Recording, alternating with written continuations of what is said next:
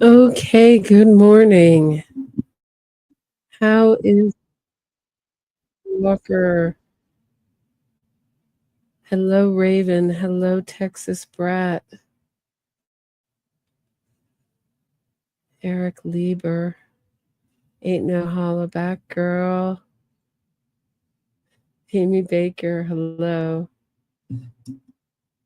Okay, so this is day 4 of Donna Adelson's trial.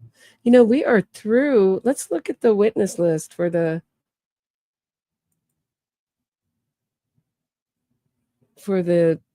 prosecution. I think we're through every serious, except the prison snitches, every really juicy witness.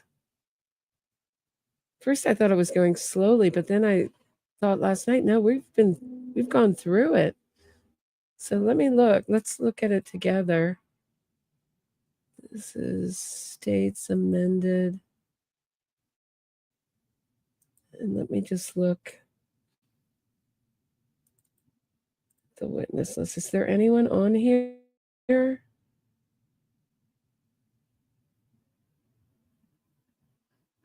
Scott Radius, is he going to testify? Really?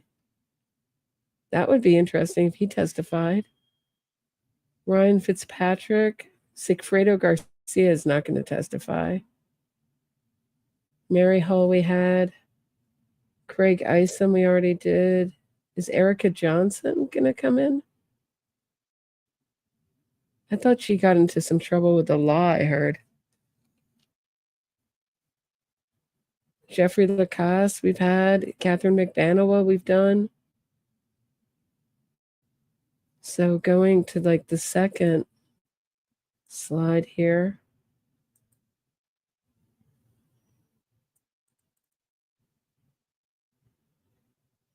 I mean, there's no real need for Shodrick Nobles. We've had Luis Rivera, not really necessary. Jessica Rodriguez is baby mama.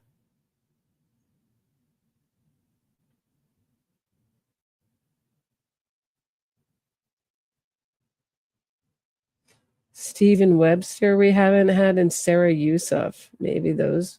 June Mchada we've done. I mean, who's left of the really juicy testimony? Wendi Dunn, very quickly. We have Dorena Bernhardt. I'd like to hear from. That's the prison snitch. Patricia Bird. We'd like to hear details of this bribing witnesses, bribing fellow jailmates for perjured testimony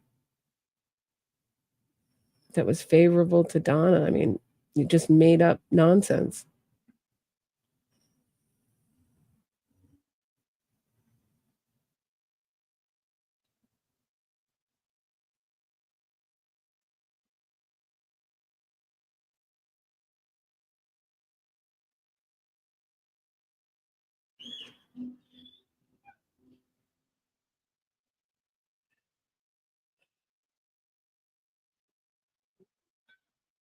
Tara Kawas. That's Katherine Magbanua's lawyer.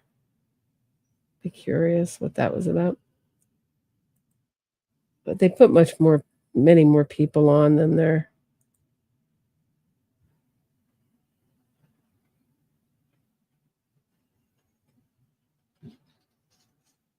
early day. When do you sleep? I didn't sleep much.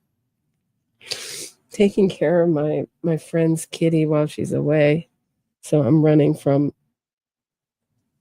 apartment to apartment. Yeah, it's crazy.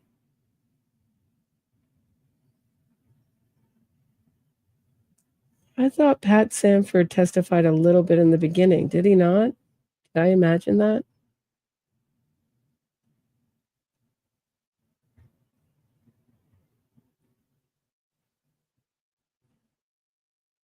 We haven't heard all the wiretaps and stuff, the bump with Donna. Yeah, Sarah Yusuf would be. But she has more to do with Wendi, but maybe. They're also connected. They're like a four-headed monster, the Adelson family, not including Robert Adelson. By the way, I might read this tonight, but just now that I have you here, hold on one second. I got a comment from a patient of Dr. Robert Adelson's. Now, it could be a hoax.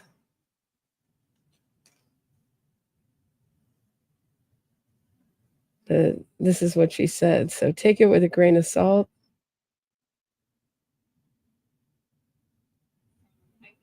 Hold on one second. Actually, I can pull it up and share it with you. Like, let me share my screen. Hold on one sec.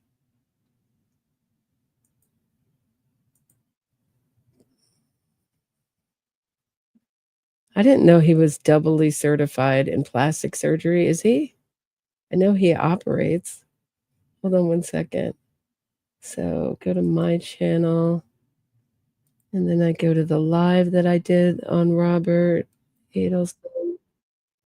And then if you go, and let me just share this with you all.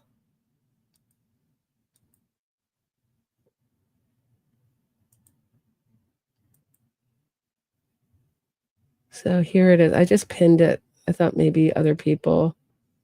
Robert Adelson is my ear, nose, and throat surgeon. I had no idea that this was going on when he operated on me. I absolutely adore him. He's so genuine and truly cares about his patients.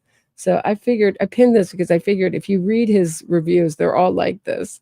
He's not double boarded in ENT and plastic surgery because his mom wanted doctors for sons. He's the real deal. I told him that I love him after I saw the 2020. I wonder how he reacted to that. Kind of touching. I told him that I'm so happy that he's living his life on his terms. Seeing him in Target with his daughter hugging him tightly was so amazing to see. I'm so glad for him that he has that. It made me tear up when I saw him on the stand. He doesn't deserve to be thrown into this. Dr. Adelson, if you see this, your Albany patients love you. Thank you for being there for all of us. So take that with what you will.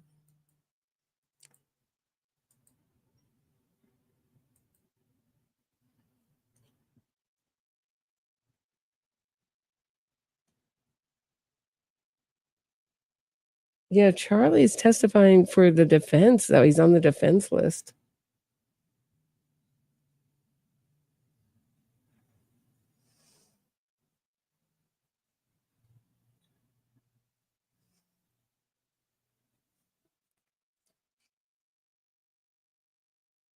Yeah, didn't she look scared? She just looked different, Diane Brooks. Not so. Diane Brooks is saying Wendi looks scared to me. I don't know if it was scared, run down, beaten down.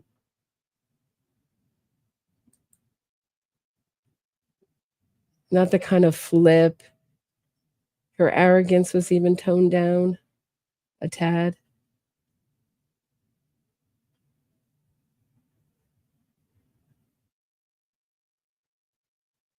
Yeah, I know. I felt a little, for me, who, my empathy is reserved for the victims' family and the victims in these true crime stories. But even I felt a little sorry for her on the stand. I was thinking, and then I woke myself up. Well, maybe if she wasn't born into the Adelson family, she would have had a chance. But what happened with Robert Adelson? He was born into the Adelson family, and he seems to have a moral compass that Wendi doesn't have. She seems to have, yeah.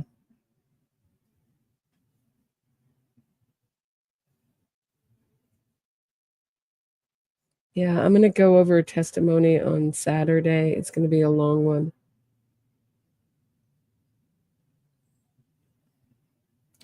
I'm going to be traveling this weekend, so it's going to be from the road.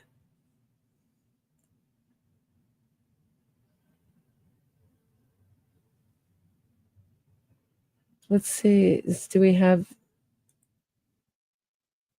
this is, I may switch. I don't know. Did you guys think the sound was significantly better on court TV than Tallahassee Democrat? Let me know what you thought. But Tallahassee Democrat is ahead. Court TV is kind of behind. I'm not sure.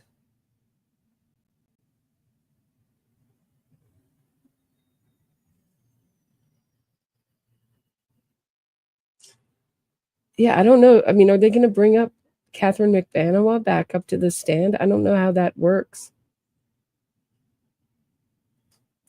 Can you recall a witness back up to the stand as your witness once they've testified for the defense, or do you just have one shot at it in cross? Any lawyers out there? I've never seen it done, but sometimes you see unusual things.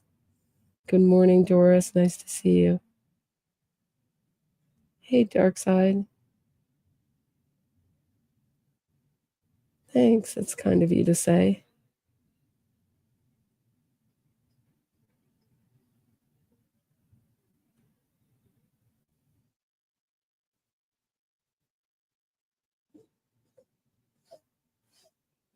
Yeah, she testified yesterday, sailing nuts.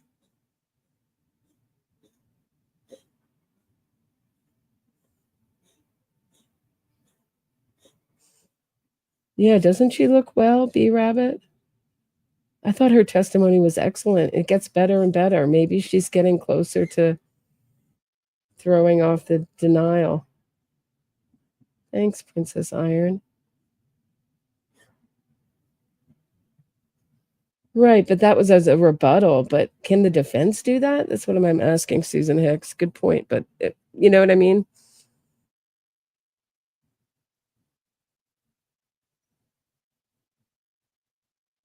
I mean, my understanding from the defense filings was their whole theory of the whole defense was that Katherine Magbanua. I mean, like, let's look at this for a second. That Katherine Magbanua extorted the Adelson family and told jailmates about it. Remember this hearing when Donna testified and she said she had to preserve the testimony of Cassidy Conroy and Brittany Purcell? She said, wait till I come back. This is Cassidy Conroy through Donna's writing. This is Donna repeating what Cassidy Conroy told her Katie Magbanua said. Oh, it's so convoluted. So this is Donna testifying that she was told by the woman on the bottom right of the screen. This is what Katie said. Katie said, wait until I come back. I'm going to take care of that family. Wait until they see what they're going to get, and I'm going to get a reduced sentence. Doesn't it sound like Donna's emails? They haven't beaten the Adelson family yet. Get to jibbers psychologically. He won't know, you know what I mean? It's all that kind of, they love revenge. They love psychological torture and winning. Oh, the one thing I was going to look at, yesterday we had someone from the Adelson Institute, and she said she worked there for years and years and years as Harvey's assistant. She has a new name now. She just got married, seemed very happy. She said had her plans worked out, she would not be where she is. She would be sitting pretty in Hawaii drinking a fancy drink. Again, fancy drink, fanciful fiction, fancy lady. Remember when Donna wrote in fancy in prison that she was the fancy lady? They were laughing at her. The prison guards were laughing and making fun of her. She made it very clear she was blackmailing Charlie, my son. She didn't say how, but she made it very clear. This is Brittany Purcell. I guess I should have been prepared. I just didn't know I was going to be asked. I'm just a little nervous right now. But she spoke about a tattoo that Kay had and about a tattoo her child's father had of her with a machine gun. What does that mean? I mean, if getting a tattoo with a firearm makes you a extorter, then there's a lot of extortionists walking around. So here are some pictures of the Adelson Institute. Oh, I guess there she is in the middle there.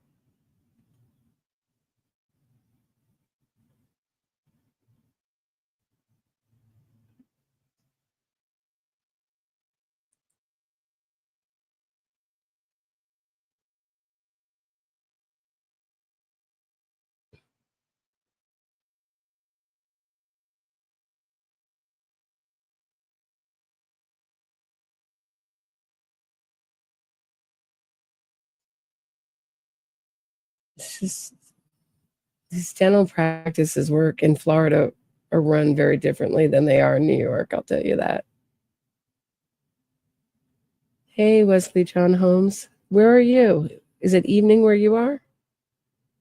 And all from the land of the rising sun. Oh, you're okay.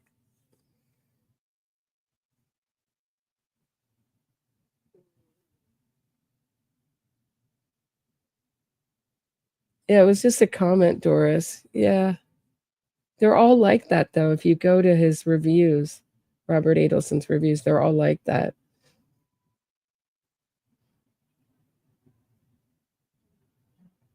His patients love him.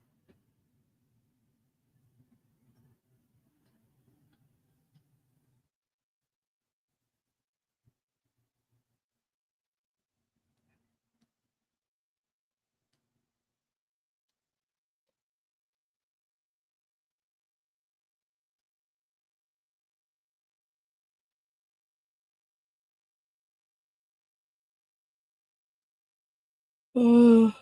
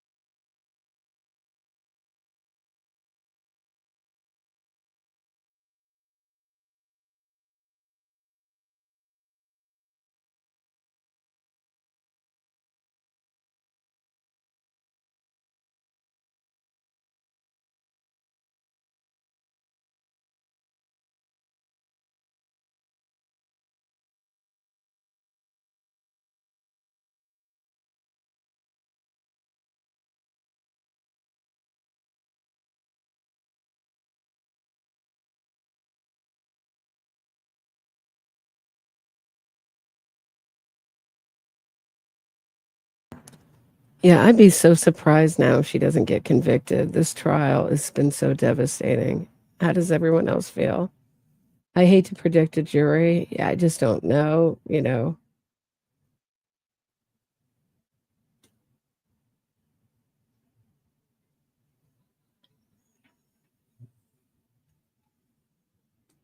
But you guys are talking about the banana bread.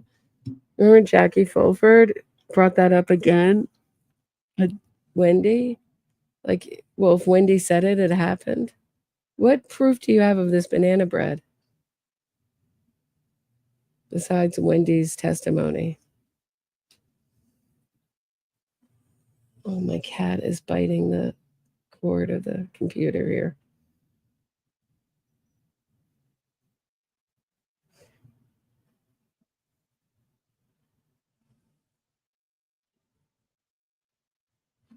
I mean, there's not, you know, there's no kind of public campaign for Donna Adelson like there was for other people we've covered on this channel. There isn't the innocence fraud campaign for Donna Adelson.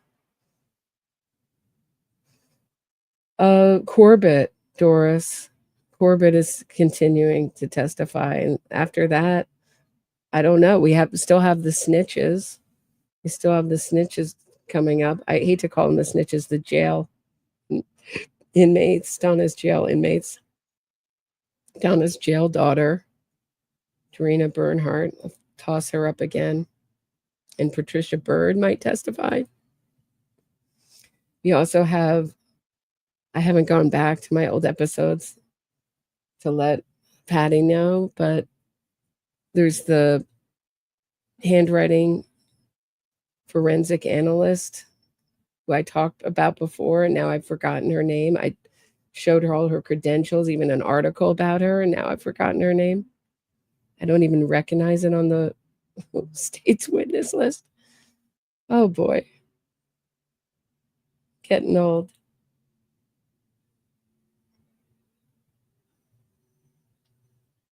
Yeah, where did she think she was going to get the veneers? Harvey? Was Harvey going to do it like Michael Jackson style in these snitches, out of these snitches' living rooms or bedrooms? And where did she think she was going to get the prescription drugs unless she has an arsenal of drugs at home? I mean, she seemed like she had enough to end it all at one time. She seemed confident. We didn't hear her fretting about how she was going to do it. She was just going to go to sleep. I mean, to me, that was pretty clear she was going to take some pills and kick off.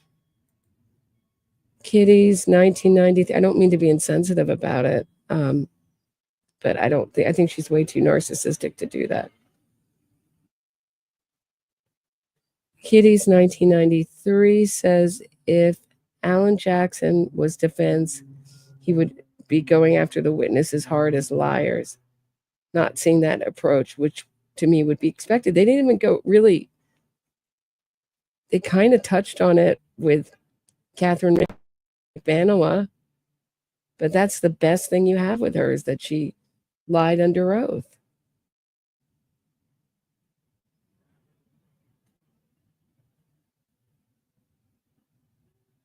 But I think, as Georgia Kappelman said in closing, Katherine Magbanua played every card that she had. Yeah, you could get that feeling. It's too bad she wasn't pro-offered, did a pro-offer around this time, because she seems willing to tell everything she knows. She seems to have gotten it finally, or some of it.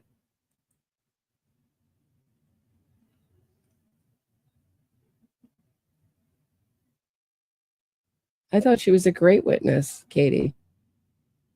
Thought she was a great witness in Charlie's trial. Thought she was a better witness in Donna's trial. Obviously, I have this is like I didn't think it was controversial. I thought it was obvious Luis Rivera was a little hostile on the stand, but people don't agree with me. I heard it from the audience. It's like, you don't think it's odd that he doesn't remember things he's testified to over and over again? Seems really vague all of a sudden, but I think he's angry at the state for not getting him out sooner. He wants out. Katie wants out. He wants out.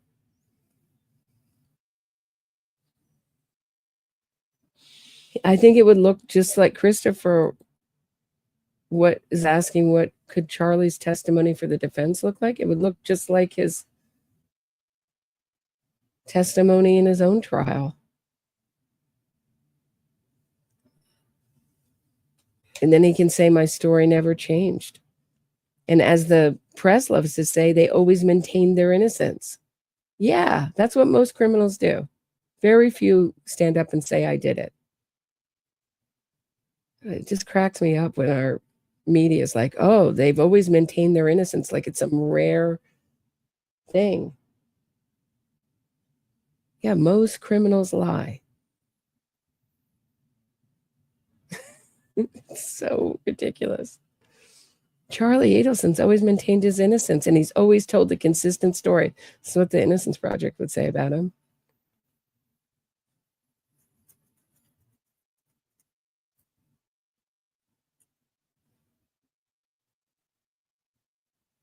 I mean, if Donna gets a hung jury, or even, I don't think a hung jury is really a win for her, but she gets to stay in Leon County longer.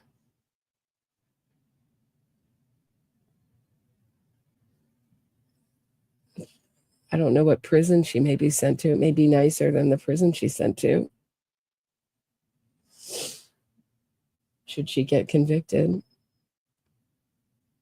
But we'll see if her jury consultant pays off, if she gets acquittal or on jury. It's going to be, I mean, just to answer your question, it's going to be, I was extorted by Katherine Magbanua. And I was put on a payment plan. And my mother, I told my mother, but not, and my father, but no one else. And I thought the truth was going to come out at Katie's trial. I mean, there's fatal flaws in that story, that you would watch Katherine Magbanua get convicted for murder when you know she had no part in it.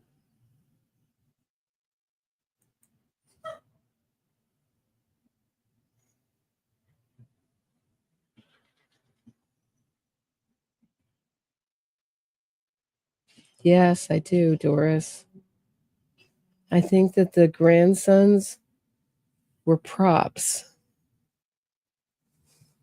and things to mold and control. It's just another area for Donna to control. I mean, look at the way she raised her kids.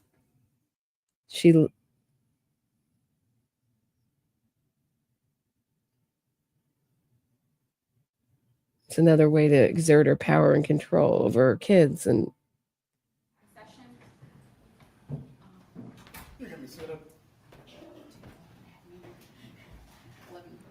I was just really surprised Georgia Kappelman didn't turn around and say,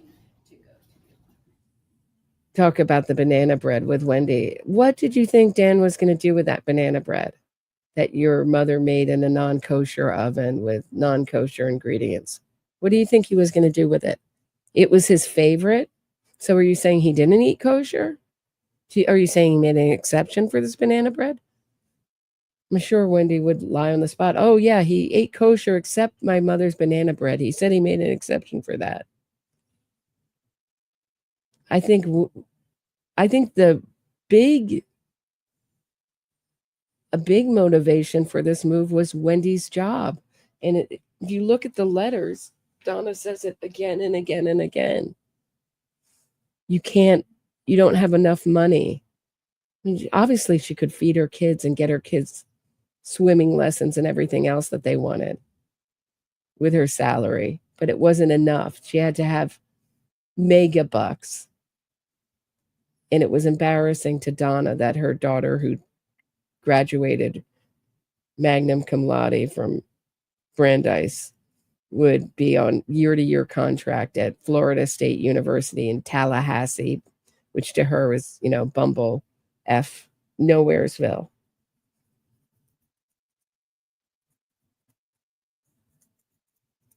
It's not like she's in a Ivy League college or university, tenured. Maybe Donna could handle that, but there wasn't enough status and there wasn't enough money. So it was not impressive to tell her friends, oh, Wendi's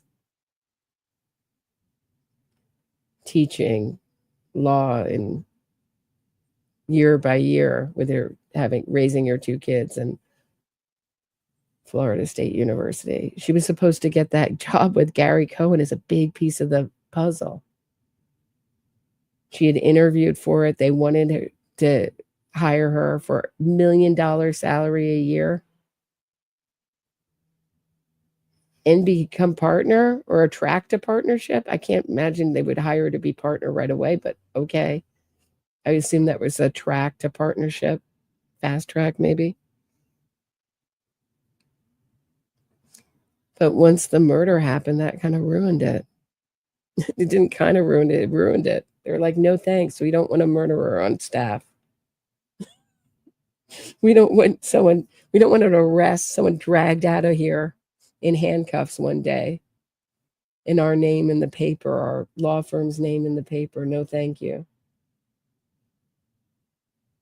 And I'm sure Donna was spinning mad about that. And she would have chalked that up, not to her own doing of murdering Dan Markel, but that Dan Markel was haunting her from the grave and somehow spoiled that from the grave.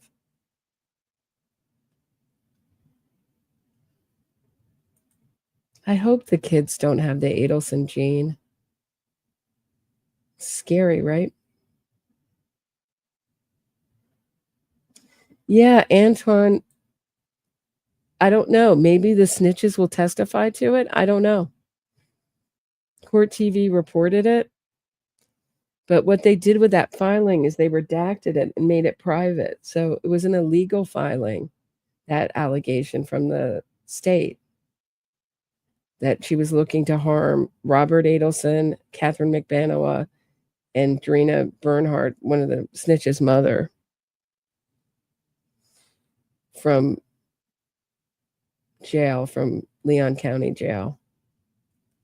So they said when the FBI did a wiretap on Harvey's phone, and I guess that's how they knew Donna was talking to Harvey, because they tapped Harvey's phone, not the phone at Leon County is already tapped. And they were getting calls from Donna that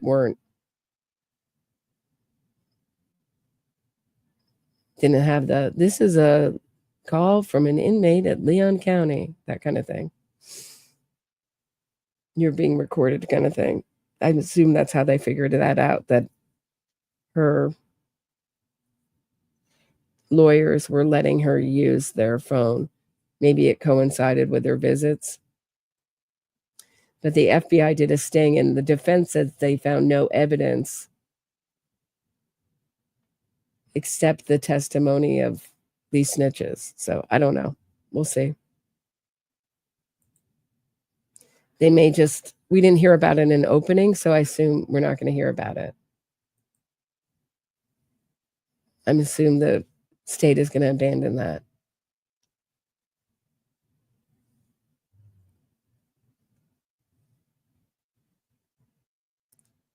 SheFly9. Thanks for gifting 10 memberships. They'll be handed out in random. Appreciate it.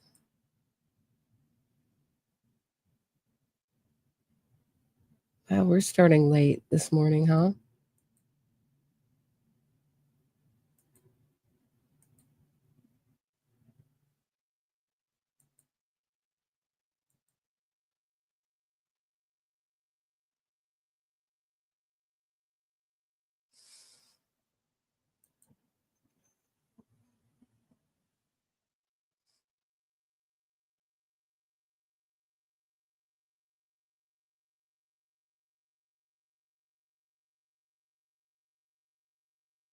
Well, we know, JP, we know they have Sarah Yusuf's testimony that's never been in any of these trials. She said Wendi was saying after the murder that she was going to prison for the rest of her life. That's not good.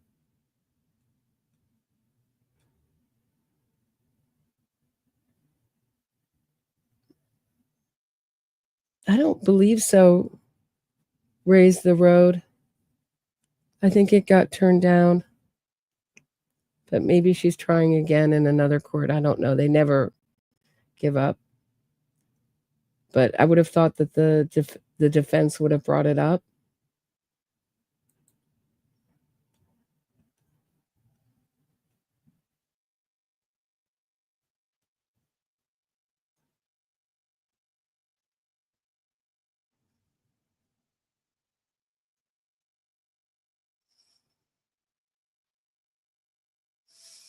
Who would play Wendi in the family movie? Maybe Jennifer Aniston? She's not a very good actress. I don't know. I don't know any of the younger. Would she have to be young? Be her older or younger?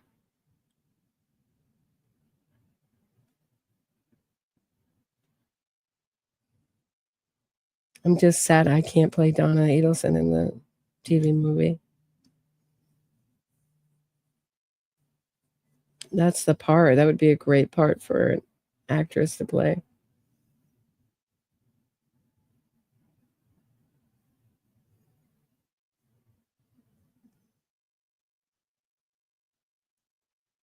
Yeah, she would be great.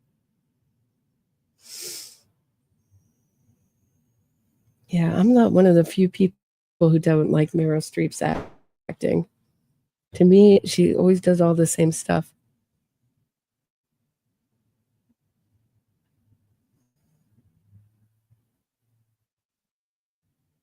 I know, I just look nothing like her.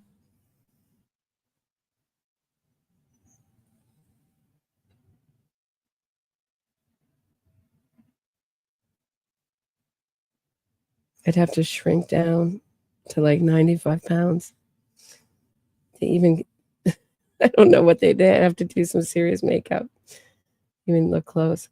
Sunny, are you in New York City too? Sunny? It's a beautiful day here.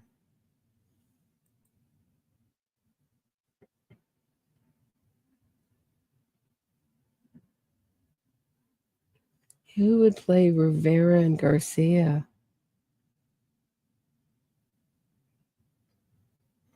I don't know.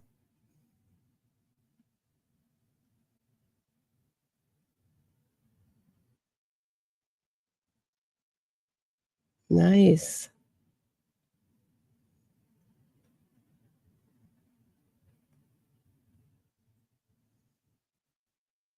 Yeah, Margot Robbie. That's a good idea.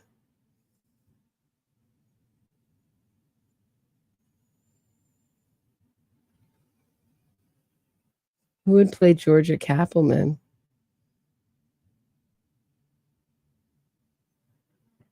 Scarlett Johansson. I saw Scarlett Johansson before she became famous doing a reading. It's like for a film script, they do these readings. And she was a teenager, and you could tell she was going to be I didn't know she was going to be a star, but you watched her, you knew she was going to have a career. I love Kathleen Turner. I love her acting. She's great.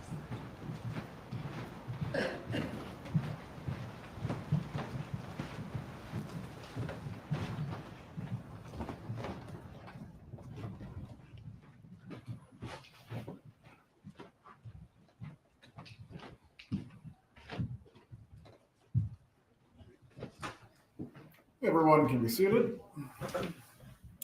Good morning, members of the jury. We are about to resume with the examination of Sergeant Corbett. Before we get started today, I did want to ask you as a group, we are still good on the snacks? Everybody has enough? Thank you. All right. Headed back to Costco this weekend if need be, but let the bailiffs know. Ms. Dugan, you may examine as necessary.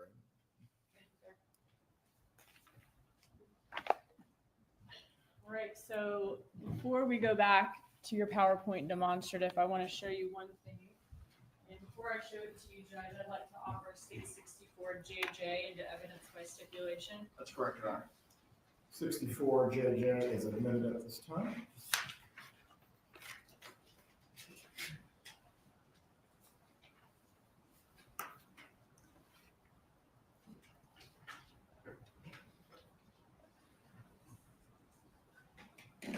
Sergeant Corbett, does this appear to be an email from Donna Harvey at gmail.com?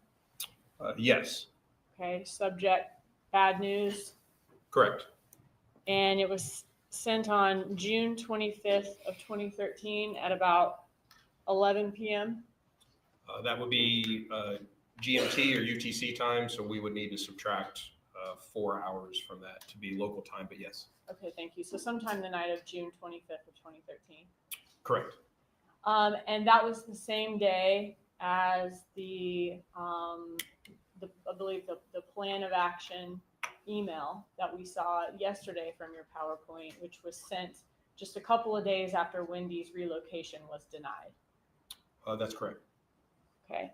And so in this email sent about 5 days after Wendy's relocation was denied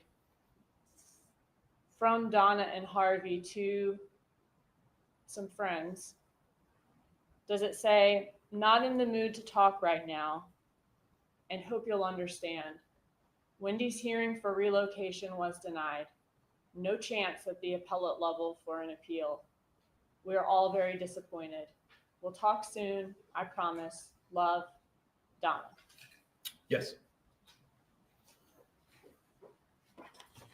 Does it appear her understanding is it's denied and there's no chance for an appeal? that would be correct, yes. Okay, well, let me switch you back over. Thank you.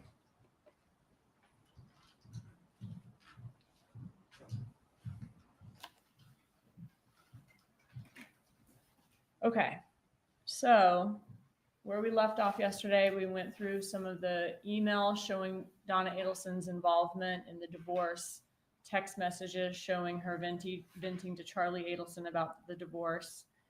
Are you familiar with Luis Rivera's statements to law enforcement in 2016 after his arrest that he and Garcia traveled to Tallahassee not only in the month of July of 2014 to kill Dan Markel, but also made an additional trip in the month of June of 2014? Yes, And were you able to corroborate that from the phone records? yes, we were. Okay, so now I want to go in chronological order then, from the start of the June trip all the way through the July trip when Dan Markel was murdered. How did Garcia and Rivera get to Tallahassee for the June trip? In a rental vehicle. And were we able to find the rental contract for that vehicle? We were, yes. All right, can you show that to us? Yes, so this is slide 107. I'm referencing here a rental contract from Comfort Rental Car in Miami. And again, yes, this would be the vehicle that was rented to come to Tallahassee for the June trip. What date was the car rented? So looking at the details here, we can see the date out, and I'm looking to the right side of the screen here is June 2nd of 14. And we see at the bottom here, the vehicle is due back in 6/5 or June 5th of 14. Okay, so it was a 3-day rental then. Correct. About what time on June 2nd was it rented? Well, presuming the 24-hour rental periods, as it is due back at 8:50 p.m., then it would have been rented around 8:50 p.m. on the 2nd. 8:50 p.m. on the 2nd? Yes. Okay. What type of car did Garcia rent for this first trip to Tallahassee in June? Again, looking to the right here of slide 107, it is a silver Nissan Altima. And the contract was signed by Garcia? That is correct. Does Luis Rivera's name appear anywhere on that contract? It does not. Are there any phone records to show how this rental car was picked up? Yes. Did you get location information from Magbanua's records that night that helped shed some light on that? We did, and this may be the time to point out for Mr. Garcia, his carrier was Metro PCS, kind of transitioning into T-Mobile at that time, and we were unable to obtain location records for his handset for the June trip. We do have location information for Ms. Magbanua and for Luis Rivera, but we do not have any records with location for Mr. Garcia for this particular time frame. Okay. So what do we see here? So what we see here is just a map depicting Ms. Magbanua's residence at the time and the location of the Comfort rental car near the airport here. And as I progress to slide 109, this is representing the cell sites that Ms. Magbanua's handset communicated with the evening of June 2nd. And we can see on the right-hand side of this, around 8:25 p.m., her handset was communicating with a cell site that would be near her residence. At 8:34, she's now communicating with a cell site further to the west. And then we see at 8:53 through 8:58, she's communicating with a cell site that would be servicing the area of the airport or Comfort rental car. And this will be consistent with her handset traveling from her residence to the area of Comfort rental car. And would that put her cell phone then consistent with Comfort rental car around the same time that Garcia is renting that car if there's 24-hour rental periods with that contract? Yes, and we see here slide 110. Again, we're depicting the particular sector that her handset was using by the large red arrow. And we can see that that sector would specifically be consistent with servicing the Comfort rental car. We see she has events from 8:53 through 8:58 on that particular cell site and sector. And as we recall, the rental contract vehicle was due back at 8:50. Does she stay in that area for a while, or does she kind of immediately return back to her residence? So what we see next, we saw those events through 8:58, and then we have an event at 9:17, and then another event we see to the right. This is slide 111. To the right side, we see cell sites at 9:43 and 10:01, which will be consistent with her returning to her residence. So she does stay in the area of Comfort for a short period of time. Okay. Did you look at her records to see who she was talking to during this trip to the car rental and back? Yes. Okay. Who was she talking? Okay. I'm sorry. What do we see here? So this is a summary of the call detail records. Previously, we saw the actual raw records as they come from AT&T. We saw that there was a lot of information on the page.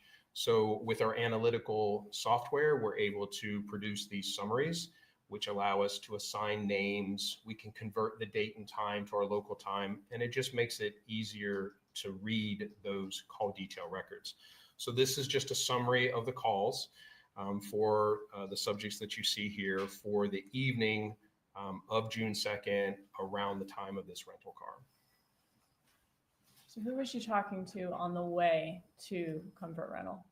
Geico, the 800 number that returns to Geico Insurance. And is that the first line up on the call detail records we see? It is, yes. And does Geico Insurance sell car insurance? They do. Now, obviously, we see some of the co-conspirators talking to each other here on the call detail records. Do we expect most of these co-conspirators to be talking to each other on a daily basis, given that some of them are family members, some of them are dating, they have relationships outside of this crime? Certainly. Okay. Are you going to be walking us through in your presentation today certain time periods of communication between the parties that stood out in this investigation? Yes. What causes a particular period of time to stand out? The particular times of interest would be those that overlap with physical events or specific events in the crime, in the conspiracy of the crime. So this is the evening of the renting of the vehicle that Mr. Garcia and Mr. Rivera are going to drive to Tallahassee in to commit the homicide. So this seems, in the scheme of things, to my understanding, the first kind of physical doing act of this homicide. And so that would be a relevant time frame to look at. Okay. All right. So using a timeline, can you walk us through the communication between the parties for this particular significant time, this first car rental for the first trip to Tallahassee for the murder of Dan Markel? Yes. And so using the timeline, we will kind of look at what's happening as far as Ms. Magbanua's travels compared to who she's communicating with when. And this is taken from that same exact summary that we just saw. But as I move on here, we see that in the time frame, we saw the cell sites of her traveling to the area of Comfort Rental Car between approximately 8:25 and 8:53 p.m. is when we see that she has the phone call to Geico. Okay, was she talking to Garcia at all during that drive to the comfort rental area? She does not have any communications with Mr. Garcia during this time frame. Since they don't have communications with each other, could that be consistent with her giving him a ride to the car rental since he is the person who rented the car at that time? Objection or speculation. Overruled, the witness may testify based on his analysis of these records. It is certainly consistent when we don't see communications between two parties that they could in fact be together and have no need to actually call one another. Okay.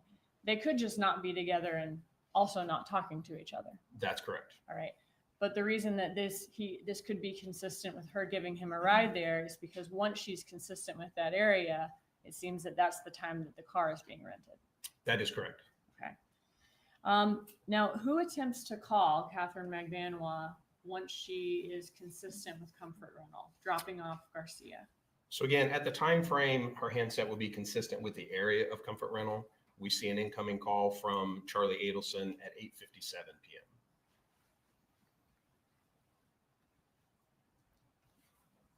After Magbanua, if she has dropped off Garcia at this point to rent the car, and this car ends up obviously being the one that is driven to Tallahassee to kill Dan Markel, who did she call on the phone at this point after Garcia is dropped off? So again, from her cell sites, we saw she had an event at 9:17, which was kind of the first indication that she was moving away from the area of comfort rental car. And what we see is that at 9:17:58, she places an outbound call to Charlie Adelson. So as soon as she's no longer in the area of comfort rental, she's calling Charlie Adelson. Correct. How long is that conversation? A little over 25 minutes. What time do they get off the phone? Approximately 9:43 p.m. Okay, 9:43 in about 25 seconds, it looks like. Correct. Right after Charlie Adelson hangs up with Katherine Magbanua at 9:43 and 25 seconds, who does he call less than a minute later? Charlie calls the Adelson residence. Adelson residence. What do you mean by that? The home phone or landline phone for Donna and Harvey Adelson.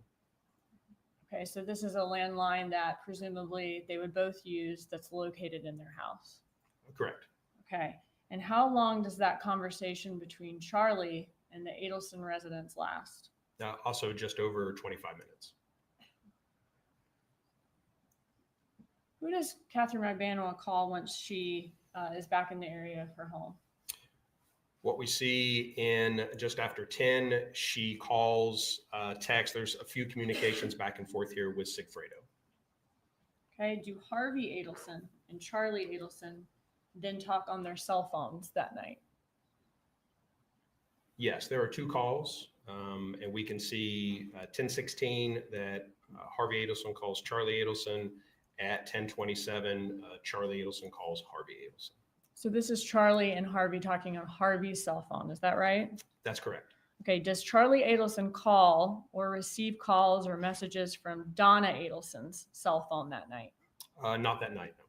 So if Charlie Adelson talked to Donna Adelson on the phone that night, then it would have been that 25-minute call to the landline right after he hung up with Katherine Magbanua. Is that right?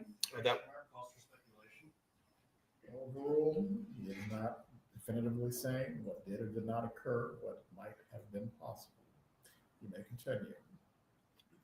so yes, it is possible that he spoke to Donna, and that would have been on that landline call. Because then he talks to Harvey on Harvey's cell phone later that night. That's correct. Can you walk us through any other calls or texts between any co-conspirators that night? So we see an additional text between Katherine and Sigfredo. And then Katherine calls Charlie again, 10:41 p.m. For about a 23-minute phone call. Are you familiar with, I want to go back to this landline call. Do you mind going back to the slide right before this?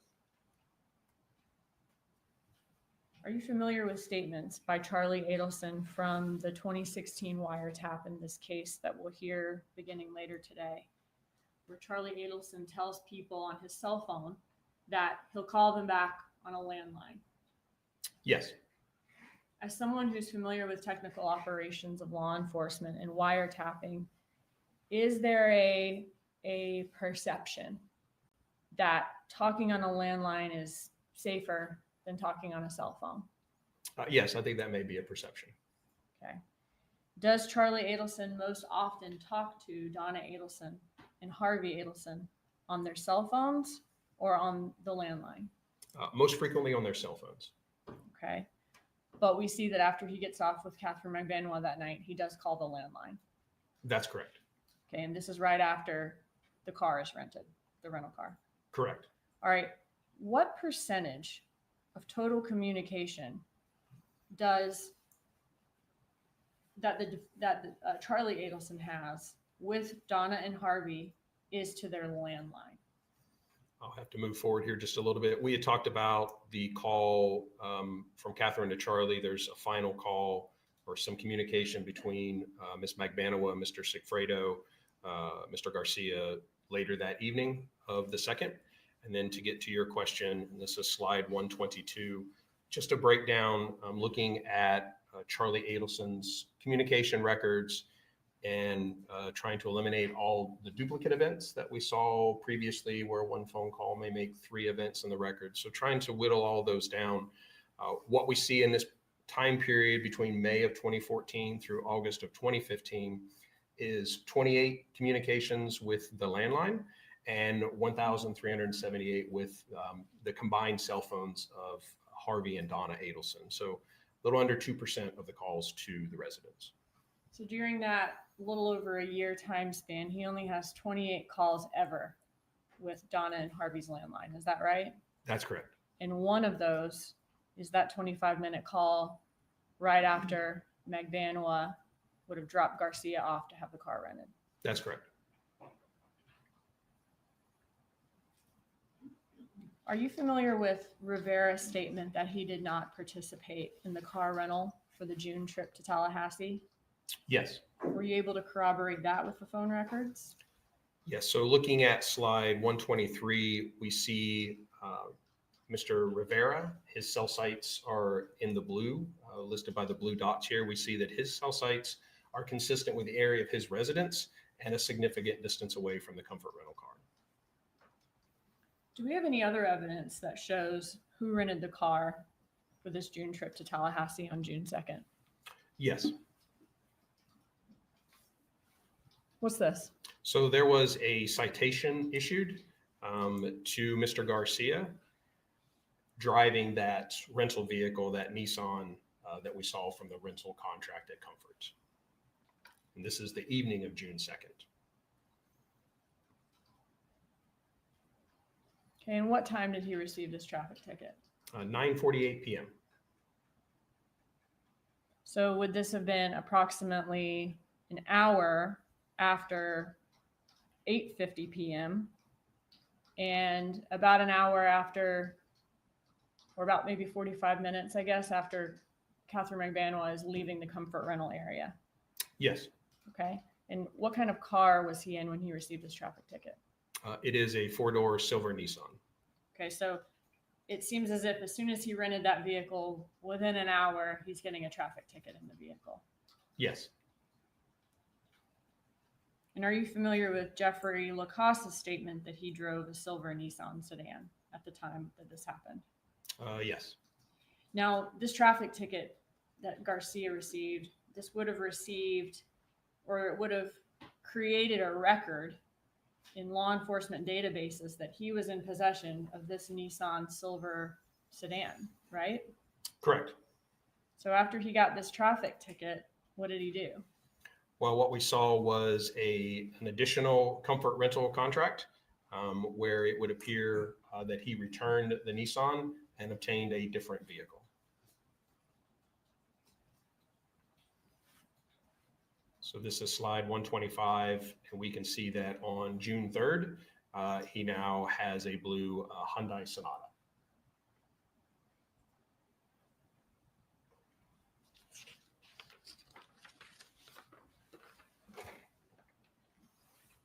And does Rivera's name appear anywhere on that rental contract? It does not. All right, and that's on June 3rd, you said? Correct. So what can you tell us about the travel of Mr. Rivera's handset on June 4th of 2014? So what we see again, just looking at Mr. Rivera's cell sites represented in blue here, we can see that in the early morning hours of the 4th, on the lower right hand of slide 127 here, we can see he has activity in the Miami area. And as time progresses through the early morning hours until just after noon, he continues to communicate with cell sites that would be consistent with travel from the Miami area to Tallahassee. And are you familiar with Rivera's statement that he and Garcia did surveillance of Dan Markel at a park near Dan Markel's home during that trip? Yes. Was his phone ever consistent with being in a park near his home, Dan Markel's home on Truscott Drive? Yes, and slide 129 here, we see that, again, the blue dot representing Mr. Rivera's cell site usage is close to Mr. Markel's residence, which is indicated here on the top right by the flag and the address. And in addition to his cell site location, we talked previously about having some GPS information from the rental vehicle. And we can see by the square icon there that there is a GPS location for the rental vehicle, again, in close proximity and actually at, I believe that's Winthrop Park there. And if they're located right there where that blue square is on the map, and the killers are familiar with the type of car that Dan Markel drives, would they be able to see then his ingress and egress from Truscott Drive onto Benton Road? They should be able to see him passing on Benton Road, yes. And after this GPS ping near Markel's home, where does Rivera travel at that point? What we see in the next slide 130 here is that immediately after that, we see the cell site usage starting at the top around 3:25 p.m. and continuing through until the late evening hours of the 5th would be consistent with traveling back to the Miami area. Does he get back in the, looks like the early morning hours of June 6th? That's correct. Close 12:47 a.m.? Correct. Now, did you look at the communication between all the co-conspirators during this trip to Tallahassee to see if there was any opportunity for information to be relayed? Yes.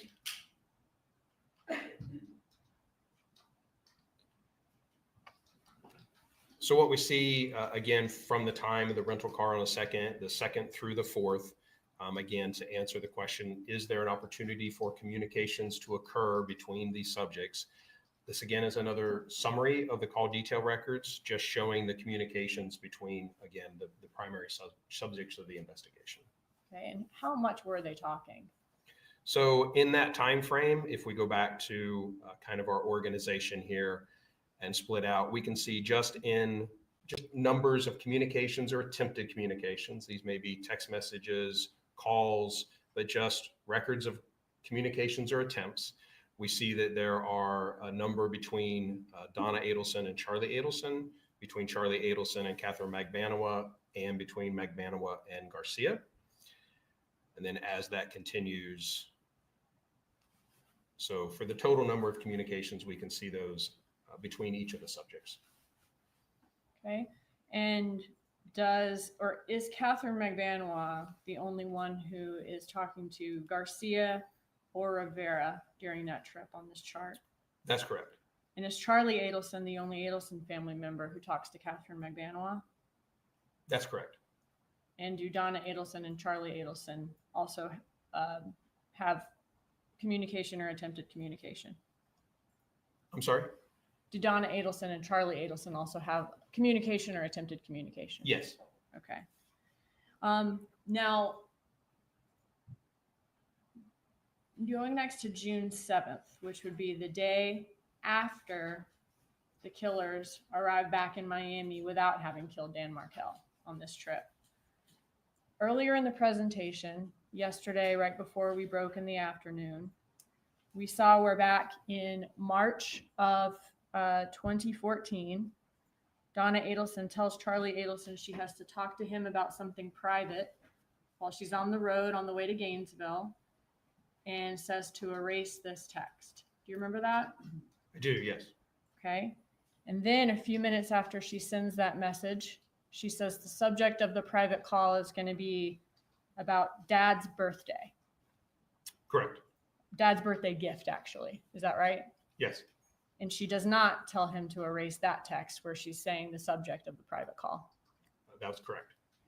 Now, in June, specifically on June 7th, did Donna Adelson and Charlie Adelson exchange texts about this birthday present for Harvey Adelson again? Yes. So slide 137, we see two chats between Charlie Adelson and Donna Adelson, where Charlie indicates he's okay, have fun, still working on Dad's B-Day present. And Donna Adelson responds, I know it's a tough B-Day, being 70 and all, but I know you'll come through.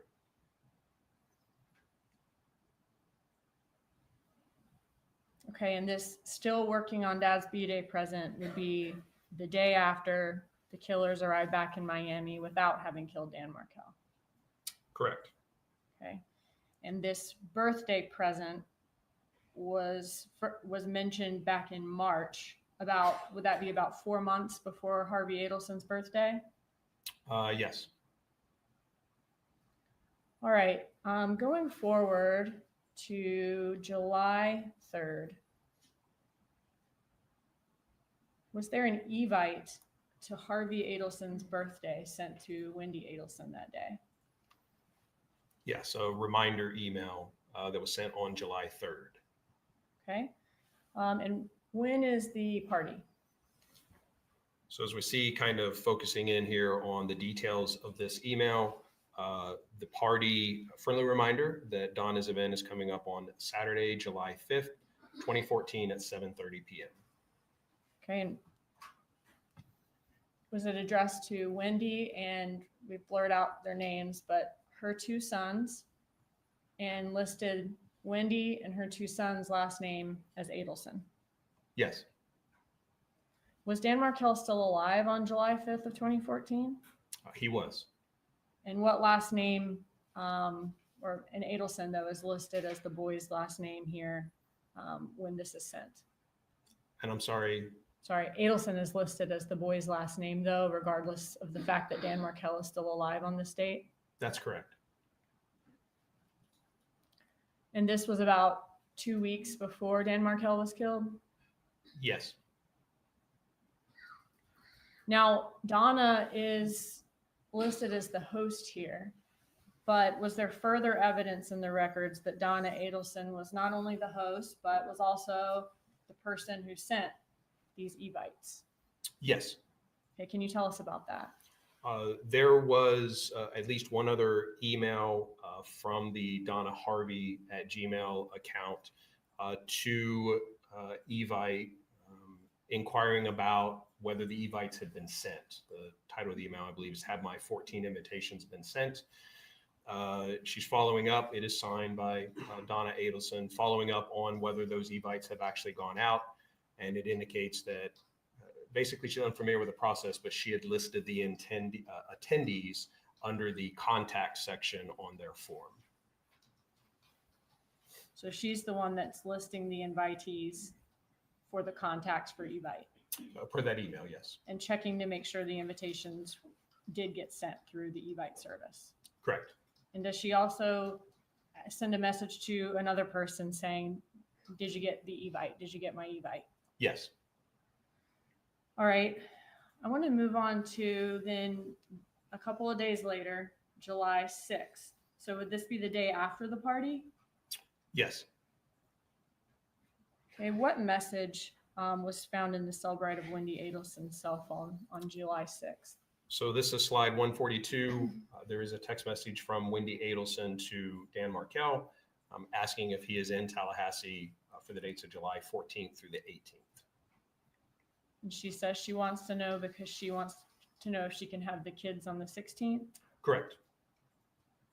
And he replies, yes, you can. Correct. So chronologically, this would have occurred after the trip to Tallahassee in June by the killers, but before the July trip to Tallahassee when Dan Markel was actually murdered. Correct.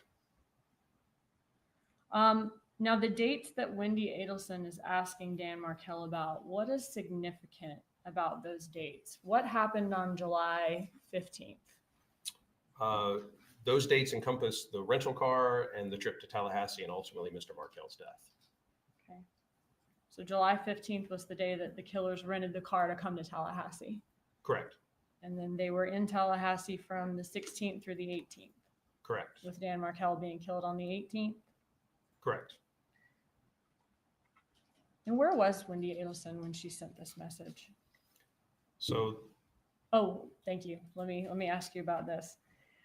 Was there already a schedule in place as to who would have the kids during those dates that Wendi Adelson asked Dan Markel about? yes, there was. So this is an email from Wendi Adelson's Gmail account referencing the schedule for the children for this particular time. And we can see in the email that Mr. Markel is listed to have the children the 11th through the 17th.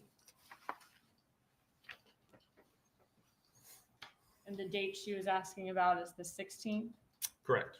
And in the top of that email, does it say that she gets the kids every Wednesday anyway?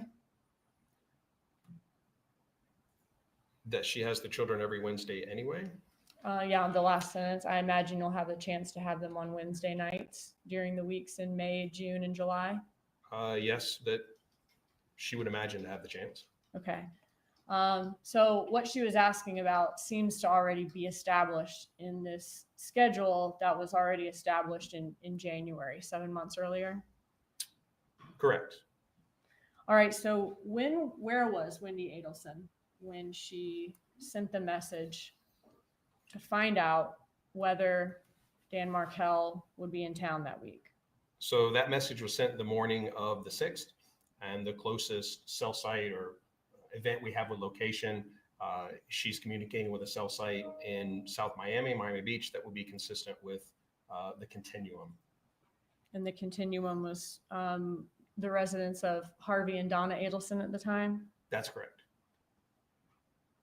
And this would be the day after the birthday party. Yes. All right. What did Wendi Adelson do after sending that message?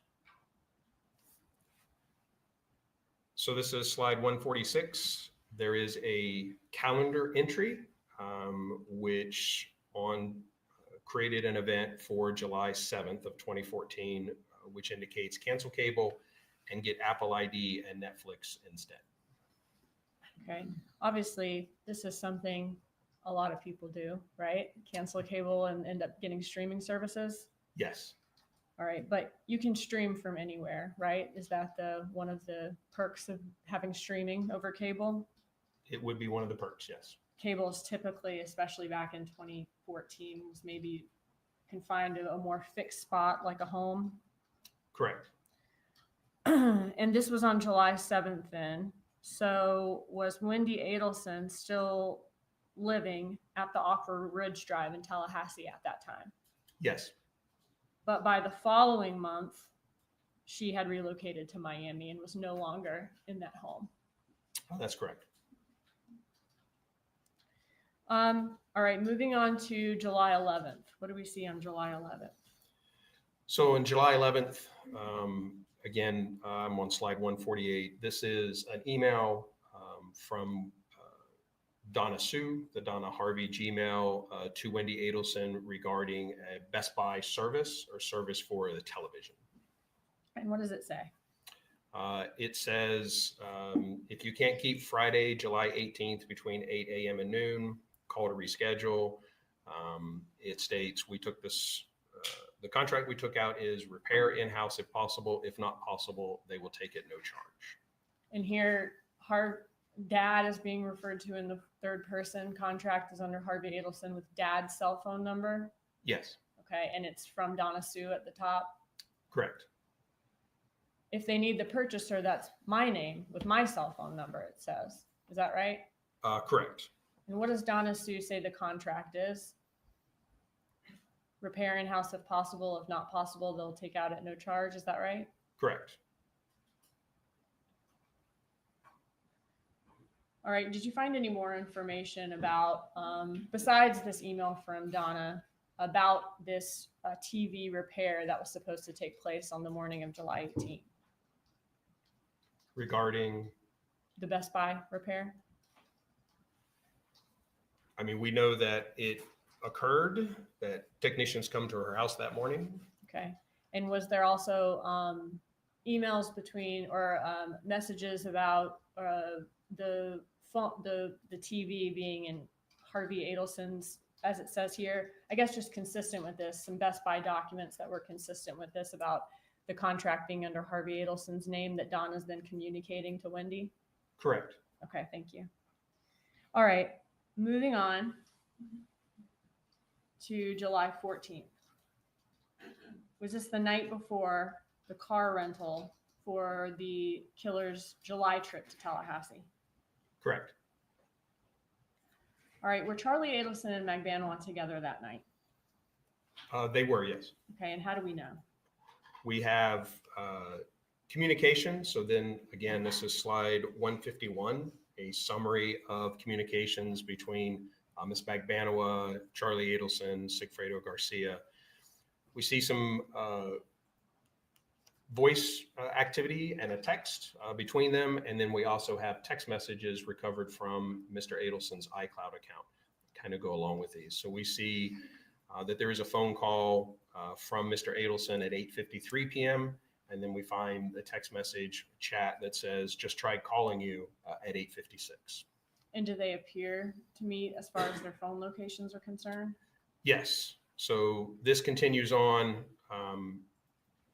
Ms. Magbanua basically indicates for Mr. Adelson to come down to her location. She lived south of him in South Florida. He responds or updates with an ETA of 5 men. And then he again updates his location as he's getting closer. We see here on slide 153 at 9:27 p.m., Mr. Adelson has an event with a cell site consistent with Ms. Magbanua's residence. And after leaving the area of Magbanua's residence that night, does Magbanua contact Garcia? She does, yes. Okay, so what do we see here? So this would be after Mr. Adelson was in the area of her residence. We see events after midnight, 12:42 a.m. and 1 a.m. that will be consistent with him leaving that area and potentially returning to his home. Okay, and can you tell me about the communication after that? I can. So what we see July 15th is the rental of the Prius. And to your point, again, and I'll stop here real quick. This is just another summary of the events between our primary subjects. And I'll highlight some of these as we talk about them. So these are events from the early morning hours of after the morning of the rental vehicle. And yes, we see that Ms. Magbanua makes a number of outgoing calls to Mr. Garcia between 12:48 a.m. and 1:56 a.m. And who does Garcia call first thing in the morning? Well, one of his first calls in the morning is to Comfort Rent-A-Car. And that was the same rental car that he used for the June trip to Tallahassee. That's correct. Okay. But also the same one where he had to rent the second car, use the same service again. That's correct. All right. Now, did he end up calling another rental car company a little later in the day? Yes. As we again look at the calls throughout the day, we see that at 4:28 p.m., he makes an outgoing call to Save Gas or Hybrid Rental, another rental car agency. Okay. And were we able to, now throughout that day, when he's calling Comfort and then calling Hybrid, are he and Luis Rivera in communication? Yes. And are he and Magbanua in communication? Yes. All right. Was law enforcement able to find a rental agreement from Safe Gas? We were. As we look at the rest of the call detail summary, we see here at the bottom, this is slide 160, that there is communication at just after 6 p.m. between Mr. Garcia and Mr. Rivera. And as asked, we were able to locate the rental agreement for hybrid rental. And what we see is at 6:15 p.m. is the time out for this vehicle. We see that they rented the Toyota Prius. Okay, and who rented the Prius? It's in the name of Luis Rivera. And whose number is listed at the top under the name brother? Mr. Garcia's. Okay. And were their locations also consistent with Save Gas? Yes, if we look at both Mr. Garcia and Mr. Rivera's cell site locations, they are consistent with the area of the Save Gas or hybrid rental. All right, right after this car is rented around 6:15, this car that is the car that's going to make this final trip to Tallahassee to kill Dan Markel, are Magbanua and Charlie Adelson playing phone tag around that time? Yes. And did they finally talk on the phone about 15 minutes later at around 6:30? Yes. So again, we're now looking at a call detail summary. This is slide 163 that shows the communication between them, our subjects, the evening of the 15th. We saw the communication between Mr. Garcia and Mr. Rivera just prior to the rental car pickup. As you mentioned, there is an attempt between Ms. Magbanua and Charlie Adelson. We see there's a very short duration calls. And then at 6:36 p.m., there is a 10-minute phone call between Charlie Adelson and Katherine Magbanua. After that call, the 10-minute call with Magbanua, who does Charlie Adelson call within, I guess, about an hour or so after this car is rented and after he talks to Magbanua? So we can see that starting at 7:30, Charlie Adelson calls the Adelson residence, the Donna and Harvey Adelson residence, for a 22-minute phone call, and then again at 7:54 p.m. for an 11-minute phone call. Okay, so 22 minutes and then 11 minutes. Charlie Yes. Adelson calls the landline that night. Correct. Do the phone records show us which parent he may have been talking to on the landline at that time? We know that there is a phone call from Harvey Adelson's cell phone to the residence later on. So he would have not been at the residence later on in the evening. At this time, there's no indication. And can you walk us through that? I can. So this is 8:06 p.m. We see the call from Harvey Adelson to the Adelson residence, about a 12-minute phone call. Okay, and that would have been, is that about the last phone call from Charlie Adelson to the Adelson residence was at 7:54 p.m.? Correct. And they talked for 11 minutes? Correct. Okay, so at that point, it's going to be about, is that 8:05 when they get off the phone? Approximately, yes. Okay, and then who calls the Adelson residence at 8:06? Harvey Adelson. Okay, so it was 1 minute later that he called the Adelson residence. Correct. So would that be consistent with Charlie Adelson talking to Donna Adelson at the residence, since Harvey Adelson wouldn't be calling himself at the Adelson residence 1 minute later? Could be, yes. Earlier, we talked about how rare it is that Charlie Adelson calls his parents' landline. He only calls 28 times total in the, I think it was around 15 months in your time span around the time of this murder. So we saw during the June car rental, there was one call to the landline. Is that right?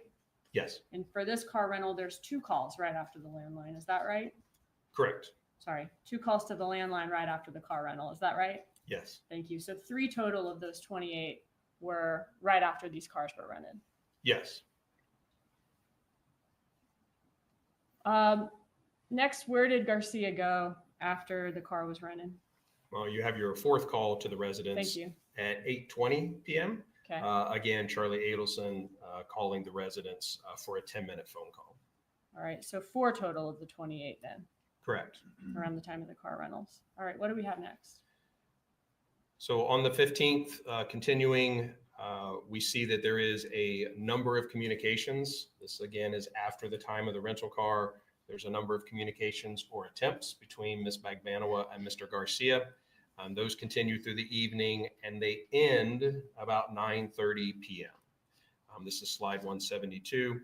If we look at the locations, slide 173, again, all of those attempts to reach each other ended at 9:30.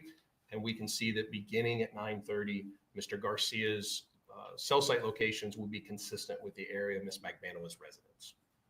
Did Garcia and Rivera's phones appear to leave the Miami area then the following day, July 16th of 2014? Yes. And I'll point out also on this slide, in addition to the cell site locations, we did have GPS location for the rental vehicle, which we can also see here on the map by the blue square icon, that the rental vehicle, in addition to Mr. Garcia's cell sites, but the rental vehicle location would be consistent with Magbanua's residence as well. So just like we saw on the June trip, the cell sites that we're getting from the cell records are lining up and are consistent with the Spirion GPS records from these rental cars. Correct. Okay. Can you walk us through the travel of the cell phones on July 16th? Yes. So we see again, slide 175 here. We have cell site locations for this trip for both Mr. Garcia and Mr. Rivera. And we can see that they're consistent with leaving the South Florida area the early afternoon of July 16th. And as we see through both of their cell site usages, as we continue kind of up through this map, we can see they reach the Tallahassee area in the early morning hours of the 17th. Now on the 17th, are they ever consistent with being near the Markel residence on Trescott Drive? Yes, we do see here that both Mr. Garcia and Mr. Rivera have cell site and sector usage that will be consistent with Mr. Markel's residence. And this is on July 17th in the late morning to early afternoon hours. Okay, and that cell site, is that right near Winthrop Park where we saw them in the last, for the June trip? That's correct.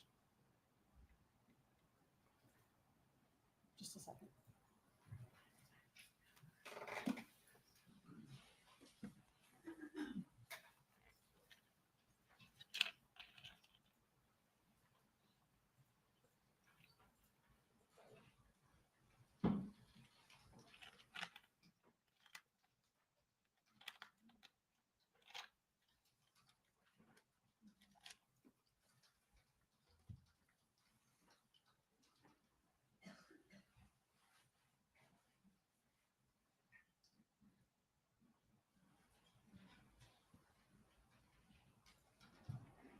I wanted to ask you one more thing about the June trip. Law enforcement didn't know about this June trip before Luis Rivera informed them there was actually another trip to Tallahassee. Is that right? That's correct. Staying, please rephrase your question. Did law enforcement know about the June trip before Luis Rivera's statement? Not that I'm aware of. Okay. And so once we found out about the June trip, were we able to get Rivera's records? And Rivera had records that showed his locations for both June and July. That's correct. But Garcia's records had locations for July, but because it had been so long since this trip, they didn't have locations for June anymore. Is that correct? It wasn't the delay in getting the records. It was the transition of the companies that those records were unfortunately not available to us. Thank you. Okay. So we just talked about their locations were consistent with being near Markel's home on July 17th. Are you able to show us the communication on the call detail records between all the co-conspirators on the 16th and 17th during this trip to Tallahassee? Yes. So again, should be slide 179. We are looking at another summary of the communications between the subjects, and this spans July 16th in the morning through the early morning hours of July 18th. Okay.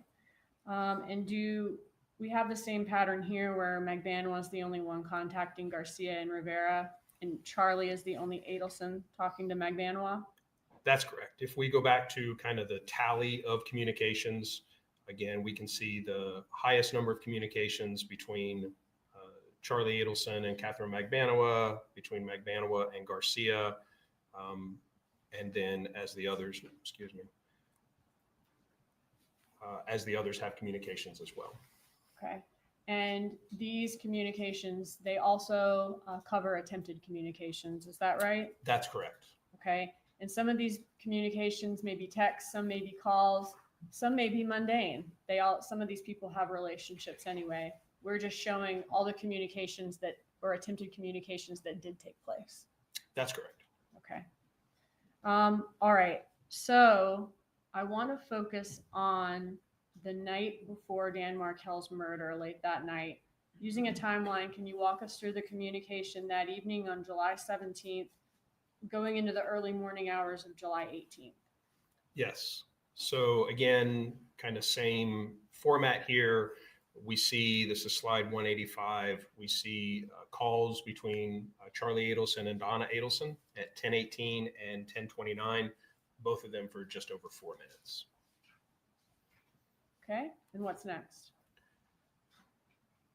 We see at about 11:40, there is communication between Mr. Garcia and Ms. Magbanua. Okay, and what happens after that? Additional communications between Katherine and Sigfredo, and then Charlie calls Katherine just after midnight. Okay, and is there any more after that? There is, we see that Ms. Magbanua calls Charlie again at 12:34 a.m. for a short duration call. And then Charlie calls her back at 1:03 a.m. Okay. And the Charlie calls Donna at 1:02 a.m. Was there no duration on that? No duration on that. Okay. All right. So then moving on to later that morning, which is going to be the morning of July 18th when Dan Markel was murdered. What can you tell us about all the co-conspirators' communication that morning between 8 a.m. and 12:30 p.m.? So again, another call detail summary between those subjects. Here, slide 192, we're referencing the time when the shooting of Mr. Markel occurred. And in combination with the iCloud return with text message content, in the forensic examination of Wendi Adelson's phone, the communication records from the carriers, we kind of have a more complete idea of the communications between these persons the morning of the 18th. Okay, and the yellow line there shows out what time in the call detail records the homicide occurred. Yes. Can you walk us through all the cell phone evidence that morning? So again, just looking at the communications between our primary subjects, Wendi had the calendar event that for 8 a.m. for fixed TV. And I want to ask you about that. Did she often have calendar events in her phone? She did, yes. And she would often delete those events? Correct. All right. When was this calendar event deleted? I do not know. Okay. Was it when she was with law enforcement the afternoon of July 18th? Did they take her phone and run a Cellbrite report on it? Yes. So this extraction occurred on the late evening hours of July 18th. Okay. And in the Cellbrite, it would have shown that the calendar event was deleted. Is that right? Correct. So would she have had to have deleted it before her cell phone was Cellbrighted that evening? Yes. Okay.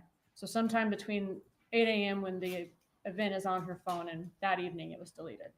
It could have been deleted before that date. Okay. All right. So first call to Donna Adelson and Wendi Adelson. Can you show that to us? Yes. So again, we see at 8:09 a.m., there's a call from Wendi to Donna. Okay. Let me ask you one thing from the night before. Was it unusual for Charlie Adelson and Donna Adelson to communicate or attempt to communicate at 1 a.m. that late? They're communicate over a pretty broad range of time. I think it was pretty clear that that event was a misdial that he immediately corrected and called Ms. Magbanua. That's why there was no duration to it. Okay, thank you. All right, so moving on to that morning, we saw the calendar event, and then does Donna place the first call that morning between the co-conspirators to Wendi? Wendi calls Donna. Let's back up. So yes, Wendi actually calls Donna at 8:09. Okay. And what's next? Donna attempts back at about the same time frame. Little phone tag maybe. And then we see a text message from Donna to Wendi again about the Best Buy service. And she says, they're on their way over now to help with the TV sets in your living room. Correct. All right, what's next? Wendi has a text to Charlie stating this is so sweet. And that was deleted? Correct. And would that have had to have been deleted then before the Celebrate that afternoon, sometime between when it was received at 8:20 and the Celebrate that afternoon? Correct. All right. What's next? Wendi receives a voicemail from Dan Markel. Okay. And do you have that voicemail where you could play it for us? I believe so. Hey, Wendi, good morning. It's 9 o'clock on Friday. Just wanted to let you know something to pick the boys up early this afternoon and get in quick. That happened for you around 4:30 or 5. Pick them up. Either at your school or at the house. So let me know if that's okay with you. And also love to chat to you about that situation for school. And Thursday stuff and all that. I'm gonna be at the gym probably between 9:15 and 10:30. But happy to chat. Go off to school, something like that. Okay, bye. What time was that voicemail left for Wendi Adelson? 9:04 a.m.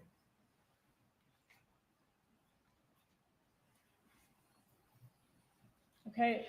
What happens after that? So Charlie calls Wendi or attempts to call Wendi at 9:12. And that's 29 seconds. Correct. Okay. What's next? Wendi texts Dan Markel stating the repairman at my house now. I am picking up the boys at 3 p.m. So your swim idea is a no-go today. So do we know exactly what time she listened to that? Was it 9:04? 9:04 was the voicemail. Do we know exactly what time she listened to that 9:04 voicemail? We do not. But it seems she would have listened to it before this text at 9:12. She does seem to acknowledge the content of the voicemail in this text message reply. So she heard it sometime between 9:04 and 9:12. Correct. Okay. Now, in that message, he mentions he's going to the gym, right? At He did. 9:15. But from the surveillance videos that we have, by the time he got to the gym at 9:15, were the killers already tailing him? Appear to be so, yes. Okay. And are you familiar with Luis Rivera's statement that they had been tailing him all morning? They followed him from his house to the preschool that morning. Correct. All right. So can you walk us through these messages starting at 9:12 a.m. that Wendi Adelson has with Dan Markel? Yes. So again, she indicated that the swim idea was a no-go. Mr. Markel responds about his day ending at 4:30. Meaning that he gets to keep the boys under the schedule until 4:30. Correct. Okay. As again, in this message, he says, under our schedule. And he continues, and you had them until 5 last week. This is at 9:13 a.m. Okay. Wendi Adelson responds, because you needed to food shop. This is at 9:15. Mr. Markel replies, you weren't making them available until 5. And at this point, he's already in the Premier parking lot around that time. Would be correct, yes. Okay. Wendi What did responds, if it was 4:30 last Friday, you should have told me that. Why tell me now? This is at 9:19. And also at 9:19, Wendi receives a call from Charlie, last a little over 18 minutes. Okay. So at the point where the Dan Markel's already at the gym at 9:19, right? Yes, And the killers have already followed him to the gym at that point, right? correct, This is per surveillance footage from Premier. correct. At this point, Wendi and Charlie have an 18 and 17 second phone conversation. An 18-minute and 17-second, yes. Okay. What happens next after this phone conversation? So after the phone call started, Wendi would have received the incoming text because I was being nice. And then about the time that phone call would have ended, Wendi texts Dan back. And does she say, nice was fun while it lasted? See you at 4:30 today at my house then. Correct. So after this 18-minute phone call with Charlie Adelson, does she seemingly change her stance in the argument? She kind of concedes the argument and agrees with what Dan Markel is asking. He can keep the boys until 4:30. Correct. And then within about an hour of this message was Dan Markel killed. He was shot, yes. Shot, thank you. Walk us through what happens next. So there are additional communications. Charlie attempts to call Donna at 9:38. Charlie attempts to call Katherine at 9:57. Return attempt just after. And then Charlie and Katherine talk for almost 7 minutes at 9:58. Okay. Charlie calls Wendi 10:06, short duration. Katherine attempts Charlie again, 10:07, 10:08. The return call at 10:09 for about 6 minutes. And that's the last of the communications prior to the shooting. Okay. Is Charlie also that morning playing phone tag with the attorney representing him in the divorce, Stephen Webster? Dan Markel is. I'm sorry, Dan Markel, thank you. And did Dan Markel have communication where he's playing phone tag with Stephen Webster? Yes, this is slide 220, and we see from Mr. Markel's records several incoming, outgoing text or voice attempts with Stephen Webster. And are they basically setting up a time to talk later in the morning? Your Honor, that's not evidence, it's also speculation. Staying as the facts, not evidence, unless you can lay a foundation for this was doing. Have you reviewed the text in these call detail records? Briefly, Did it appear that they were setting up a time to talk later that day? yes, Okay.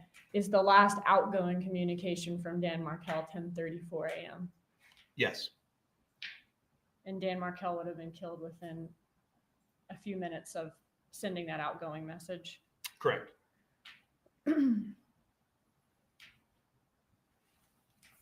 All right, I want to shift now to the cell phone locations in this case. You walked us through at the beginning of your presentation yesterday, Dan Markel's locations on the morning of the murder, Trescott, preschool, gym. What can you tell us about Rivera and Garcia's locations that morning? So again, as you mentioned, slide 222 here, we see the locations that he was. We know his approximate arrival, the arrival of the Prius into Premier Health and Fitness just after 9 a.m. And what we see now up to slide 224, these are the cell site locations for Mr. Garcia and Mr. Rivera. Again, Mr. Garcia is in orange, Rivera in blue, but these are the first events with location. We have the morning of the 18th, July 18th, and we see that Mr. Rivera and Mr. Garcia's location are both consistent with them being in the area of Premier Health and Fitness. And what was the last event with location data that we have for them while consistent with Premier Gym? It's going to be these that you see here. So 9:58 for Mr. Garcia, 9:46 for Mr. Rivera. When was their next event with location after these events? It was afternoon. Okay, can you walk us through that?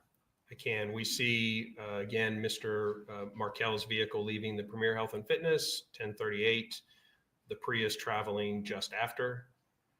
And then we see the location information here. This is slide 227. And again, just looking at the cell site locations, Mr. Garcia's in orange, Rivera's in blue. We see that those events we just saw at Premier Health and Fitness are at the top. And the next event we have, you see, is the 12:30 event for Mr. Garcia, where they appear to be on 75 traveling southbound. So from Tallahassee to around the Gainesville area, there were no events with location. Correct. Could that be consistent with them turning their phones off after they left Premier Gym? It could, yes. Sometimes when people commit crimes, do they try to turn their phones off during that time? Objection, Your Honor. Calls for speculation. Sustained unless you can lay a foundation for this particular point, Mr. Dugan. I'll move on, Judge. All right, so let's start at 12:30. Who was the call to 12:32? So this is a summary of Mr. Garcia's records for the morning of the 18th. And what we see is his first outgoing call, which happens to be that same event we have with location at 12:30, was to Miss Magbanua. Even though the call appears to be a short duration, is there any evidence that it went to voicemail or Magbanua did not answer the call? There's no evidence it was not received. What do the phone records indicate about the status of Garcia's phone from the last event at Premier to the time he called Katherine Magbanua at 12:30?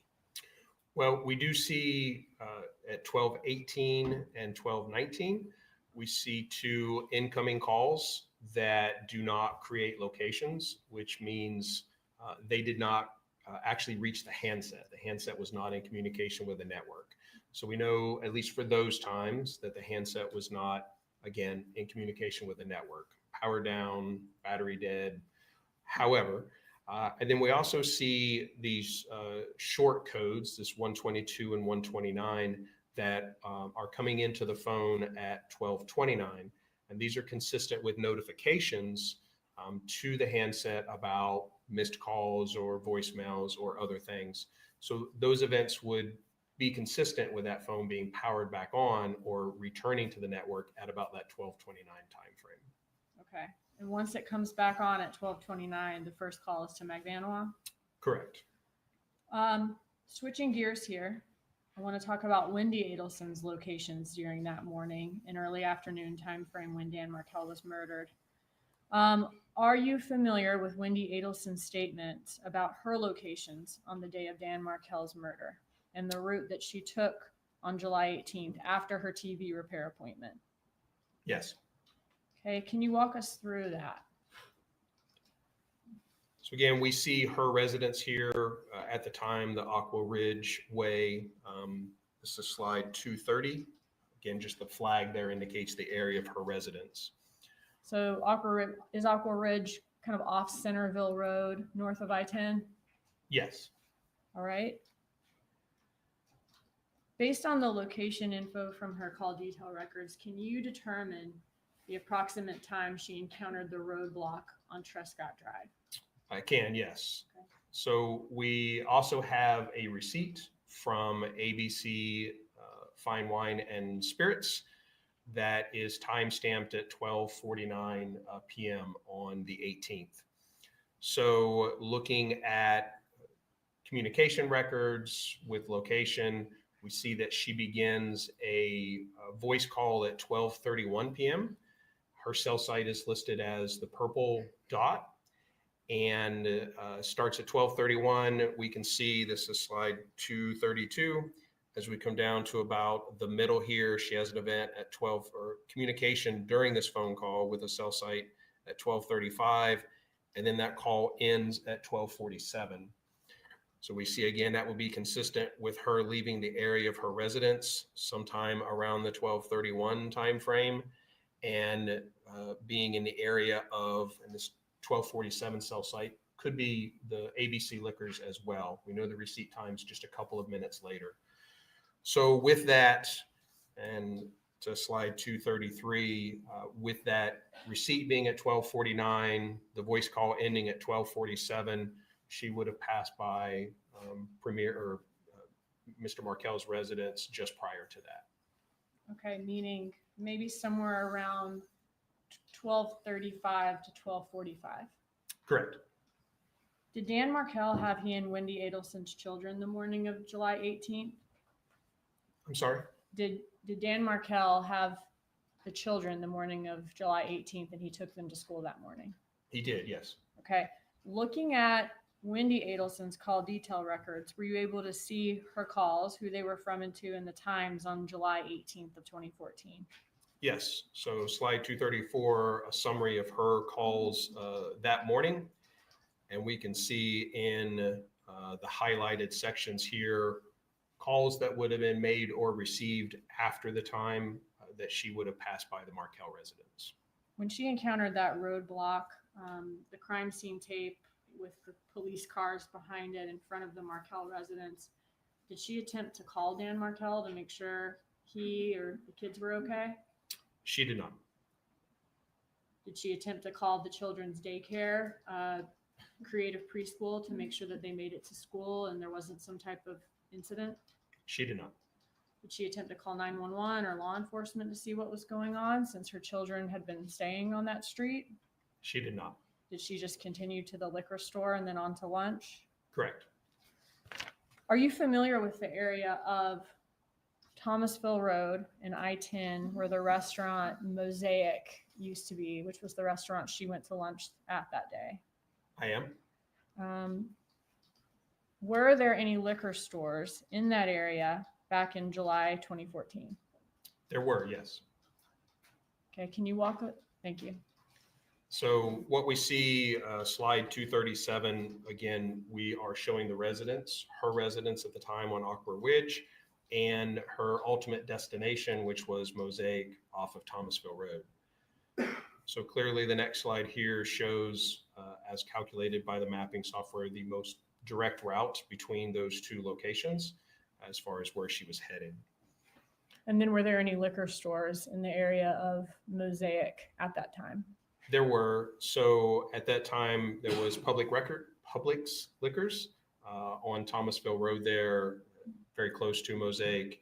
There was Market Square Liquors off Thomasville, and also another ABC location a little further north on Thomasville Road. Would those Publix and Market Square Liquors be a lot closer to Aqua Ridge and Mosaic than the one she ultimately went to? They would. And this is slide 242, which shows the route she ended up taking versus what is calculated as the most efficient route. We can see there's a difference of about 9 minutes longer to go the other way. So she went 9 minutes out of the way to go to the ABC Liquors next to Dan Markel's home. Correct. All right, switching gears again. July 18th, the last slide that we saw of Garcia and Rivera's locations was around the Gainesville area when the phones were powered back on and the 12:30 call was made by Garcia to Katherine Magbanua. Does the next map show Garcia and Rivera continuing to come back down to the Miami area? Yes, we do see here slide 244 as another large time frame without location information, but we see in the late afternoon, early evening hours, the use on the phones returns, and we see that they are getting into the South Florida area. Okay, once back in Miami, did they stop somewhere where they were caught on video? Yes, so we have an ATM withdrawal from Mr. Rivera. We can see that that occurred at 6:46 p.m. And through the records, we were able to determine the location of that specific ATM where that transaction occurred in Pembroke Pine. Okay. So slide 247 shows the location of the ATM by the yellow flag in the middle. The, again, blue and orange circles represent the cell sites their handsets were using at the time, and we can see that their locations are consistent with the area of that ATM around the time of that transaction. All right. Moving on to July 18th. Okay, thank you. So from that ATM, there were also surveillance images obtained of Mr. Rivera driving, Mr. Garcia in the passenger seat, and again of the green Prius. And then after that, was Garcia in communication with Katherine Magbanua that evening? Yes, Was Magbanua also in communication with her friend Yendra Mascaro that evening? yes. So here again, slide 250 is the summary of the communications at that afternoon and evening. And we can highlight here several communications between Ms. Magbanua and Mr. Garcia. And in addition to those, we do see communications between Ms. Magbanua and Ms. Mascaro. And was there evidence that Magbanua went to Rivera's house to meet up with Garcia on the night of July 18th? There was, as we see again, Ms. Magbanua's cell sites represented here in red. She has events up to 8:46 that are consistent with the area of her residence.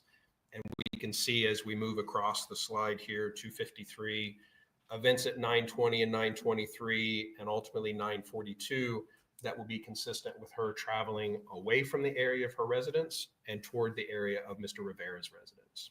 And are you familiar with Magbanua's statement that she dropped her kids off at Yendra Mascaro's residence for the night that night, on the night of July 18th? Yes, And whose residence is on the way to Rivera's? Ms. Mascaro's. And is Magbanua then at Rivera's residence by around 9:42 p.m.? I'm sorry, you have a question. Your Honor, there's a question from the jury. You use the bathroom. Thank The you. bailiff will take you to the restroom.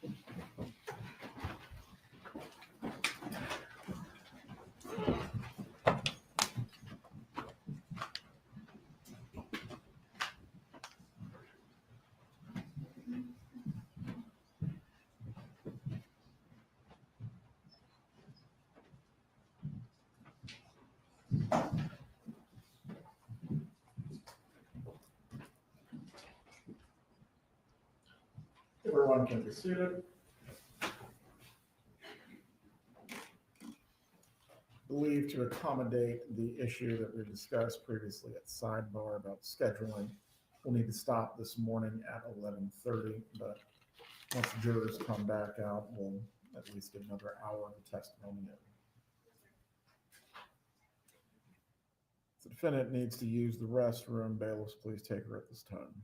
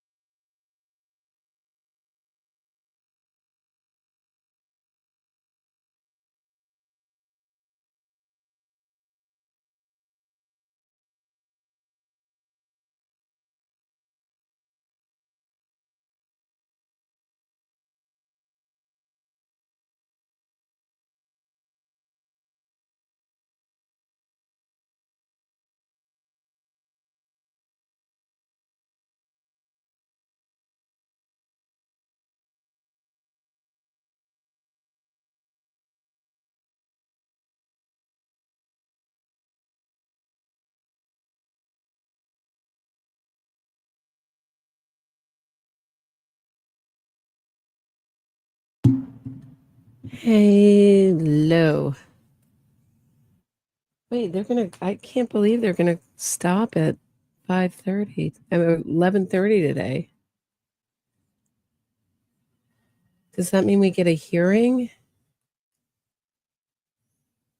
And where's Patty? I see her in the courtroom, but I don't see her in the chat.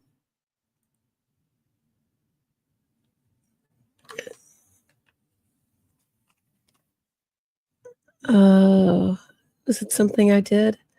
Marcy, when Dan's replied to Wendy's agreeing to the date in July, Dan signed his death warrant. Love your channel, Roberta. You rock. Thanks, Marcy. Love the encouragement. Take all the encouragement I can get.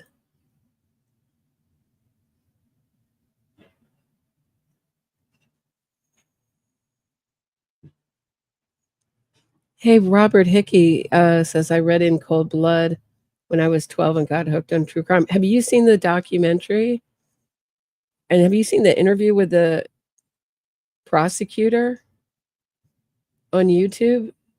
There's a really good documentary that separates all the fiction that Truman Capote, fabulous writer, but he put a lot of fiction in that book. And he made, maybe I can play some of it. The interview with the prosecutor is fascinating, but there's also a very good documentary on, and I don't like many true crime documentaries. This one was really good. What was it called? It was basically, it blew my mind. So much of that book is untrue, but fabulously written. You never forget it. It scares you for the rest of your life.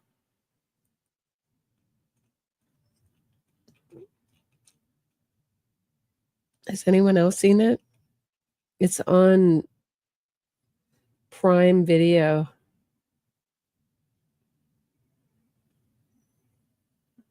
On In Cold Blood.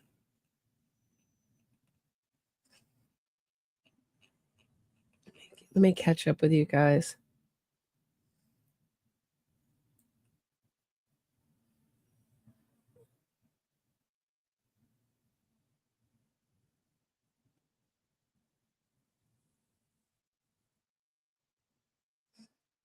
A lot of people are, Andrea. You're not alone. Yeah, I don't know. I don't know if we got our wires crossed, sailing nuts. I think things got confused if I'm looking at my emails, if I'm figuring out. I don't know. I just threw her a line. Let me throw her hold on 1 second.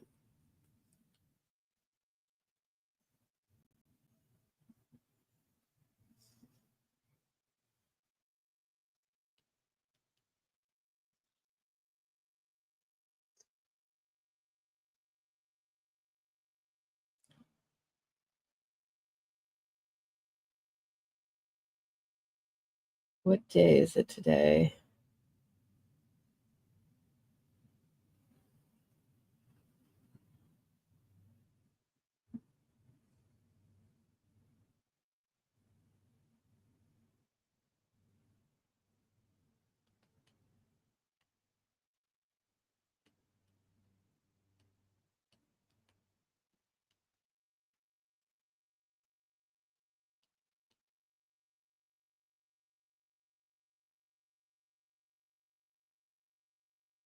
Okay. But does anyone know what the issue is that they're breaking at 11:30 for?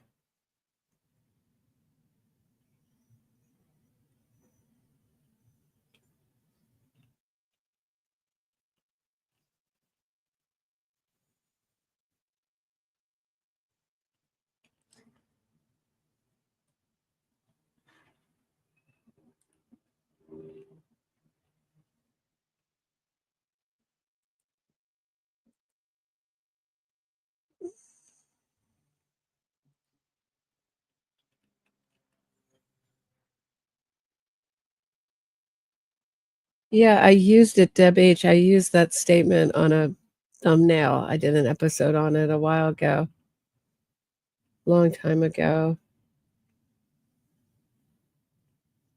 Looks like Stephen Webster isn't going to testify. The defense made such a stink about it. Is that your hometown? Do you mean Kansas?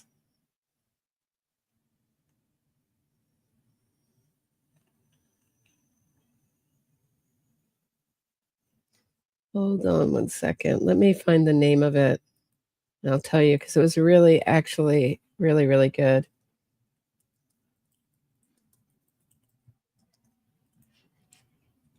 If there's a trailer that I can play, I'll play it for you guys.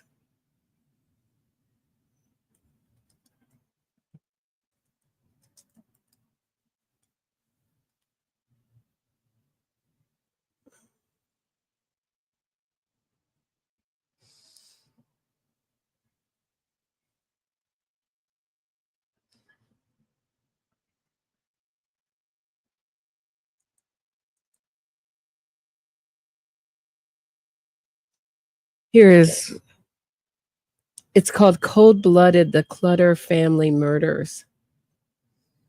That's the first good sign that they have the victim's name in the title. And it was done on AMC. So you can get like a free trial for AMC. And then just cancel it. Or you can buy it episode by episode. How many episodes are there? There's 4. Depending. I think it's $3 an episode, depending.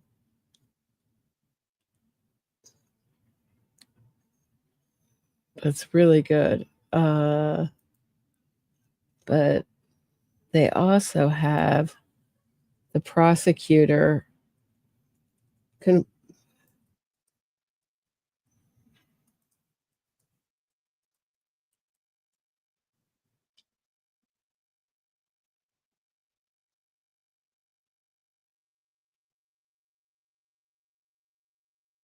Oh, someone put it up on YouTube, it looks like.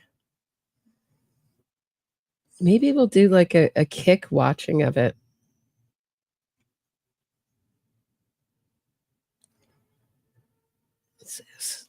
I don't know. Maybe that would be fun. I could screen it on Kick and we could all watch it together.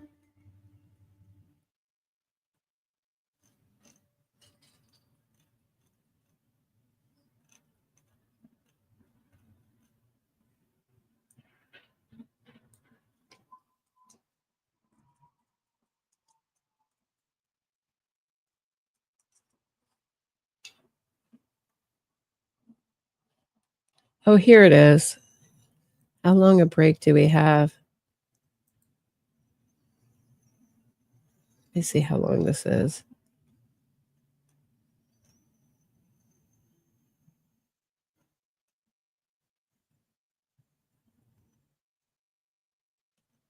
Hold on one second.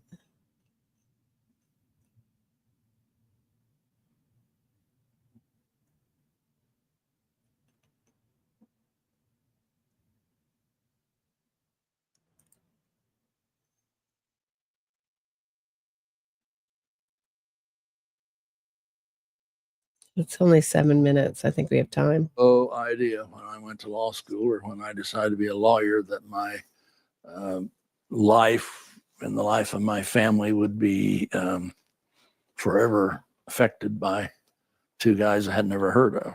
See, back in those days, having 4 people get killed at one time was a big deal. I had a little office over on just on Pine Street, in the block directly east of the courthouse. And so I'd go over there every morning and, was very much in part of the whole investigation. I didn't do anything else other than that is a part-time job, wasn't a full-paying job. I think I was being paid $250 a month. They did pay my secretaries. It was a frightening thing, and of course we had no idea of at the time what had. So this is separate than the documentary. Bonnie, it's Homicide NYC, and then they have Homicide LA. I'm keeping an eye on it. I wouldn't think so. I think that might be the actual TV show. That's like a fictional show, maybe. I'll check, but it's Homicide NYC is the first series, and then they go to LA, and I don't know. I couldn't get into the LA one. They start with Phil Spector, and these are like New York cases you've never that were much lower profile. They're not like, enormous. Like, to me, the Phil Spector case was enormous. Nationally, broadcasted, or at least it had a lot of press around it. This, like, the press around these New York cases were really small, and it's done really well. It's just, there's no interviews with the killers. There's no interviews with the killer's lawyer. It's just the detectives are interviewed, and you follow them and you see how they solve the case, and they have the witnesses and the victim's family members, and it's brilliant. It's really, really good. I remember, when it came out, there's not many of them. I think there's five episodes altogether, but they're really well done. I mean, that's what I think true crime media should be like. Happened. And the fourth episode is particularly good on the Howard Pilmar case. It's called Midtown Slasher. So this is the prosecutor, Dwayne West, who prosecuted Dick Hitchcock and Perry. I can't remember Perry's last name. No. Good. So Dewey got in late at night that night, and then everybody they called in other KBI people, and Logan Sanford, the director of the KBI, came out, and he helped us a great deal. And so, we would huddle every morning and decide which guy was going to do what, and we were looking at all aspects. Once we found out about the guy from the pen that came forth, we didn't release any of that information to the press at all. And of course, this day and age, why they probably would be dumb enough to do that, but we didn't. And of course, because we didn't want to spook them, and Dewey didn't believe that story, and he poo-pooed the whole thing, and so that's why he wasn't sent up there to visit with Wells. And then even after that, Dewey still didn't think that was the thing. He still thought it was a grudge thing. And so the other Nye and Ben Church were sent down there to check out these guys, and they came back, and with their information, we decided that was the people we had. And so they had written some bad checks. And so rather than us try and file a warrant or anything for their arrest for murder, why the county attorney down there in Johnson County cooperated with us. And so we sent out the bulletin that these people were wanted for these bad checks. And of course, then that was the story that went out. And then, and this wasn't made public in the press at all. This was sent out just to law enforcement. And of course, we did tell those people that they were suspects for this particular murder. And of course, I really worried we might find these guys and then not be able to get enough evidence to convict them. I was sitting in my office about 8:00 in the evening, working, when I got the telephone call that they had been arrested in Las Vegas. And it was literally like somebody had lifted a 200-pound sack of grain off my shoulders. I let the KBI run the case and everything else as far as the, catching the people and so on. But I didn't get involved I was involved in it, but I was not the director. I didn't have any experience like that, so I let the people experience. And of course, Logan, luckily, was there in charge basically. And Dewey, he was so wrapped up in his theory of the thing, and it turned out to be wrong.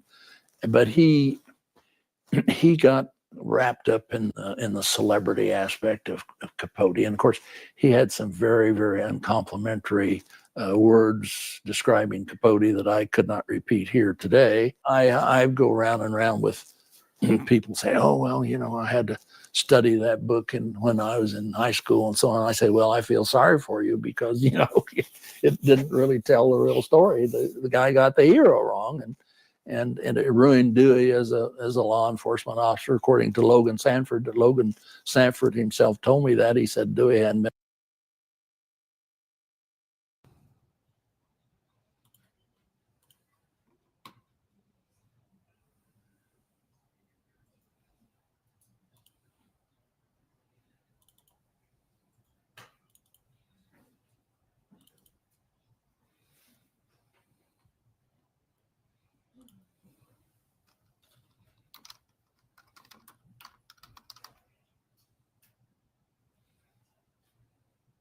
Judge, can we approach about something, please?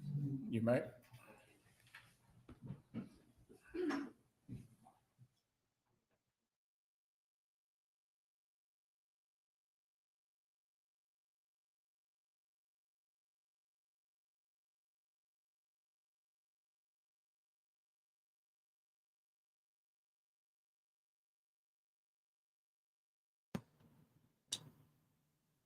So that's just the interview with the prosecutor. That has nothing to do with the documentary, but I thought it was cool. We'll finish it sometime when we have a long break.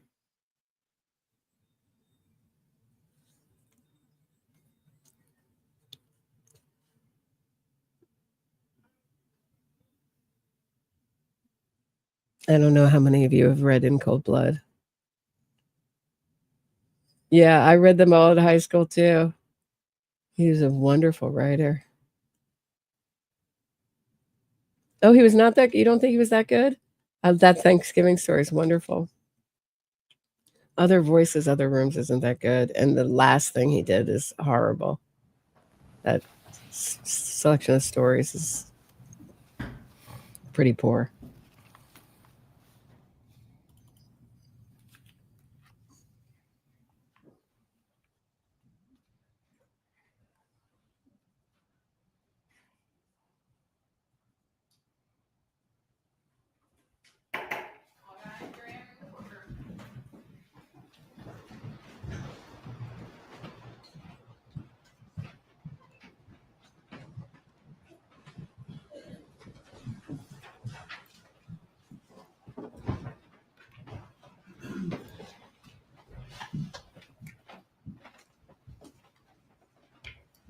Everyone can be seated. Ms. Dugan, you may continue with the examination of Sergeant Horton.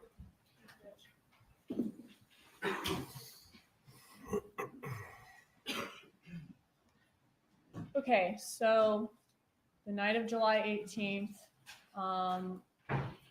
was Katherine Magbanua's cell phone consistent with Rivera's residence by around 9:42 p.m.?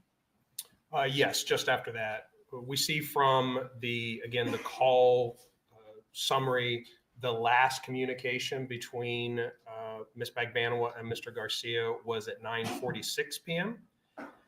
And what we see as her events at 9:46 and 9:47 are very consistent with Mr. Rivera's residence. So that kind of coincides with the end of their back and forth communication with her location becoming consistent with Rivera's residence, where Mr. Garcia's location was also consistent. Okay, and could that be consistent with her communicating with Garcia? That communication ends once she arrives at Rivera's residence, where Garcia and Rivera are also there. Correct. Now, after being there for a little while, does Katherine Magbanua communicate with Charlie Adelson? She does. And again, back to the summary, we see that there is an outgoing call from Mr. Adelson at 10:12, very, very short duration. And then Ms. Magbanua calls Mr. Adelson back at 10:20 for about a 2-minute phone call. And tell us about Katherine Magbanua's location for that 10:20 call to Charlie Adelson. So what we see, the 10:20 and 10:22, is the last times that her location is consistent with the area around Mr. Rivera's residence.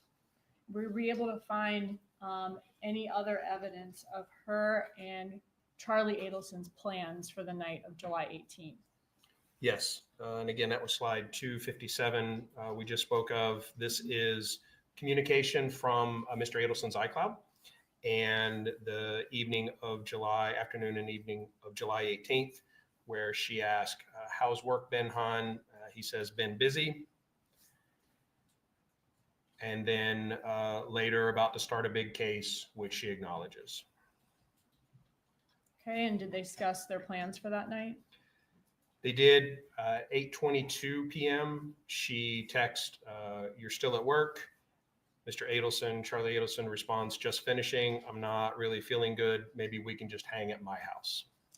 And that message from him is at 8:23 p.m. to Katherine Magbanua? That's correct. Okay, and he says he's not feeling good before she comes to his house. Correct. All right. Are you familiar with a call that Wendi Adelson made while at TPD in front of TPD investigators to inform Donna Adelson of Dan Markel's shooting? Yes. And was that call made by Wendi Adelson to Donna Adelson at 7:04 p.m.? Yes, there were actually two close together there. Okay, thank you. Which co-conspirator did Donna Adelson call after that? So looking at Donna Adelson's locations and communication, there is a text message from Donna to Charlie, a chat that says, call us ASAP. Okay, and what about after that? So what we see is looking at the combined location information from both Donna Adelson and Harvey Adelson's cell phones, their locations. We see that they are consistent with leaving the South Beach area around or a little before 8 p.m. and beginning to travel north. We see locations here on this slide through about 8:29 p.m. And if we continue, we see events at 8:35 p.m. again in the North Miami area. And then we don't have any other usable events with location until 10:53, at which point they're in the north area down here. Okay. Can you go back to just the slide right before this? Okay, so she receives a call from Wendi Adelson around 7:04 p.m. She's in touch with Charlie Adelson by she's attempting to get in contact with him by around 7:12. And within an hour, they are leaving South Beach and headed north in Miami. Correct. They being Donna Adelson. And Harvey Adelson. And Harvey yes. Adelson. Thank you. All right, so can we go to your next slide? You said that their last cell phone communication with location data was in North Miami at 8:35 p.m. And their next event with location after that was at 10:53 p.m. Are you familiar with Katherine Magbanua's statement that Charlie Adelson told her that his parents had just been at her home the night of Dan Markel's murder before she arrived at the home? Her home or his home? Sorry, his home, Charlie Adelson's home. Yes. Charlie Adelson's parents had just been at Charlie Adelson's home before Magbanua arrived that night. Correct. Okay. Is Charlie's home located between the location we see there for the cell site at 8:35 and the location for the cell site at 10:53? Yes, we see here the location referenced by the flag of where Mr. Adelson's residence was at the time. Is there evidence in the phone records that Donna Adelson went to Charlie Adelson's home on the night of Dan Markel's murder? So there is another communication from Miss Donna Adelson at 8:59 p.m. stating outside your house. Outside your house, and she's sending that message to Charlie Adelson, is that right? Correct. What can you tell us about her locations that night and how long she could have spent at Charlie's residence after sending this message? Your Honor, Jack calls for speculation. Overruled, he may answer based on his analysis of the records. However, Sergeant, you are not to speculate or offer any opinions beyond anything that you have not directly researched through these matters. You may answer the question.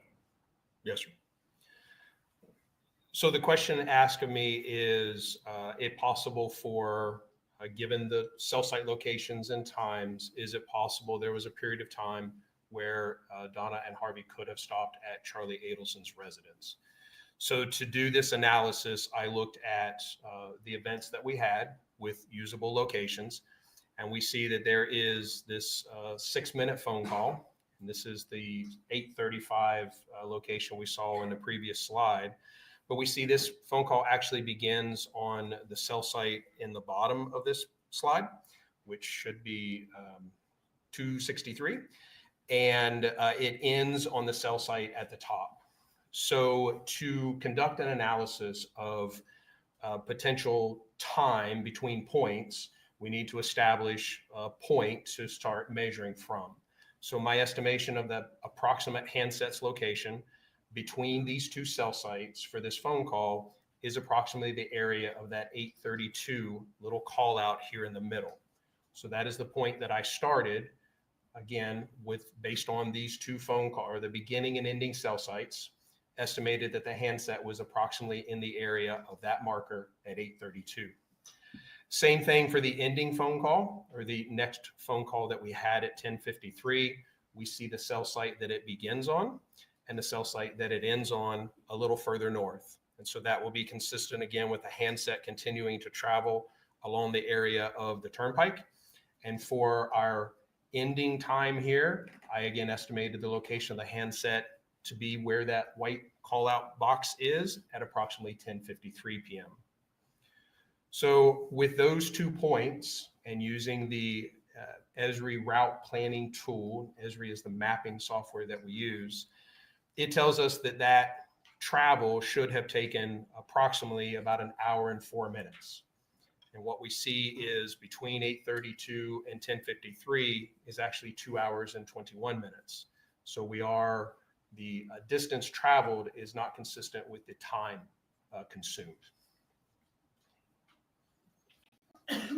You spoke about Esri. Is that also the how Department of Transportation estimates mileage as well? Yes, if you go to the official Department of Transportation site to get mileage for business travel, they use the same software. What can you determine about when Donna Adelson would have reached Charlie Adelson's residence according to this estimated travel time? So if we look at this, and again, we see the area of Charlie Adelson's residence.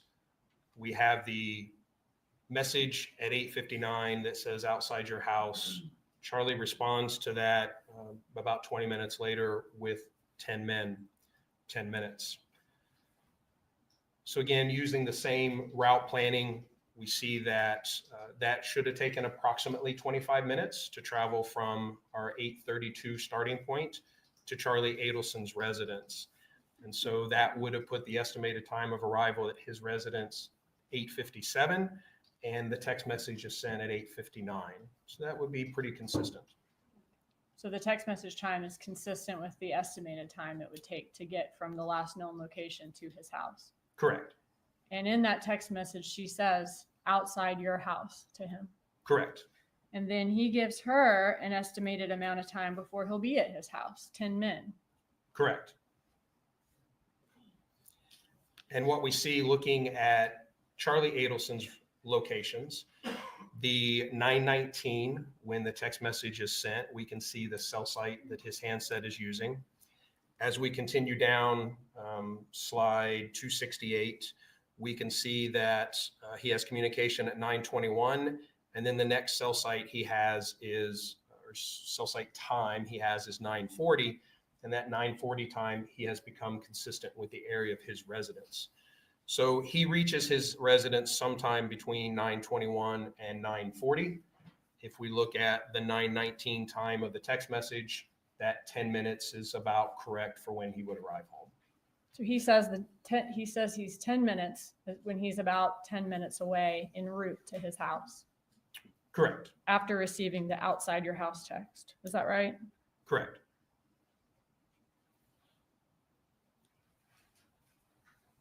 And what do we see here?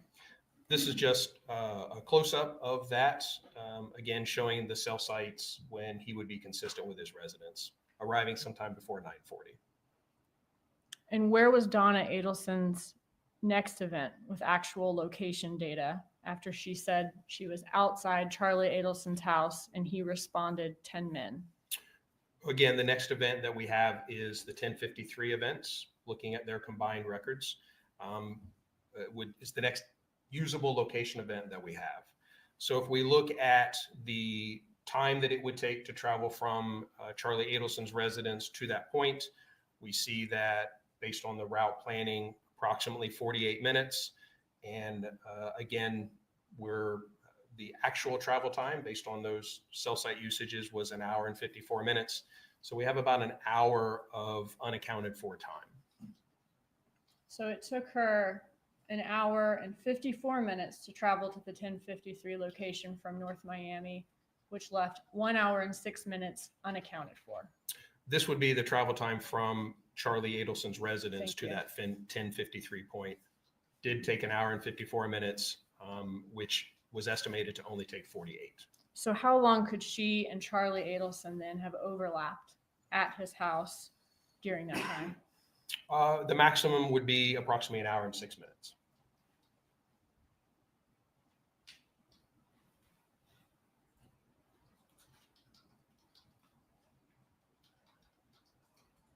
And that would be including the time that she would have been waiting for him to arrive?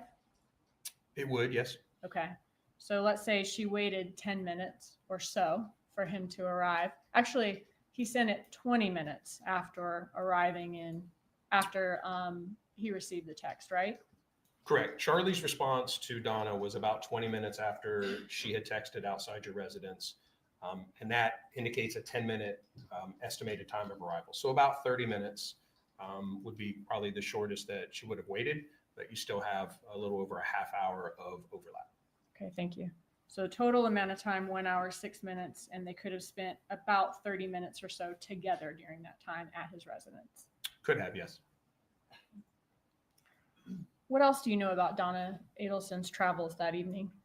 So we have an additional chat later on. Does he where- check back in with her to see if she got there okay? Yes.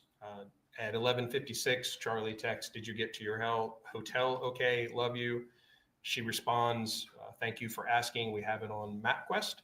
Hilton Inn on International Drive. We should arrive at 1:25 a.m. Get some rest. We'll talk in the morning."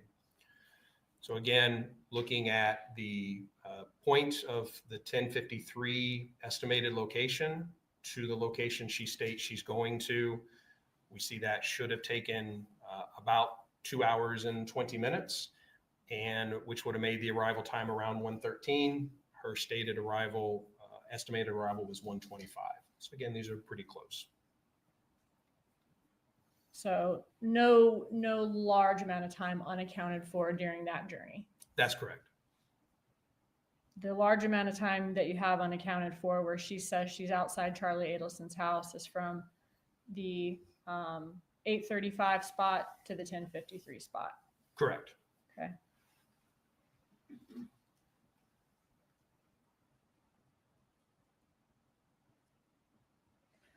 Did you have an opportunity to do this drive that Donna Adelson took from North Miami to the 1053 location on the night of July 18th? I did, yes. And when did you do that drive? I did that July 18th of this year. And was that on a Friday night this year, just as her drive was on a Friday night in 2014? Yes, And on the same date, July 18th? correct. Can you tell us about that drive? I simply traveled to that area, to the area of that first estimated location at 8:32. I started an exit south of that so that I was at traveling speed, and I traveled to Charlie Adelson's residence. I noted the time and mileage that it took me to get there. And then I traveled from Charlie Adelson's residence to the 1053 spot just to make sure that the roadways, all of those which have not changed, allowed for me to get off the turnpike, get back on, continue travel, and about how long it took me to do it. Were you able to easily get off the exit for Charlie Adelson's house and then get back on again? Yes.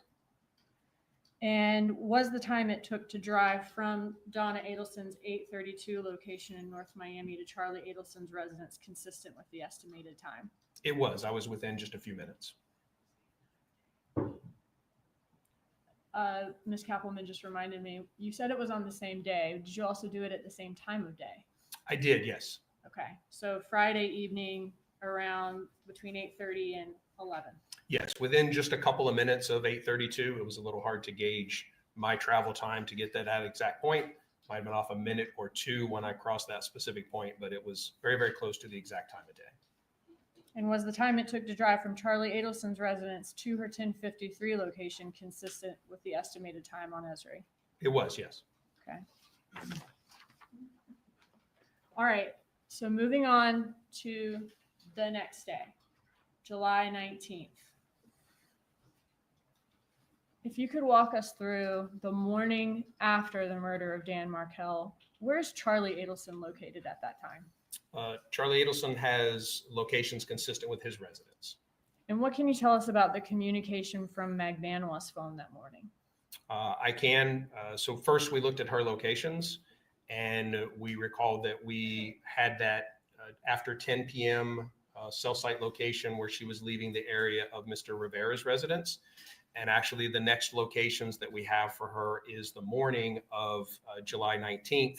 And we see again, this is slide 274, and we can see that her locations beginning at 9:44 would be consistent with her traveling south from the area of Mr. Adelson's residence to the area of either her residence or Mr. Rivera's. Now, once or before this 9:44 a.m. Call, did she have some calls the night before that were routed to voicemail? Yes, that were not, they did not reach the phone, yes. What was her last location then before the locations we see here? Was it the 10:20 something location we saw from the night before when she's leaving Rivera's residence and talking to Charlie Adelson? Correct. Okay. And in the text messages between her and Charlie Adelson that night, she was planning to go over to his house that night because he wasn't feeling well. Correct. Okay. So looking at this slide, does it appear that her phone is then the first active location or the first active event with location we have? She's coming south down from Charlie Adelson's residence that next morning. Correct. Are you familiar with Katherine Magbanua's statement that she spent the night at Charlie Adelson's home the night of Dan Markel's murder, and the next morning she took the money that he gave her for the murder to the area of Rivera's residence? Yes. Was there evidence of that in the phone records? So what we see, again, back to your initial question, as far as the cell phone or the call activity, we're looking at the summary of calls in the morning of July 19th. And we see those events that we saw on the map consistent with her travel south. She is attempting to call Mr. Garcia. So we have a number of outgoing calls between 9:44 and 9:46, including a text message where she's trying to reach Mr. Garcia. When she can't reach Garcia, does she start trying to call some friends of his to try to get a hold of him? Yeah, so immediately after that at 9:47, she makes an outgoing call to Anthony Ortiz. Does she also try to call Luis Rivera that morning to find Garcia? She did not. Okay. Does the attempted communication with Garcia stop at 10:31 a.m.? Yes, so again, our first set of calls here, she's trying to reach Mr. Garcia. She's unable to. She calls Mr. Ortiz. And now what we see starting at 9:49, Mr. Ortiz is attempting to call Mr. Garcia. Luis Rivera is now attempting to call Garcia. And it starts this flurry of back and forth phone calls with Luis Rivera and Anthony Ortiz trying to find Mr. Garcia, or trying to reach Mr. Garcia. And that continues through about 10:20 in the morning. Okay, so Magbanua is calling Garcia's friend Ortiz. Ortiz is trying to call Garcia, and Ortiz also calls Rivera to try to get a hold of Garcia. That is correct. Okay. Eventually, do all of these attempted calls to Garcia stop? And at what point? Well, they certainly tame down. What we see for the first time is at 10:20. So we've had this period of time where everyone's trying to reach Mr. Garcia. Katherine Magbanua gets a call from Luis Rivera from his actual primary phone number, and they talk for about 1:40. So after that, then we see that Ms. Magbanua communicates with Mr. Rivera a couple of times. She does again try to get hold of Mr. Garcia, but all of that concludes at about 10:30 in the morning. And was there any evidence as to why there wasn't location data for Garcia that morning and why no one can get a hold of him? He had, dumped his phone. He had. Objection, Your Honor, facts not in evidence. Stand, please establish the foundation for the witness to testify to this. What could you tell from his phone records, the evidence in this case, about why no one could get a hold of Mr. Garcia? So Mr. Garcia's records indicate that in the early morning hours of the 19th, that phone left the network, was no longer in communication with the network. There are a number of inbound calls that never reach the handset. They do not produce location information or duration. So his phone is not in communication with the network. And that continues through the end of the records. That phone never returns to service, never makes or receives an actual phone call from that morning of the 19th through the duration of the records that we have.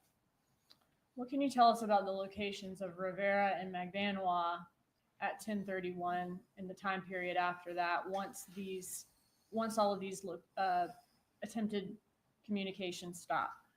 So again, we have the flurry of communications. That last call is at 10:31 a.m. And if we look at Ms. Magbanua's locations at 10:31, she is consistent with Rivera's residence, and Mr. Rivera's cell site locations are also consistent with his residence. And are you familiar with Rivera's statement that he was able to find Garcia that morning at a girl's house and brought him back to Rivera's residence? Correct.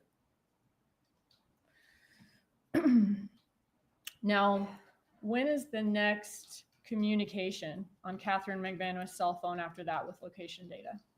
The next that we see is at 11:23 a.m. This is about 50 minutes later. Correct.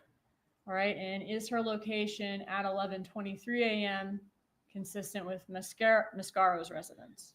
It would be consistent with the way to Mascaro's residence. Okay. Thank you. Could this be consistent with her then leaving Rivera's residence after a period of time and heading back towards Mascaro's residence to pick up her children? It could be, yes. All right. Switching gears again. Were you involved in securing a wiretap of some of the suspects in this case back in 2016? I was. What is a wiretap? A wiretap is an active way for law enforcement to be able to gain information or intelligence. Everything that we've talked about in the historical records are just that, historical. We're getting records that already existed and having those provided to us. A wiretap is an ongoing intercept where we are able to, in real time, see the calls that are being placed, the outgoing, inbound, durations, all of those things, in addition to the content of most of those. So text message content and voice content, we're actually able to listen to those calls in real time while they're occurring. So this is a real-time, ongoing, active monitoring of the communications.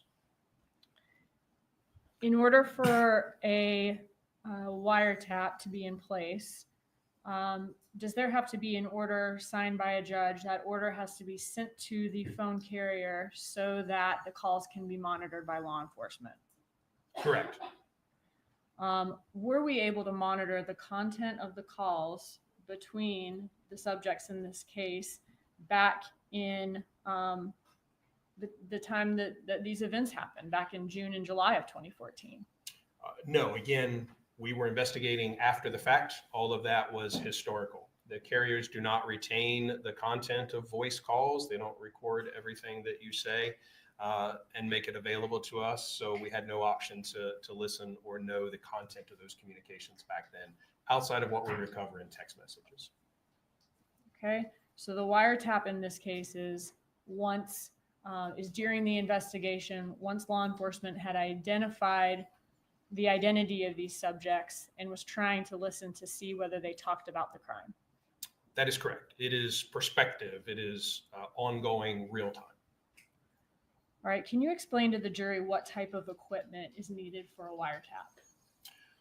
Well, we use a variety of equipment. There is carrier-based equipment. They have equipment that is able to basically mirror those phone calls, that traffic, and provide it to law enforcement. We have equipment, computer servers that are able to receive that communication and then provide it to monitoring stations, which are essentially laptops. We have headphones and software that allows us to see this information. It decodes the information that is sent to us from the carrier. So we can see in real time, it pops up with the time of the call, the phone numbers, cell site locations sometimes, and other information. And if it is a call that has audio, then there's an indication that there's audio, and we're able to actually listen to that through the headphones. Does the software give the listeners, law enforcement, the ability to stop and start the recordings? It does, yes. And are synopsis of the recordings done by law enforcement? Yes. Is there any involvement by the actual phone carrier, like the company? There is, yes. Is monitoring of the calls done live and in real time? It is. And do the people who are monitoring these intercepts have to go through a certain type of training in order to do that? They do. They have to go through what we call minimization training. The interception of communications requires that non-relevant or communications that are not pertinent to the actual crimes be minimized or not listened to. So we call that minimization training, and everyone who listens to or has opportunity to hear any audio from the wire has to go through that training. Okay, and are the people monitoring it also thoroughly briefed on the case? They are. Part of that training is a requirement to read the affidavit that was authorizing the wiretap and to get a briefing from the case agents so that they know in great detail all the elements of the case so that they're able to detect during the phone calls if that conversation is actually relevant to some part of the investigation. They need to know financial things, relationships, hierarchy, those kind of things. So again, they are briefed by the case agent and they're required to read the documents. If the phone conversation is not relevant to the crime or is privileged in some way, is there a mechanism to stop that recording by law enforcement? Yes. And is that the purpose of that to protect people's privacy if they're not talking about something relevant to the crime? Yes, the purpose of that is to allow us to minimize those parts of the conversation that are not pertinent to the crime and in compliance with the order. Is minimization a choice by law enforcement, or are they required to minimize irrelevant portions? It's a requirement. Okay. Are you limited in time, or is law enforcement who's listening limited in time, in the time that they have to decide whether what they're listening to is relevant to the crime or not? There are a number of things that go into that. Time is one of them, yes. We have a guideline for how long we should listen to make that determination. And then we have some guidelines for how frequently we can come back and check the ongoing conversation to see if that conversation has turned criminal or turned into something relevant to the investigation. So the officer can then go back in and listen in again to see if they are now talking about something relevant. Correct. We call this spot checking. And can the listeners of the call tell if a law enforcement officer is doing that? The listener of the call, I'm sorry? Can we, as the listeners here in the courtroom, tell if an officer is doing that? Yes. In certain versions of the software, there's an audible tone to indicate that it's been minimized. There's printouts from the software that tells us when audio was listened to and when it was minimized. And there's just absences in the conversation, blank spaces where that recording did not occur. And is the portion of the call, so the portion of the call that's minimized then is not recorded? Correct. When listening, though, and trying to decide whether something's relevant or irrelevant, are law enforcement officers also on the lookout for suspects trying to mask the meaning of what they're saying in case law enforcement's listening? Maybe they are talking about the crime, but they're using words that don't sound criminal in order to do it. That's correct. Is that quite common? It is, yes. Which phones were tapped in this case? Mr. Charlie Adelson's and Miss Katherine Magbanua's. And was that Charlie Adelson's phone number ending in 9223 and Magbanua's phone ending in 1312? That's correct. Okay.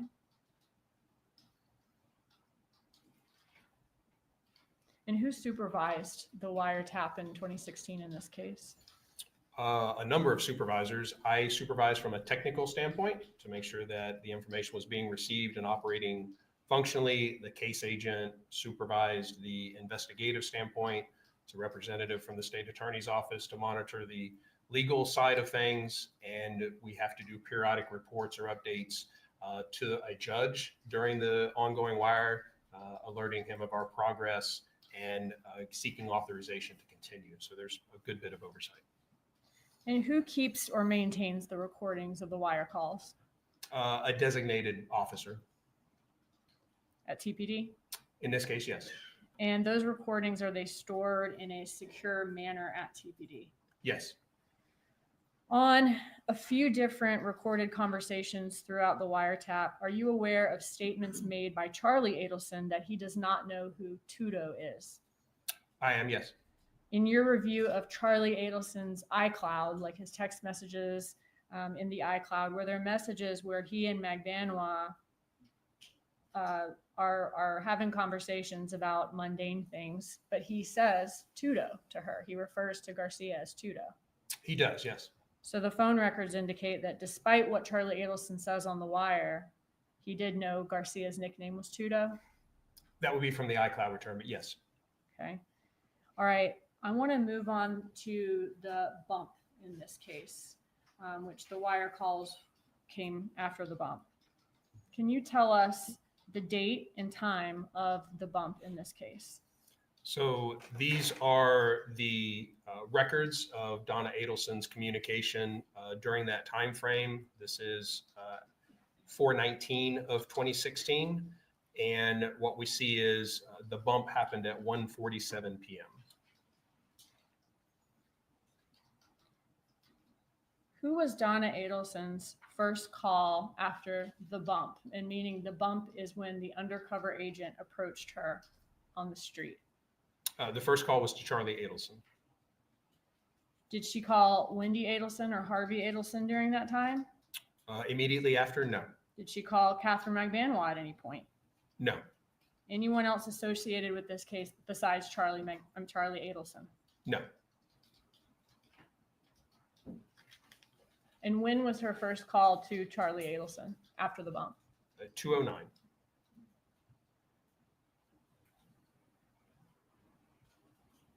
So about a little over 20 minutes later? Yes. All right. Was Donna Adelson detained and charged in this case? I believe it was on November 15th of 2023. Yes. And we'll get into the details of that later. But what I want to talk about now is whether we were able to, on the day that she was detained and charged, was her cell phone taken by law enforcement and a cell bright done on that cell phone? Yes. And in the cell phone that was in her possession, was there evidence that Donna Adelson and Wendi Adelson talked about Charlie Adelson's trial, his November 2023 trial, and the verdict as it was happening? Yes. Are you familiar with Charlie Adelson's testimony in his trial that Garcia and Rivera killed Dan Markel on their Objection, Your own? Honor. Facts not evidence, counsel's testifying. Stand as the counsel testifying, please establish a foundation for your question. Okay. Judge, may we go to sidebar, please? Thank you.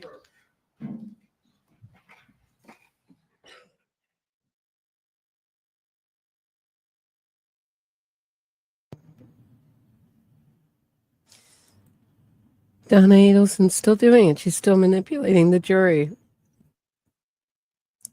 shaking her head at testimony, rolling her eyes.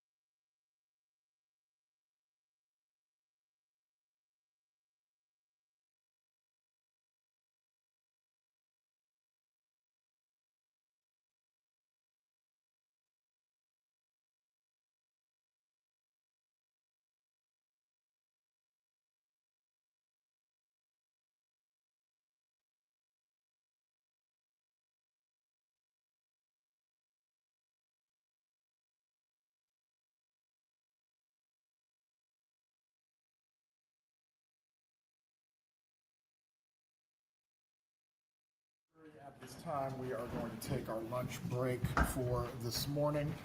Once again, I'm going to instruct you not to discuss this case with each other or any other person. Also, as well, do not look at any other outside information or news on this matter. We will resume with the trial this afternoon at 1:20. Please be back by 1:15. Enjoy your break.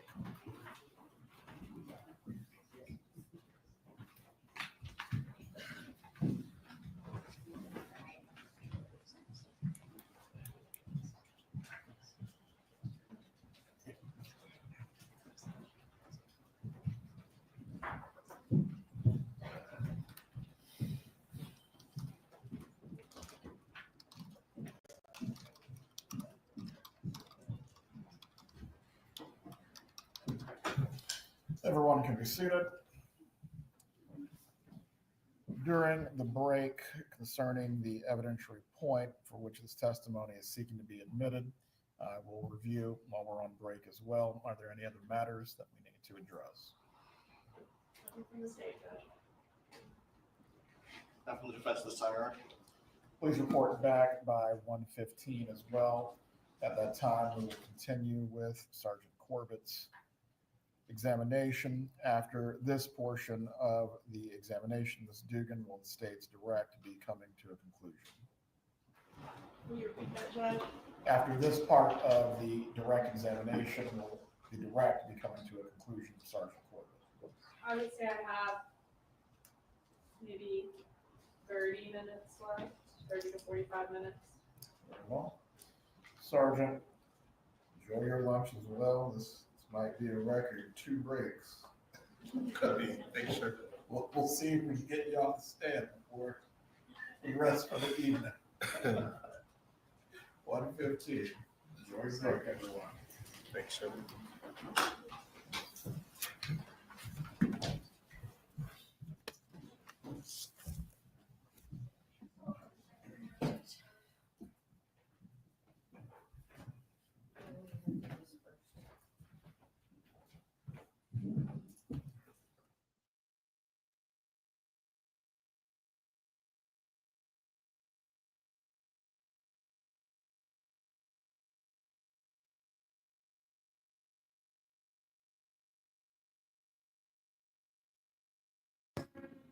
Okay, we're at lunch.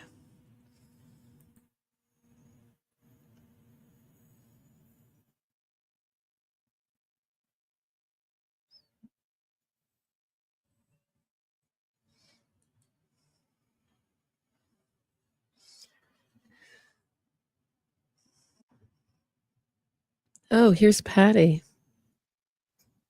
Backstage. What you're calling? Now I'm in the you're show. calling into theirs? Huh? You calling into theirs? Hey, Patty.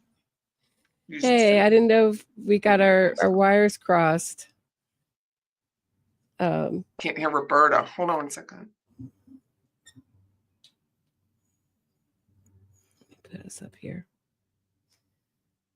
Hey, Patty, are you watching from home? You're muted. You're muted. There you go.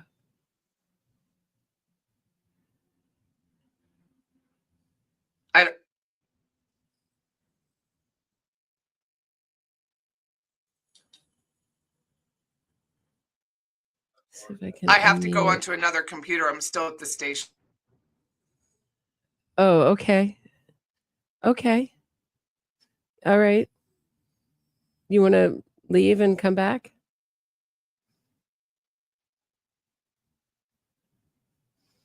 Oh, she's getting some help. Anyway, this is Patty from Patty's Playhouse. She's been attending the trial. You might have seen her in the press section. She's organized enough to get a press pass for this.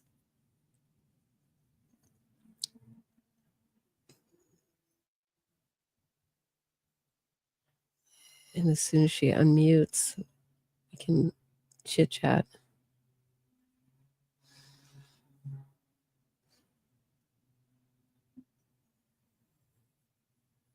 It's a horrible feeling, you know, with your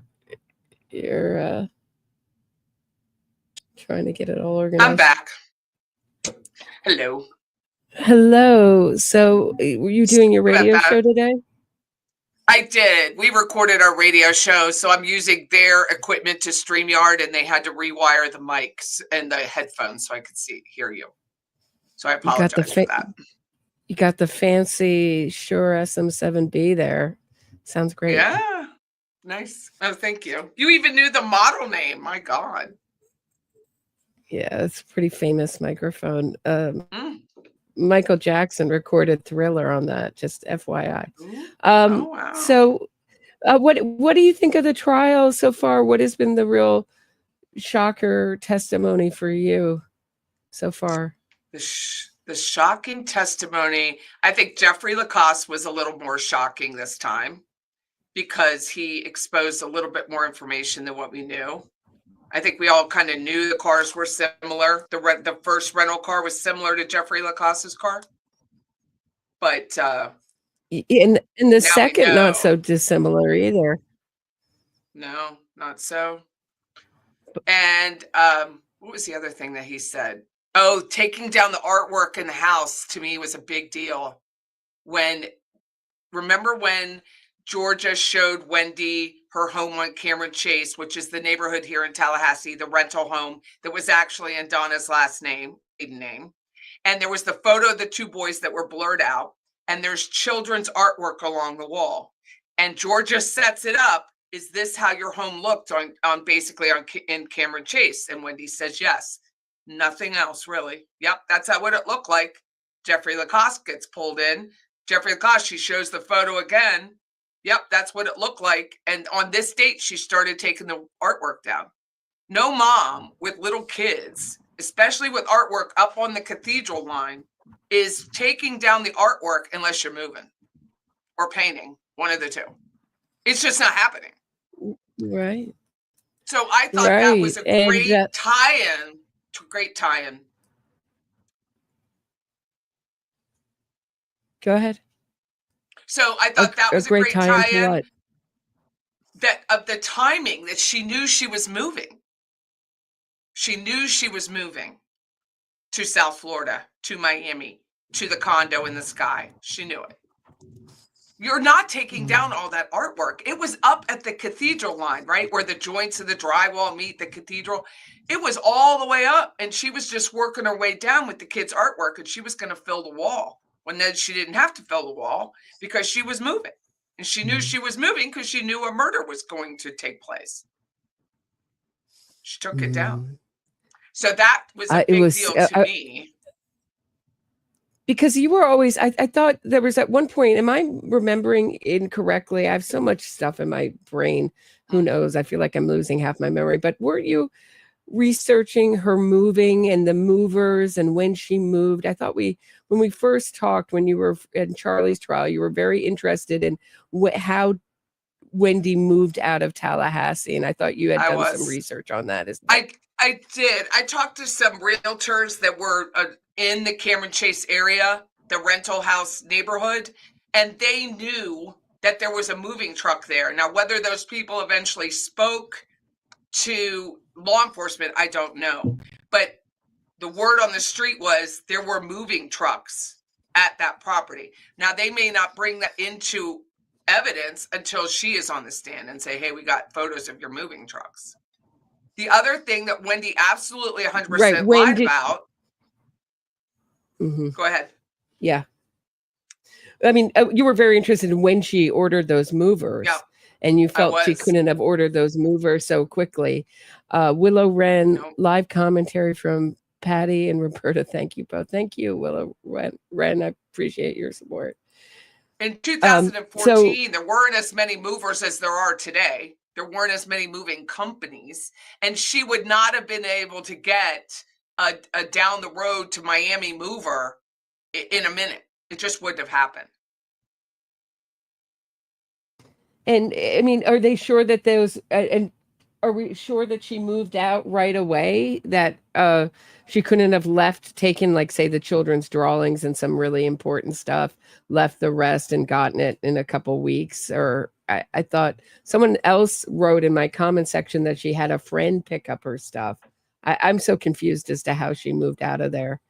I don't think we're going to know the final decision, the date of the move, until her trial. I think they're holding things back. She said again, and I've repeated it today on our radio show, that Wendi lied. She stood right there or sat on that stand for the fourth time and said she removed her name from the title of the house. That is physically impossible. She was not able. There was a loan on the Trescott Drive house. So they had a mortgage and a note on that house. In Florida, you cannot just go in and take your name off the title and remove a debtor. The lender is not going to permit it. Dan would have had to go get a refinance, start out with both their names, and then a quit claim that Wendi would have quit claimed it to Dan. Dan would not have filed for that because he was going to go after her on that false affidavit and how much she had. If he would have refinanced, he would have been forced to pay her that money, right? That half the money that was due to drop. But she sits there on the stand 4 times in a row and said, I went in within 2 weeks of our divorce and took my name off the title. That's 100% lie. Wow. And she's done it 4 times. She hasn't even changed the idea of it. Every lie in every trial has been consistent. I went in within 2 weeks and took my name off the title. There is no, and then that information is recorded. There is no recording of a quit claim. It goes from when they bought the house in 07, they bought it from an estate. So it's an estate sale deed. And then it's the probate filing for when Dan was murdered. And then the final probate is another date and when they sold it. There is no in between. There's no mortgage. There's no nothing in between 07 and 14. There's nothing. So she's lying. And I have no problem saying it's not a mistruth. It's a lie. Right. And what are some of the other, I thought that was fascinating. I thought, have I heard that before? Have I heard about? And then I said, I didn't think so. But sometimes, you think you're hearing something for the first time. But I was shocked by the taking the kids' pictures down, and also on the back of Robert Adelson's testimony, we found out Jeffrey Lacasse just found out about Wendi sending a picture of Jeffrey Lacasse to Robert Adelson because she knew she correctly profiled him as the psychopath that she is. I was going to call her a psychopathic woman. You can call her a psychopathic woman or a psychopath, whatever you want to call her. She correctly profiled him as the brother that would talk. So she knew that he would be the one who talked to the police, and she wanted Jeffrey Lacasse to go down. Oh, well, she did have this one boyfriend. That's what she imagined Robert Adelson saying to the police. That's my imagination of it. She did have this one boyfriend she sent me that the parents didn't know anything about. And probably because, and I kept thinking, why did Wendi say that the parents didn't know? Right? Because they knew. Right. Because I think they wanted to say, well, we never knew that she had this abusive, stalkery boyfriend. Right. We would have told her to get out of that relationship. Don't you think that was the reason? Yeah. But it was all a setup. It was all a plan. Everything is a play. Nothing is not a play. It's all a play. Donna blew it with Robert when she said they knocked on the door and asked, "Are you Dan Markel?" And he said yes. That is all you need to convict her. How would she know what was said to Dan Markel? Dan Markel is no longer a witness to his murder. How would she have known? The door to the car. Do you mean knocked on the door to the car? Yeah. Or did she mean the front door? Did he say the front door or the door to the car? He said the front door. He said the front door. But how would she know? I think that's what they literally wanted them to repeated. They knew the kid would be there. They probably thought he was in the house by that time, but he wasn't. He was in the car. Yeah. So Donna probably didn't know he was still in the car. Yeah. When she said it to, and why did she wait 12 hours to tell Robert the next day, the day he died, to tell him he'd been shot? Why didn't she tell him that day that the man had been shot? Hey, Patty. Yeah. Tragedy here. There's been a tragedy. Dan Markel, who I hate, has been murdered. It's a terrible tragedy. The man who's stopping Donna from stopping Wendi from getting everything she wants has been murdered. Call immediately. Golly. Tragedy. Why did she wait? I couldn't get over that tragedy. There's been a tragedy here. Dude, how about the look on her face? The changes and the look on her face, Donna's. between Wendi and Robert, and then how she's looking at her lawyers, the way she's looking at them now. Well, I'm wondering if when Judge Everett's going to lose his cool with Donna, because she's continually doing it. She's continually mugging for the jury. Had she been in front of he's a federal judge, but Judge Garifas, who oversaw Keith Ranieri's trial, she would probably be out of the courtroom by now. He would put up with none of this nonsense. What can he do? So, you know, what can he legally do? That's what she figures. She goes, I'm going to keep doing it. What can he do? Well, you know, I mean, you go back to the Chicago 7 where they, you know, they were so disruptive that they had to, and they made sure that it was the black defendant. They had to gag him. And then it became a symbol of race, of a racist judge. But this is a thing that it's a technique. Mumia Abu Jamal used it, who killed Officer Faulkner. It's a way that to disrupt. I'm not saying that Donna knows about this, but it's when you're disruptive like this, it tells the court one thing and the public one thing, that you have no respect, which Donna doesn't, for the court that you're in. When these leftist radicals who do it, they mean it's because we have no respect for our legal system because it's so systematically racist, unfair, et cetera, et cetera. That's their view of it. That's why they do it, and to bring attention to it, right?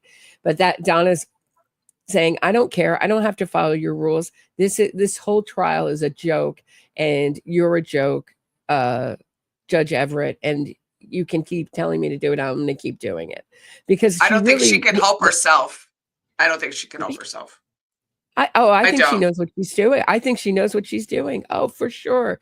I mean, what else does she have but to try to manipulate? She's an actress. This is the woman who was Googling something we found out in this trial, Patty. I'm going to make my case, Patty. We found out in this trial that she was Googling, how do actors bring up emotion? She knows that when things are not her way, the way that she can gain control of the situation is so many of these defendants do this. They act out for the cameras. They act out for the jury because the facts aren't with them. So what does she have? She has her age. She has the pity of the jury, and that's it. So she can just say, and immediately, you know, take the jury's attention away from the evidence. Oh no, this and what she's doing by shaking her head is she's belittling it. Don't listen to the evidence. That's stupid. It's stupid. You know, her favorite word, stupid. It's stupid. It's stupid. Don't listen to it. I think she knows what she's doing for sure. I don't think she can keep her sizzle together. I really don't. She may have some underlining, but she is literally losing it. You can't see her like grin and smile at her angel Wendi and then look on Robert with such massive disdain and think the woman has it together, that she could accomplish that. That's my case on it. And Harvey's just as bad. It's like she was looking at a stranger. I didn't see disdain. I just saw total distance. Like she was watching, you know, just blankness. But Robert's testimony to me was, I knew it would be. I thought it was the shocker of the whole, for me, it was the big payoff of this trial. I was been waiting to hear from him. Well, we all have. I mean, he was amazing. He really was. And his eyes, he was just in my head last night. What I said was he was reliving it. He was reliving it, knowing that his mother has done this. And that he's not talked to her in almost a decade. Like, this is, he just, the shock and just shudder of it. Like, how was I allowed to escape this? And then to find out that these two people were arrested while he's in the OR lounge, right? He's in the OR lounge, and he finds out from the public, these two people are arrested. And his sweet wife is like, should we call? And he calls, and then they're just like, don't talk to the FBI. Because of course I'm going to talk to the FBI. It's just Right. She goes, but then she says something so telling, which is, you don't know anything anyway. Well, right. of course, she shouldn't know anything either. How does she know that he doesn't know anything? Because she knows something. Do you know what I'm saying?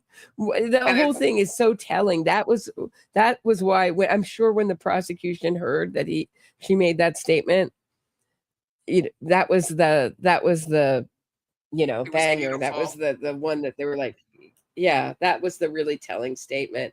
And everybody who's lived on planet Earth for a long time, for a decent amount of time, will know what that means. You don't know anything well, you don't know anything anyway.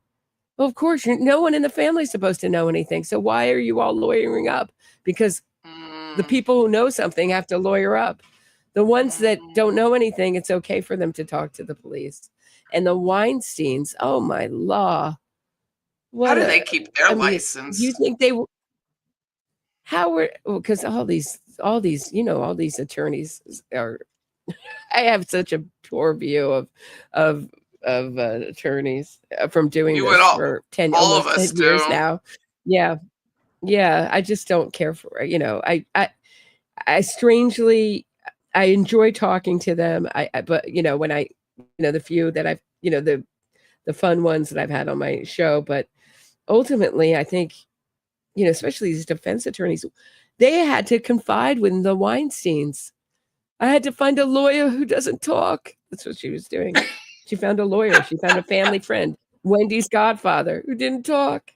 They must have confided in the Weinsteins. I did a short on Charlie Adelson telling Donna, on these jailhouse calls after the conviction, that Mike, and that has to be Michael Weinstein, Peter Weinstein, the judge and former state senator, son, who's also a lawyer, must have told him not to talk on the phone. He goes, don't talk to Katie. Don't talk about Katie. Don't talk about the case. Mike, that's all the things that Mike told them. They had to confide in them. The Weinsteins know that they did it. That's what I think. All their And if they friends know did, they did if it. they That's why. don't know directly, if they haven't told them directly, they know. Do you know what I mean? They know without being told directly. Do you see You know what any I of mean? their high-powered friends sitting in the courtroom with them? No, No. they all know. Does she have one friend there? Does she have any No, of the 12 people that she threw around the bump piece of no, paper to and asked their opinion no, to? Did any of those women, no, any of those? no, I asked my 12 of my closest friends what they thought of the, no. know what I'm talking about in the bump on the Yep. undercover call. Donna says she talked to 12 of her friends. None of those people came in, huh? You thought that The they had the only wrong Mrs. people, Adelson? the only people that shake Harvey's hands are people he pays. So Yeah, that was like that it was very sad. It was like that for Claire Bronfman, the Segrist heiress who funded NXIVM cult and now is out on the streets. She's still funding Keith Raniere, in my view, and from what I hear. But that was the same thing. The only people that turned up were people that she paid her for her sentencing hearing. The rest were stranger and people from the cult, and that's it. And so it's kind of I'm not surprised. You get the feeling from these testimony that we've heard from June and Chada that I'm thinking that she's been isolated, that she hardly goes out, that she can't sleep. Her stomach's upset all the time. She's taking painkillers to escape, probably Xanax too. She must have had a hard withdrawal. How do they do that in Leon County when you come in hooked on drugs? Where do they send you? that's why they die. That's why people die in jail. And they're like, well, they haven't had drugs, because they die from withdrawal. There's no people, challenge me on my podcast all the time. Well, they have to give them this. No, they don't. Now, if the people fess up and say, I'm a meth addict, they'll send them to the hospital, but they do not provide those medications in jail. No, I know. Do they? Do they provide anything though? Because you can die from withdrawal from Xanax. I know that they've changed in the past. I don't know. In certain jails, they've changed because at least in Pennsylvania, people were dying on the spot there from withdrawal from things like Xanax. Xanax and alcohol are the two that you can really, my understanding, that are really dangerous too. But so they Sure, send you to to the get the hospital for DPs. detox. Right. So do you think she They'll could have been send you sent to out. the hospital for detox? No. Yeah. No. Maybe No. that's why she was taking off her clothes. She was hot and cold. Huh. Maybe, but she's a nut, so who knows? I mean, you just can't. Whenever there's a death in the Leon County Jail now, it's like they seem like they were fine. It's likely from withdrawal. Hey, kids, don't do drugs. Yeah. My answer to that. And if you do, fess up right away when you get to jail. If it's something that you can die from, get to the hospital. They don't even know. They're strung out. They don't even know. Well, yeah. Are there a lot of drugs going around the Leon County Jail from your knowledge? I don't think it's going around the jail. I think they're coming into the jail high, and they've been on meth for a very long time. So that's when they end up dead. No, I know, but my mom works in the jail in Pennsylvania and says that they're brought in by the guards. The guards are from the same neighborhood. A lot of the guards have the same friends as the inmates, and they're brought in just to this is not prison, this is jail. She says they're brought into jail so that, if you have the money. I know it's brought into you can do it. Locally, prisons. It's brought into the prisons, but not the jail. Not this jail anyway. But yeah, I Leon do know County locally, seems it's very tight. Leon County seems like even Charlie was saying this has been delightful. Leon County or something on the phone, like I'm going to prison. It sounds to me, it sounds like it sounds like state of the art kind of jail compared to other jails. And try comparing it to Rikers. You don't want to be there. I mean, so we don't have art class. I don't know about art classes going on at Rikers and beekeeping and whatever else. They offer a lot of different things for the inmates there, Leon County, I have to say. What else has been, what's it been like in the courtroom? I think everyone wants to know. Everyone's asking, is Patty there? Oh, I see Patty. Oh, she looks great. I mean, are your ears buzzing from my chat talking about you? No, but that's very nice. I mean, I see the compliments about what I wear and stuff. It's nice for me, because I have loved you in that weight, green. So I am. Thank you. And that's a Temu top, right? I got it off of Temu. But it is very nice of people to be conscious of the fact that I've lost weight. I do appreciate it. And my hair does stand out. But as far as the courtroom, it's just, I've not been in a bunch of other courtrooms outside of Leon County. So I don't know how they're all run. It is very cold. It is very cold. And I forgot my jacket today when I go. And it is very tight. If you hear a phone, you hear a phone. Like, it's because it's so quiet everywhere else. I wish people would just follow the rules and keep their phones down so that we don't have those interruptions. And I think the judge finally got mad about it yesterday. The bailiffs this time around are a lot more gentle about behavior in the courtroom. Last time they were not.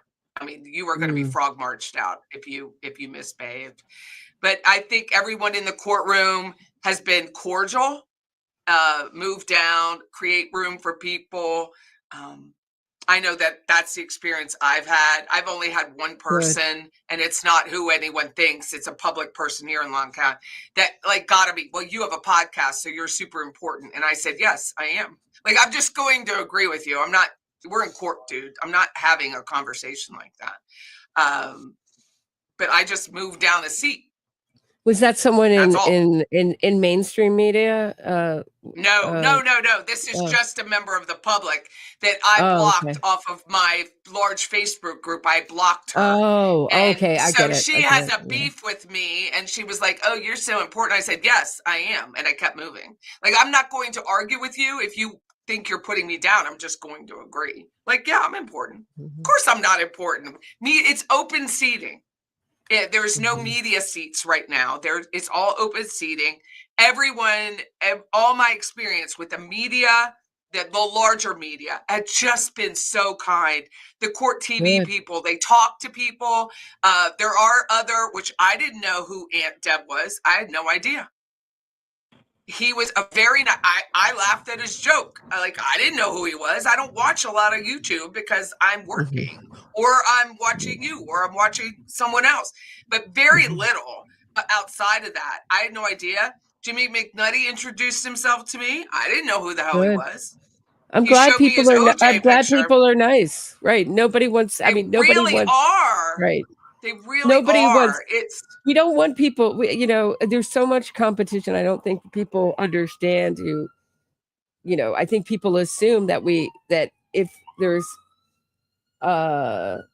if there's problems between people or people don't like you, that is something you did. There's just sometimes people target you for no reason. There's jealousies. There's all sorts of behavior that you don't see by content creators because they've created a false public persona. The way that they act, off screen can be totally Camera. different, and they the can. Markels have and then been there's very right, cordial. right, good. The Markels were cordial. Shelly looks Good. beautiful. She's lost a lot of weight. I saw her at Metro Deli, our local deli, and I was like, girl, you've had a glow up. You look absolutely beautiful. She's bringing her daughter to court. The daughter's cordial with everyone. Mr. Markel's cordial. Ruth's cordial. It is really a nice good, vibe. Mr. Markel. He looks good. He does. Ruth looks good. Doesn't he look She good? looks tired. Yeah. She looks very tired. And she'll walk out when it's uncomfortable, but she knows in advance when it's going to be uncomfortable, and she quietly walks out. She's not making a scene. She just walks out, and then she comes back. Everyone, the 2020 crew, the Dateline crew, Dennis Murphy was there, very cordial, talked to people. Everyone has been so nice to the public and to YouTubers like me. I have only can say kind things. It has been an amazing. Good. I think Good. the judge is more relaxed the way than it he should was be. last time. I think Judge Everett is more jovial. If we laugh at a Judge Everett, we're not told shut up, which we were last year or in 2023. We were told to be quiet, don't laugh. It's the jurors to laugh. But I think it's such a slam dunk. If they lose this, it's because I can't even imagine. I call them Zelford, which is Fulford. They're not looking at anybody. They're not trying any charm offensive at all with anybody, which is a mistake in my opinion. They look down and to the right, and whenever they walk past the gallery, they're not engaging. They're not smiling. They're not doing anything, which is a mistake. It is 100% a mistake. But they are, they're just quiet when the gallery is in there. The gallery's behaving for the most part. The phones go off. People don't know how to silence their new phones. But it is, other than that, there has been admonishment to the gallery. It has been, no one carried out because they're taking photos where they shouldn't be taking photos. The jurors are extremely intent on following this case. Extremely. A few take notes, but if they don't take notes, someone was making comments, they should all be taking notes. Someone commented. That's not true. First of all, they get all this evidence, but where you do see a few taking notes, it's very important moments. They didn't take notes that I saw with Robert. Can you read their notes faces? that I saw with. Can you? No. Okay, go They're ahead. straight. I'm sorry to interrupt. The only one who can read the face is a 40-year-old civil engineer, and he would be on the back row. 1, 2, like he's juror 8, maybe, I think 7 or 8. And he is a 40-year-old civil engineer, and he grimaces a lot with bad news. Like he just like flinches, but that's it. They're all watching the screens and watching the witnesses and listening. It's fascinating. It's a great juror. They are very young. There's one 60-year-old and one 55-year-old. What Mhm. did you say? Maybe too early to read. I remember in the beginning of some trials, although Larry Ray's trial, I never could get a read on the jury at all. I talked to the jury forewoman afterwards, and she was amazing. That was the most amazing trial. But with the Nexium case, in the beginning you couldn't read them, but by the end, it was like every time the defense came out, it was like a bad smell had entered the room. You could tell that there was no way he was walking with that jury, the way they were reacting to the defense. You can't always tell, but sometimes it develops as the case, as the case goes on. I'd be curious to see how you're feeling what you're In a couple days. what you're observing next week. Yeah, if it changes, sometimes it doesn't. But go ahead. What do you I'm think? sorry to interrupt. When do you think? You were on a roll no. and I stopped you. Sorry. Oh no. Yeah. When do you think the state's going to rest? Friday? They asked for 4 to 6 days. So Friday, do you think the state will rest? They still have a lot to go through. I didn't think so. They have they have the handwriting. They have the snitches. There may be just one snitch. It may not be both of those snitches. It may be 3 snitches. It may be 2. It may be. We've heard Patricia Bird. We've heard Mickey. I always say her name. I want to call her Easterwood. Yeah, I want to call her Eastwood? Lockwood. I was calling her Lockwood. I don't know where I got that from, so don't even. But Easterwood, and then there's Patricia Bird and Drina Bernhardt. That I'm very interested in that whole snitch thing. The fact that Donna has made some of the strongest evidence against herself in fleeing, and we haven't really heard a lot of wiretaps yet. Not yet. Right? I think there's And we still haven't more seen- to come. Are we going to see her arrest tape or not? Are we just Yeah, going to we be? haven't seen Pat Sanford yet. Pat Sanford hasn't been on the stand yet. And that is come in. There were several pre-trial hearings about that flea tape. That is coming in. Of course, you can't not. I mean, I hate to say it, but Rashbaum was right. It wasn't against the law for her to flee, but when you have a one-way ticket to a non-extradition country and you're looking up non-extradition countries right before the grand jury is going to indict you, it's not good. I mean, she cleared that up on the tape when she says, knowing what they're thinking up there, talking to Dan, meaning Dan Rashbaum, her lawyer, and knowing what they're thinking up there. Isn't it interesting that she substituted Dan Rashbaum for Maryellen DeSalvo? Did you notice that in the filings? Yeah. So instead of saying Dan Rashbaum warned me, said that I was clear to leave the country. No, I didn't notice that. She put Maryellen DeSalvo because she didn't. I assume because of the conflict. She didn't want to bring in her lawyer, but it was her. She didn't talk to Maryellen DeSalvo. She talked to Dan Rashbaum. She clearly says it. I mean, I can play. I didn't catch that.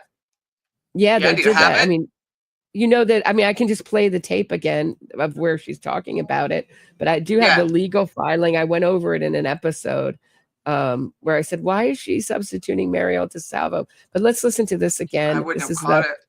the thing that the jury hasn't heard yet. Let's take a listen. I have two. Okay, I think it's this. Set this up. So this is a wiretap between Donna and Charlie, which I should have set up earlier. And she's talking to Charlie. This is now after the conviction. I'm sorry, this is a jailhouse call after the conviction. And Donna invokes a name, and it is Dan. Let's listen one more time, then I'll ask Dan some questions. They're actually from Patreon member Bobby. So after speaking to Dan this morning and knowing what they're thinking up there, and I don't know if we'll make it out in time. I really don't. Because Dan said, you might, or you might do all of it, get to the airport, and they'll stop us. And that could happen. It could happen. I don't know, but it's worth a try.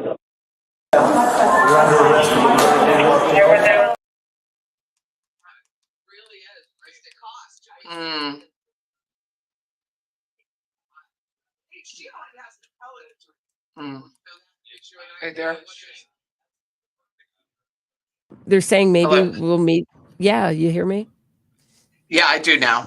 I have competing noises. Just a second. I had to unplug something here. Okay, maybe we'll meet before the grand jury.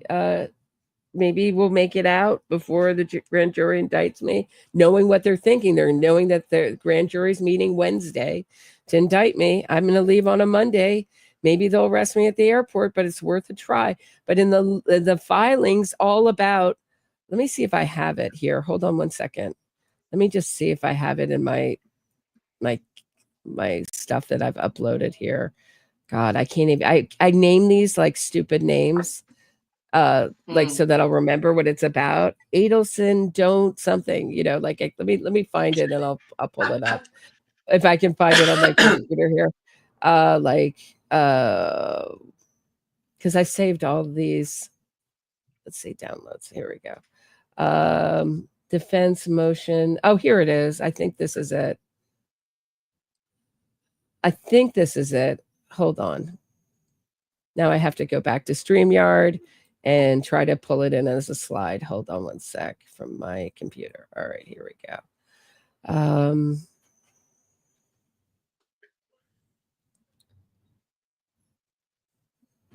This may not be it, but defense motion to remove Judge Everett. I have that one. Witness list.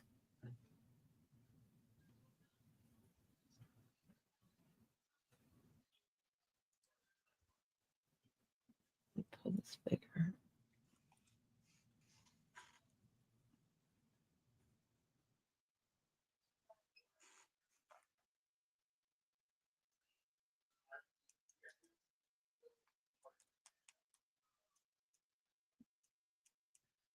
This may not be it, but there's another one that's close to it. Okay, here. Oh, whoop. No, I just pulled it in. Oh, here it is. Okay. I can't read it. Motion and eliminate travel. Here it is. It's on page, it's on page 2. It says, finally, Maryelle DeSalvo, Mrs. Adelson's then attorney, advised Mrs. Adelson after Charlie's conviction that there was no warrant for her arrest and that she could travel. That's exactly what Dan Markel said, and I can bring it up. I can bring up the interview if you want to see it again. But you want to see it? Okay. Yeah. Ms. DeSalvo also advised that she had an agreement. Let me just go to the page on here so people can see it. I can't read it because my eyes aren't that good, but it's on page 2 in here. It's like number 7. Do you see that, guys? Oh my God. So she's substituting DeSalvo for Rashbaum. So let's look at this. This is from the interview Rashbaum did on STS. Let me set this up. So this is a wiretap between Donna and Charlie, which I should have set up earlier. And she's talking to Charlie. This is now after the conviction. I'm sorry, this is a jailhouse call after the conviction. And Donna invokes a name, and it is Dan. Let's listen one more time, then I'll ask Dan some questions. They're actually from Patreon member Bobby. So after speaking to Dan this morning and knowing what they're thinking up there, and I don't know if we'll make it out in time. I really don't. Because Dan said, you might, or you might do all of this, get to the airport, and they'll stop us. And that could happen. It could happen. I don't know, but it's worth a try. Dan, I got to say, this doesn't look too good either, what they call a bad fact. From Patreon member Bobby, is it you that she is referring to? And did you have prior knowledge of her flight? So I'm going to read what I've written here so I don't screw this up. Because I anticipated this question would come. I can't talk about what I said or didn't say because it's privileged. What I can say is that at the time Donna Adelson went to the airport, she was a free woman. What I can say is there was no indictment to anyone's knowledge. We know now there wasn't one. There was no grand jury that we knew was convened. We know now it wasn't convened till after. And there was no arrest warrant that was known of. In fact, we know the arrest warrant, I think, was just obtained hours before the flight. Again, she had offered to surrender at any point in time from 2016 on. I know that because I had made that offer. She did nothing wrong by going to the airport. Okay. Now, I cannot tell you what I advised her, what I knew, or what I didn't know. But what I can tell you for certain is that I acted within my ethical obligations. And what I can tell you for certain is that no crimes were committed by her going to the airport. And that's why she wasn't charged with any sort of crimes related to that. That's what I can tell you at this point in time. And Dan, you're going to see some of the comments, and I'm bringing them up here because look, Jody Arrington, nice lawyer talk. And then we've got this, not good that he had to write a prepared statement to respond. And, you know. So let me answer that. Let me answer that. Please do. So I'm at there's very little I can say here because I have obligations to my client, right? And I have obligations to the system. So I wrote a prepared statement so that I could meet those obligations and didn't mess up and by accident give away something that I shouldn't say because I'm a human being. And so I'm following the instructions of an ethics lawyer that I consulted with in order to make sure that I'm following my ethical obligations. Now, having said that, this is another example. Now it's on me, a lawyer, where there's really nothing I can say to appease your audience, right? I can't say what I advised or what she advised because it's privileged. I mean, can you tell us, did you say, Donna, get out of here, run to Vietnam? I cannot say what I said and what I didn't say because it's privileged. Can you tell us if she had a plan for once she got to Vietnam? What was she going to do? Sit there and backpack? Like, did she have any? I cannot say what I said or what my client said to me because it's privileged. What I can tell you, and it's the most I can tell you, is that there was nothing wrong with her traveling. And the state had the absolute right to do what they did, which is when they learned of her travel, speed up their plans to arrest her. That's the best that I can tell you at this point in time. I'm sure you'll hear more about it at trial. Wow. Reaction, Patty? Well, I remember Dan saying that, but I did not know that she invoked Marisol's name to avoid that conflict, which is a lie. So It's so clear that that's the conversation they obviously had from what she says. Dan told me, maybe they'll arrest you at the airport. They're thinking, and notice, and if for all the people in the audience who might be thinking, oh, Roberta, you're wrong. He said that there wasn't a grand jury planning to meet. No, he said there wasn't a grand jury convened. No, the language is very important. Of course there wasn't. The grand jury hadn't met yet. They were planning to meet that Wednesday and indict her. And he, knowing what they're thinking, that grand jury was planning on meeting to go through the evidence and see if there's enough evidence to indict her. It's so clear that that was it. And then Maryelle DeSalvo, a lawyer she had for a minute and a half before she moved back to Dan Rashbaum, come on. Maryelle DeSalvo was the one. No, Maryelle DeSalvo, remember her in the hearing, the first and only hearing she appeared in? She was so unprepared. She said, I'd just been called. You think Maryelle DeSalvo was in on Donna's plans to go to Vietnam? Don't think so. That was all Dan Rashbaum. do you think And to be fair to Dan Rashbaum, he's right.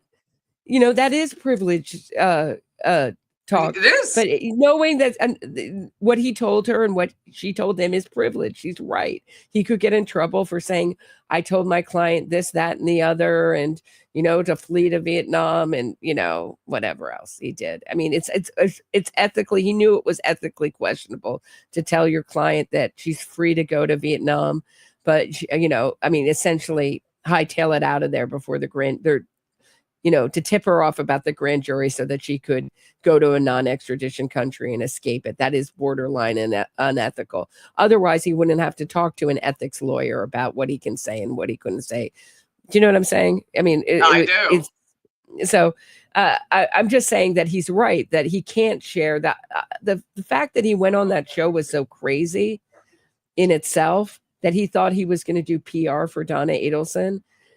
I mean, I don't understand. I mean, Brian Koberger has all these supporters, Luigi Mangione. I mean, all these killers have, not Donna Adelson. I mean, other defense lawyers can do stuff like that, but not Dan Rashbaum. For some reason, Donna is universally hated. I don't really understand it more than any other guilty killer, but it was just crazy for him to go on that show and think that he could talk freely, because right after Donna tried to flee, everybody wanted to know, what did you tell her? And if you can't talk about that, then why go on?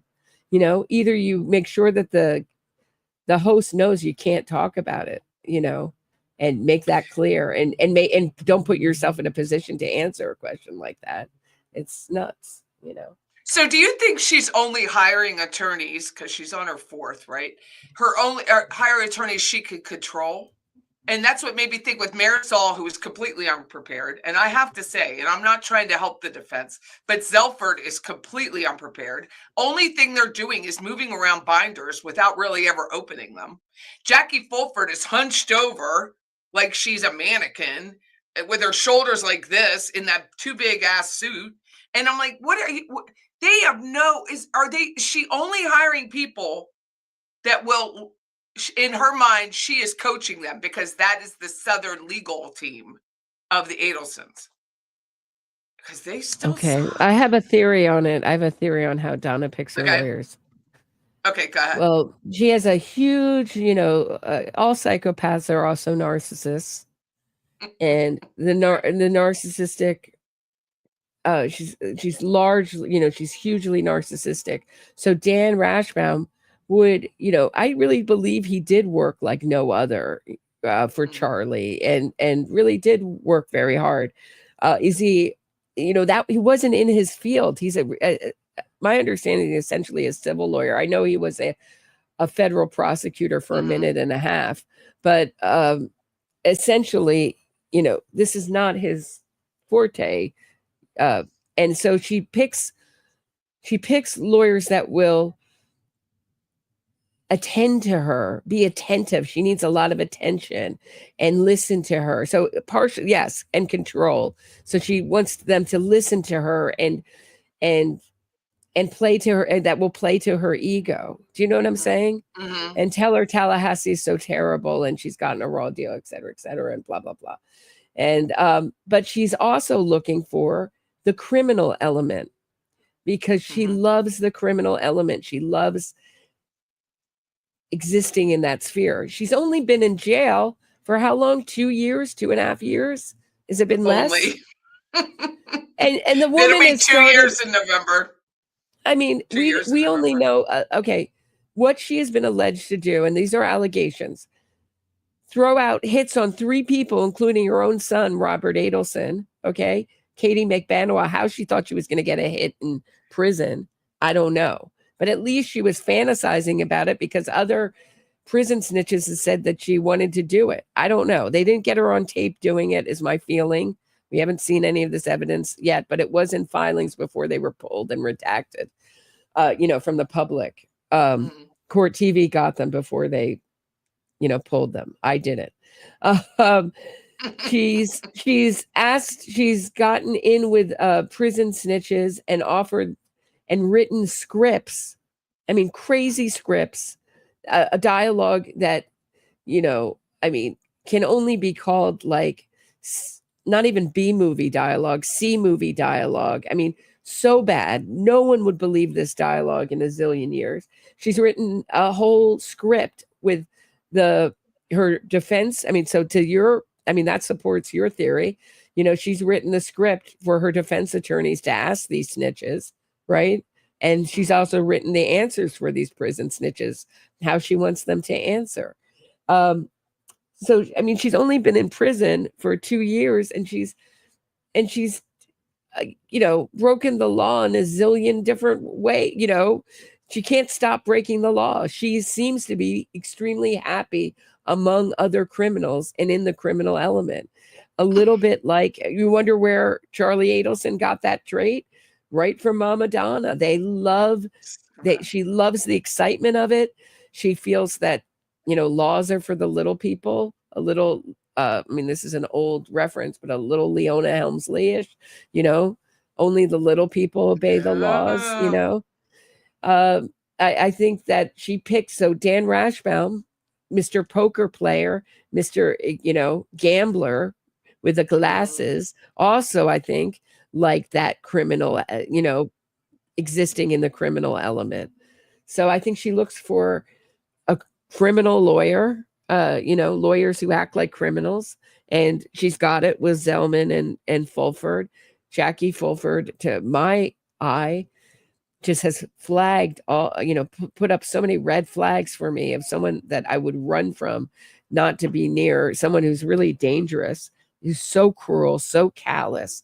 I mean, the way she did that opening statement with Danny this and Danny that, and in front of the grieving victim's parents, and then going into excessive detail about the heinousness and the viciousness and the agony that Dan Markel must have gone through in his final moments. She seemed to really enjoy that. She is a dangerous human being, and it's not surprising to me that she got thrown off the bench as a judge. I feel sorry for everyone who has had to go in front of her as a judge. I mean, can you imagine your fate being at the mercy of that woman? She's cruel. There's something really cruel about her. Josh Zellman, to me, is just, a defense attorney. DUI. He's a DUI attorney. That's all he has ever been, really. I can't find any large case. This is his biggest paying client he's ever had. And update your website, Josh, because it's bad. So. I saw his reviews. He was getting, 5-star reviews, and people for DUIs. Yeah, for DUIs. For a DUI, yeah. I mean, it seems like, and Jackie Fulford hasn't been terrible on some of her crosses, have been pretty decent. I just find her repellent as a human being. I think Zellman knows she's the more experienced, attorney, has passed it over. But I have to also hand it to Zellman. He's also gotten I think he did the prosecution a favor, having them make them lay foundation on all those things, because it's just made their case that much stronger. And you have to remember, at least, my interest in true crime is obviously victims' rights, but also in innocence fraud, which is very much connected with that. And I'm always thinking about these juries that have had decades of true crime media, Netflix, there's Amanda Knox documentary coming out. There's a horrible one. I think I talked to you about this last time we talked, on Jesse Smollett, trying to say Jesse Smollett might be innocent. They've had decades of this true crime media. So it's really strengthens the state's case to say, okay, you want us to lay foundation? There is no wiggle room. The way that you combat a innocence fraud campaign is by the truth. And all those tiny details matter so much, because it gives the innocence fraudsters less room to wiggle out of. In this case, they've given the defense almost nowhere to go. I mean, did you see that? What did you think of were you in court with Katherine Magbanua's cross? I was not, but I was listening on your show. I was listening to it. What happened there? That's supposed to be the extortionist of the Adelson family. What happened with that cross? They aren't even trying, Donna. I mean, Donna, I called you Donna, Roberta. They really aren't. I don't think she's had a fair. You can call me Donna. She hasn't had a fair cross. They haven't had a fair cross since it started. They're not even trying. Sell your story. Sell your client to the jury. And she gets up there and says, none of you know me. We deposed you on video the other day. This is to Ryan Fitzpatrick. I have a couple questions for you. Were you there? Did you see Charlie? Were you friends? Did you? Yep. Okay. No further questions. Not even an attempt at a cross. Make it up. They're not even. Was she always nice? It was about Donna's character. Was Donna always nice to you? Yeah. What they're Was trying to she say not? is that That's right. Tara, Wasn't she nice? she was too nice to do this crime, which is a terrible defense. Because once they see those emails, that Oh, defense goes out the window. it is. I mean, there's really not a lot of places they can go, but there was Well, one cross that I thought was pretty go ahead. clever. What was it that she did? It was of Luis Rivera. I thought her cross was very good. Yeah, but not even. I thought that was She could actual. have asked him. She could have gone over so much more. However, on Luis Rivera, she probably didn't have a lot of room because the state didn't ask him that many questions. So you can only cross on what the state says, right? You can't go much further than that. And they didn't. He was a turn and burn. He was on and off that stand very quickly. Yeah, maybe they couldn't cross on. I mean, to that point, that's what I'm wondering about Katherine Magbanua. Well, why couldn't they say, "Oh, well, you extort? You're sure you didn't extort?" I don't know if they're waiting. They're going to call her back. I don't even know if that's possible to call her back as their own witness, as a rebuttal witness. Yeah, they could have. Yeah. Well, she's on their list. She's on their list. I Yeah. mean, it doesn't mean anything. They put everyone and their brother and uncle on those lists to testify. But are we going to see? Oh, yeah, she's on the list too.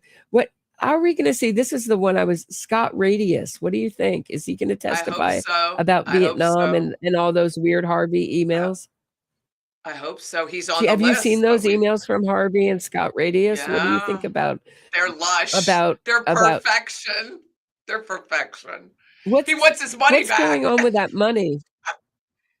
Scott has it. It sounds like they did get some money back, right?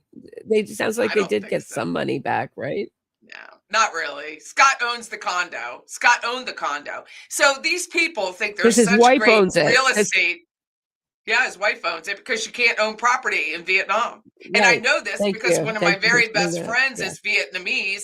And I went to her. Her name's Na Nguyen. And I said, Na, who can buy property? Well, she goes, unless it's a condo, nobody can. And she goes, even then, it's really hard to do. And the condo wasn't even finished. The little cottage wasn't even finished. It was like a timeshare. Nobody's paying him back. Mm-hmm. He might have gotten like $1,000 back. And he's like, thanks for the condo. All these, they're real estate tycoons, right? These people are so smart. And that they allow this money, Charlie's money, to go pay for this place. And it's not in Charlie's name because it can't be. So no, they ain't getting it back. The condo's in Scott Radius's name. And it's what? Right. It sounded like they wanted to live there, didn't it? Sound like that. Yeah, that's where they were going to live. And it wasn't even finished. And I love it. There is nothing more than I like than somebody who thinks they know real estate in and out to lose. I love it so much. I just know the video I did on that was like, I nearly exploded making the video of, those emails back and forth. It nearly blew my head open.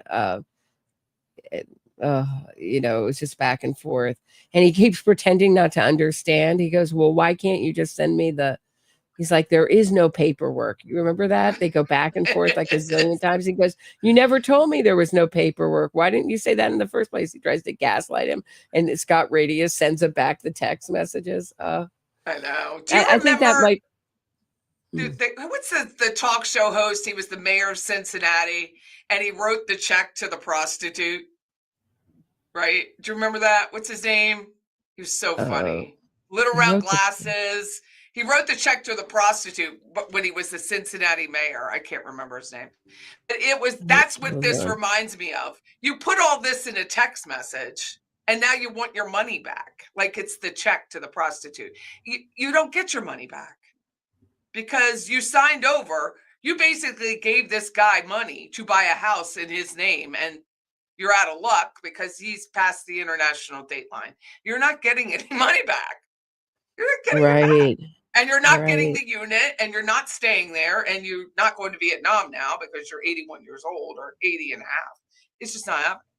Oh, he didn't just write one check. Jerry Springer was his name. Jerry Springer wrote the check to the prostitute. It's the same idea. You put all this in a text message and there's what's his face going back to you saying, here's your text. Here's your text. There's no paperwork. Right, because it's not in your name. It's no different than that woman, that Wendi Adelson with a very bad hair now, who's like going, I changed the title off. No, you didn't. It's a pure lie, and they're not going to use it against you. They're not going to ask you to correct yourself because you have use immunity. So they're going to let you lie on the stand. And then when they do arrest you in a few months, you're done because they're going to bring up every lie you ever told. And you've told many, many versions. Now the TV has vertical lines on it now. Vertical lines. The tube wasn't bad. This isn't a tube TV. There's no vertical lines that are coming up on a pixelated TV like a flat screen. What year is Who this? said that? Who said that vertical Wendi. line? Wendi said the TV was broke and it had vertical lines. You know, liars. We all know liars are very specific in their lies. And Jeff Lacoste gets on and said it was pixelated, which is what happens. You break your flat screen monitor, it's pixelated. You don't get vertical lines. Vertical lines come from tube TVs, right? It's really hard to get on a flat. All I can hear in my head so is the song White Lines. You know, the rap song.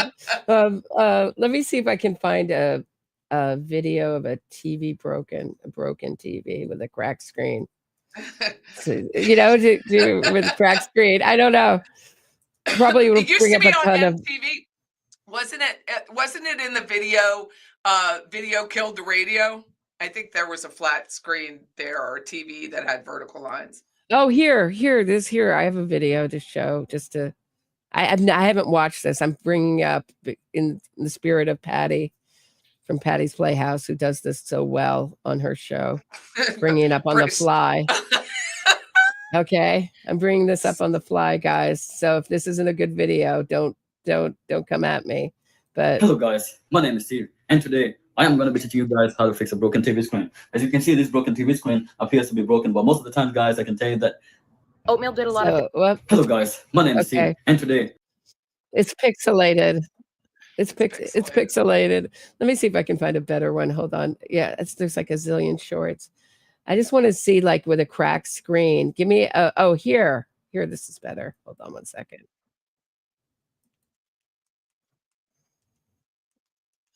This guy actually has that.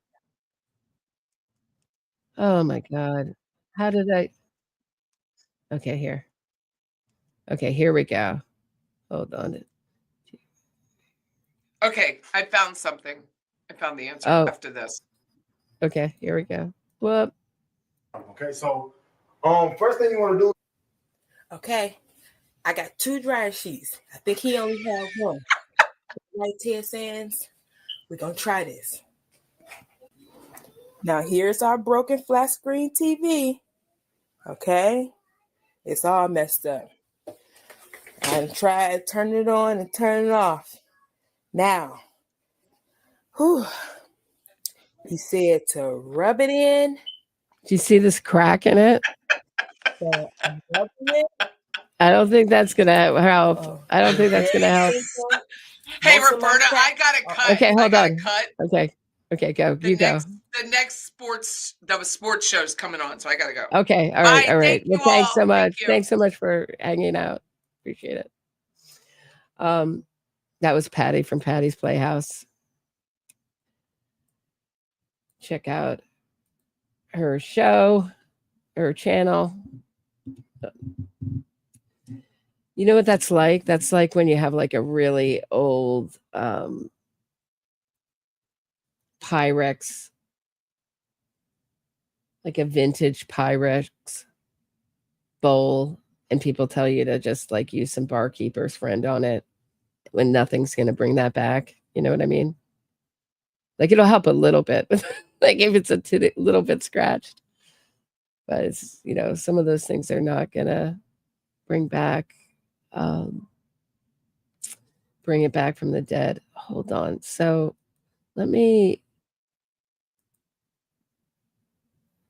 anybody know when you, here, in the spirit of Patty again, does anybody know when you have like a tab and then you make like a whole new screen, like like you have a whole bunch of tabs open on a browser and then it just goes off by itself? I don't know what I'm pushing. But somehow my StreamYard tab went off by itself, far away from the actual trial. Let me pull up Tallahassee Democrat, and then I'll close the rest of them.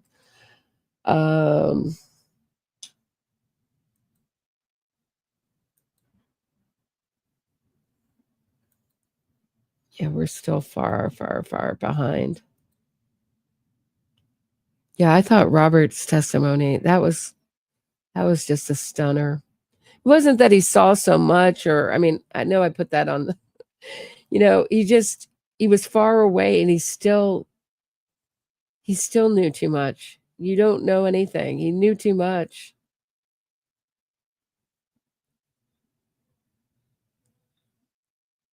I mean, that's the smart thing to do, is just to get off the phone. I just can't get over Donna writing tragedy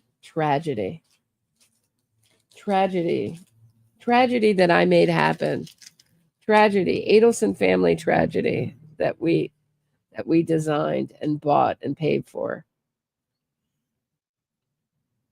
But I think I wish I wish I had talked about with Patty. Maybe we can talk another time. Is that job for Wendi? I know I keep talking about it again and again, but to me, that's really the answer. Because as I don't know how many videos I've done on this case, a lot. The answer is always, how did this family decide that risking life in prison was the best thing for something that, had she had enough maturity for, just waited till the boys were grown and 18 and either off to college or doing whatever they're going to do in their life. I would think that they seem to be extremely bright. Wendi is not dumb. The Adelson family are not dumb. I know they do dumb things sometimes, but they really are a smart family. They're not a dumb bunch of criminals. But I thought her, had she just waited, had the maturity to make the best of it,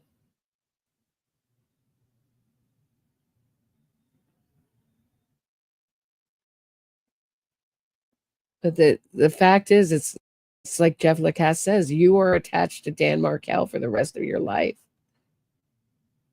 Why didn't I push her? He says this in I think it's a police interview. Why didn't I push her? So things aren't going to change, You've had 2 kids. You're attached now.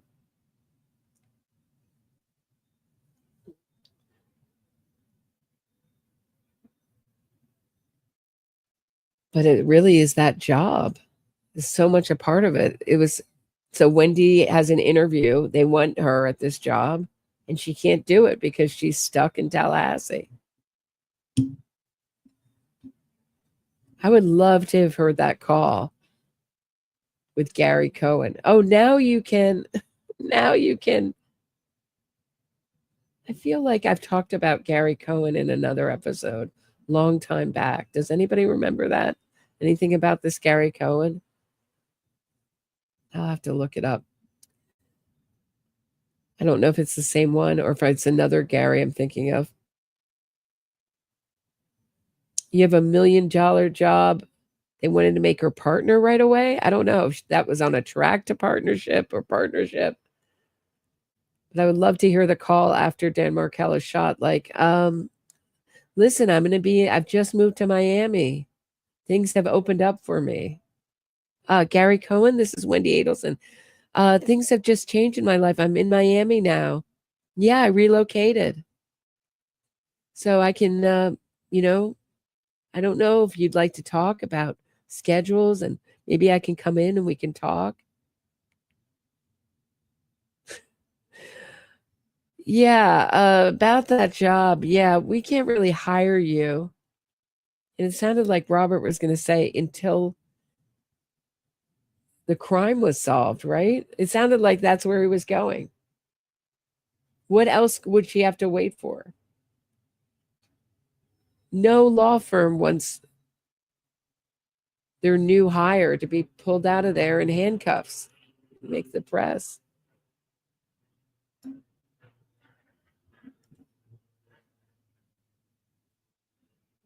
Should we watch that? Let me just see if I can find that with Robert Adelson's testimony. Hold on one second. They go to my channel.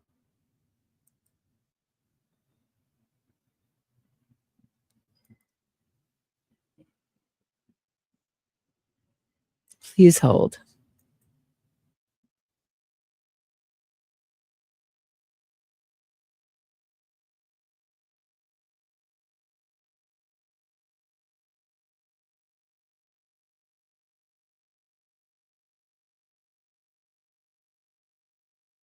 I thought it was curious that June Mchada said the same thing, that the Adelson family. She goes, I don't know if that was just my impression. I love how she instantly negates anything she says. If I said it there, I didn't know I was going to be recorded. How much do you want to bet she knew she was recorded in that police interview? I have to listen to the beginning of it. But I'm pretty sure they had to tell her she was being recorded.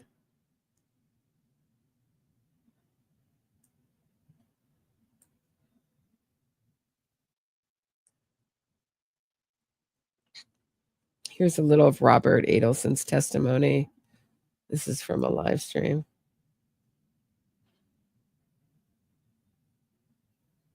Oh, this is where it is. And you can hear Sarah Dugan come in and really try to stop Robert Adelson from going any further into this story so it doesn't get thrown out. Because it's not a trial about Wendi. But take a listen. This is from episode I did called Robert Adelson's Explosive Testimony. One of the real factors is why really job and let me go back a little further. Sorry.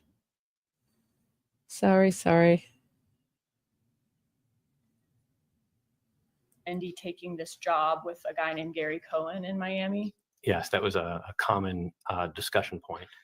Okay. Did she seem like it was just something that she kind of thought would be a good idea, or something that she seemed to have a real obsession with?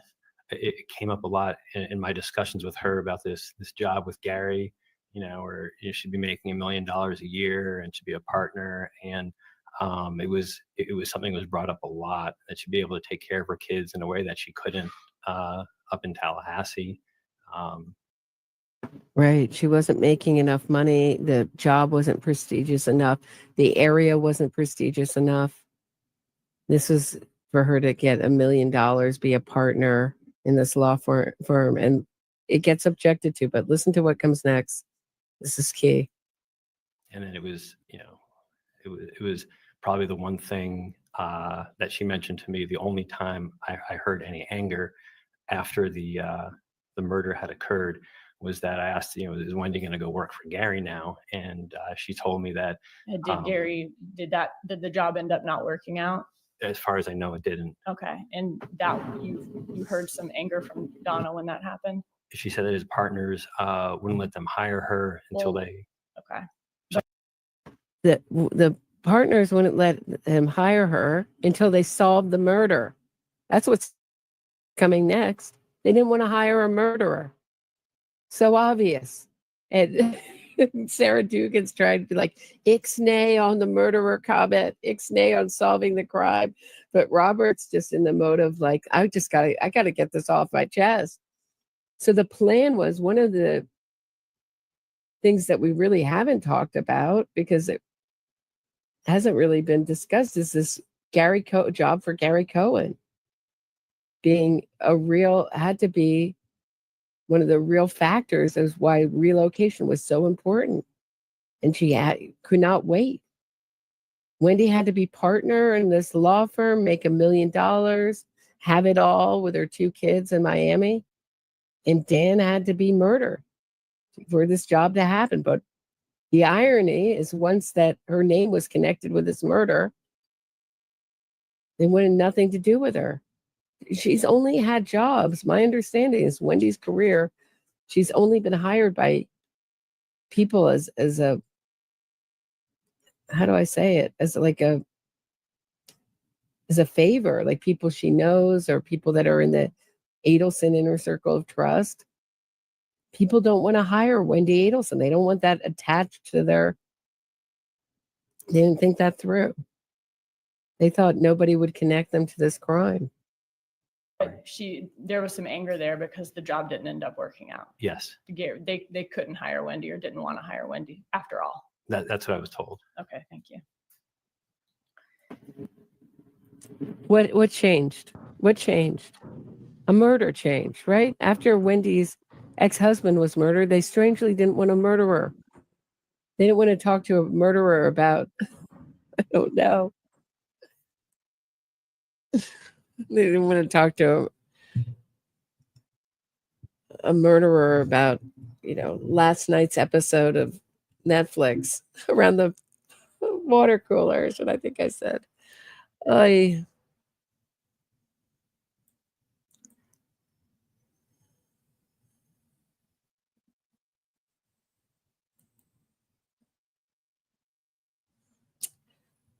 right.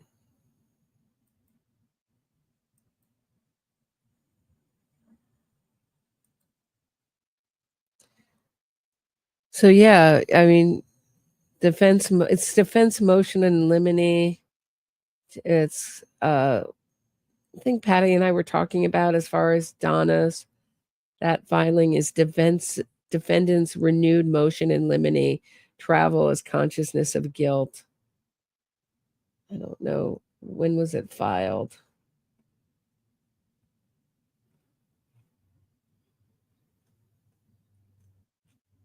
July 21st this year. But there's no mention of Dan Rashbaum anywhere in this. And clearly he was the one that she talked to about that, not Maryellen DeSalzo. I mean, she said, I haven't had a chance to even talk to my client. I mean, she was so not prepared for court when she appeared in court. Both times when she was just called in, and when Donna had first gotten arrested and she was in that turtle suit in front of the judge who's so famous, the judge has the viral YouTube video where a guy who she went to high school with is in front of her. She's like I don't know, sort of the equivalent of night court. I don't know.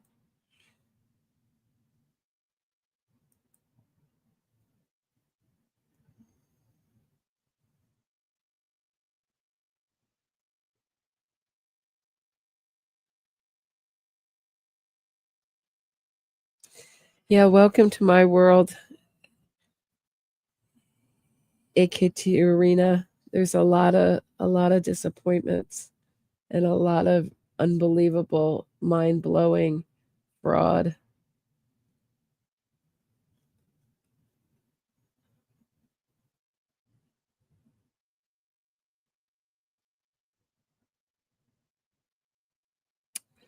Did anybody see, I wanted to ask Patty if she had looked at friend of the show, Allison Galvani, did a video about Robert Adelson that was really good. I hope she'll come on soon and she can talk about, if you haven't, sending emails to the DA in her mom's case, her mom Nancy Galvani's cold case. Let me see if I can go to her channel and play it. Hold on one second. It's not long.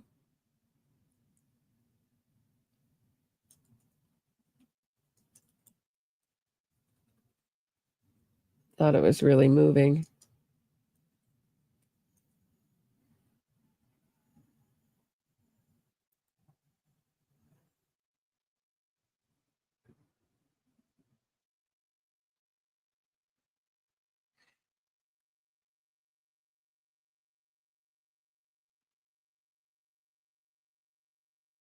It,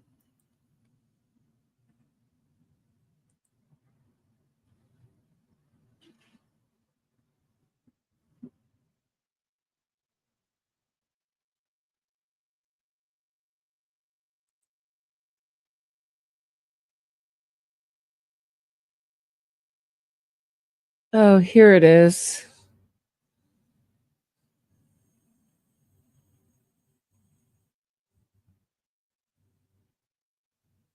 Here's a little update. I thought there was a shorter video. I'll have to ask her. So I'm just looking at like a really long hour and something video. But here's a short on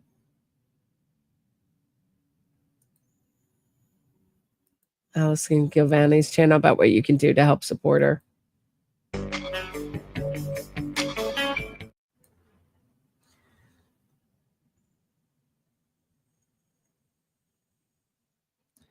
So you can write Stephen M. Wagstaff, he's the DA, and tell him that he must, even if you've written one before, send another one, that he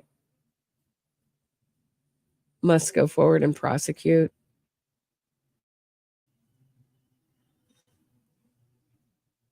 Murder of Nancy Galvani. And look how cute Allison was as a baby. And I love her mom's glasses.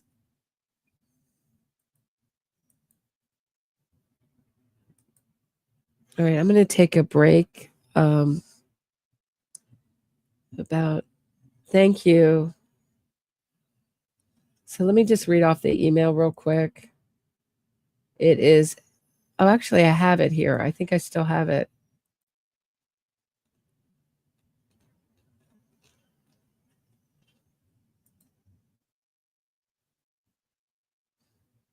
It doesn't have to be long or even artful, but just make it short and impactful.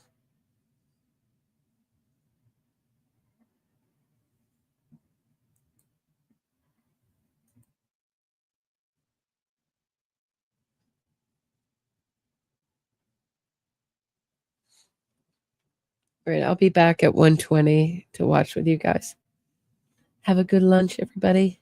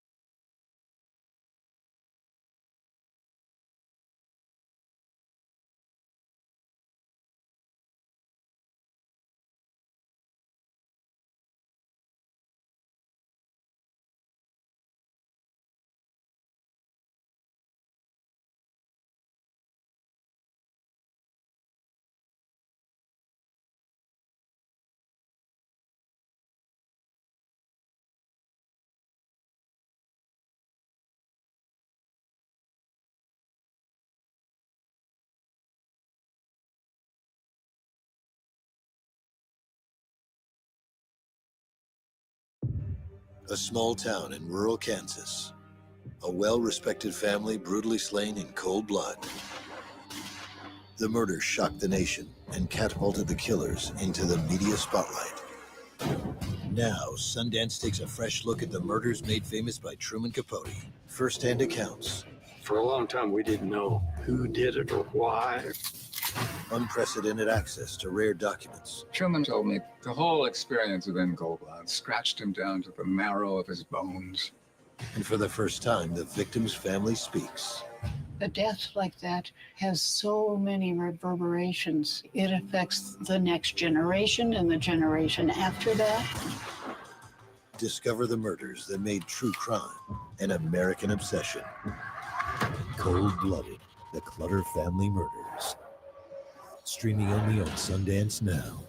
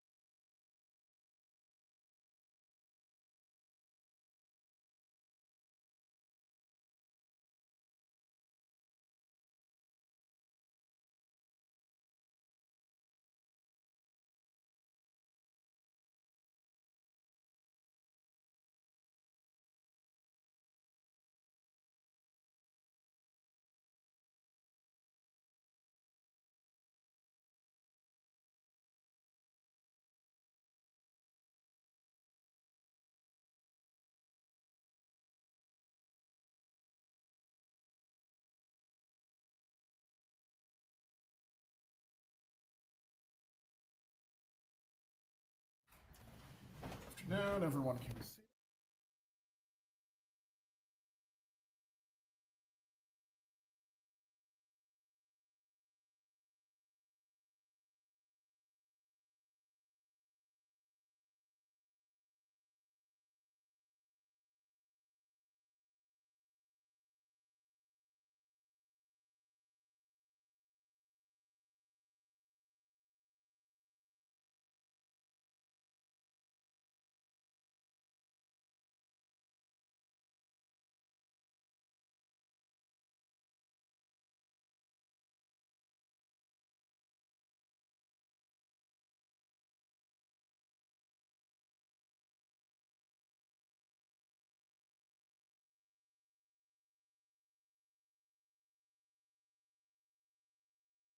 Was able to research the matter during the lunch break. And at the conclusion of that research, the ground for which it's being offered as an adoptive admission that is permissible under the rules of evidence. I will also find there are other grounds in which it would be permissible as well. The citation of the case that I'm relying upon for this, Jones versus State 127 Southern 3rd 622, deals with this matter, as well as the treatise provided by Professor Earhart on this matter. Are there any other issues that we need to address before we continue with the examination of Sergeant Corbett? Your Honor, if I could have a moment, I found a case that held the contrary, but I'd like an opportunity to read the case that Your Honor cited. Well, this is not a motion hearing, Mr. Zellman. If you wish to place your case on the record, please do so, but I am finding that it is admissible as an adoptive admission. Your Honor, State versus Hernandez, 875 Southern 2nd 1271. I have a copy for the state. And for Your Honor, may I approach? You may.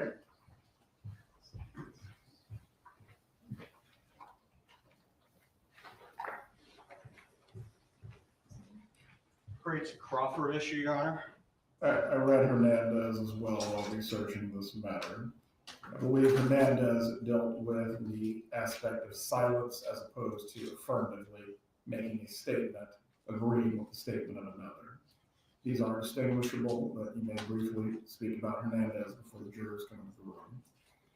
Well, Your Honor, again, I hadn't seen Jones. However, this case specifically holds that adoptive admission must still satisfy Crawford. Again, haven't read Jones, so I don't know how that applies. But I do object, certainly respect the court's law.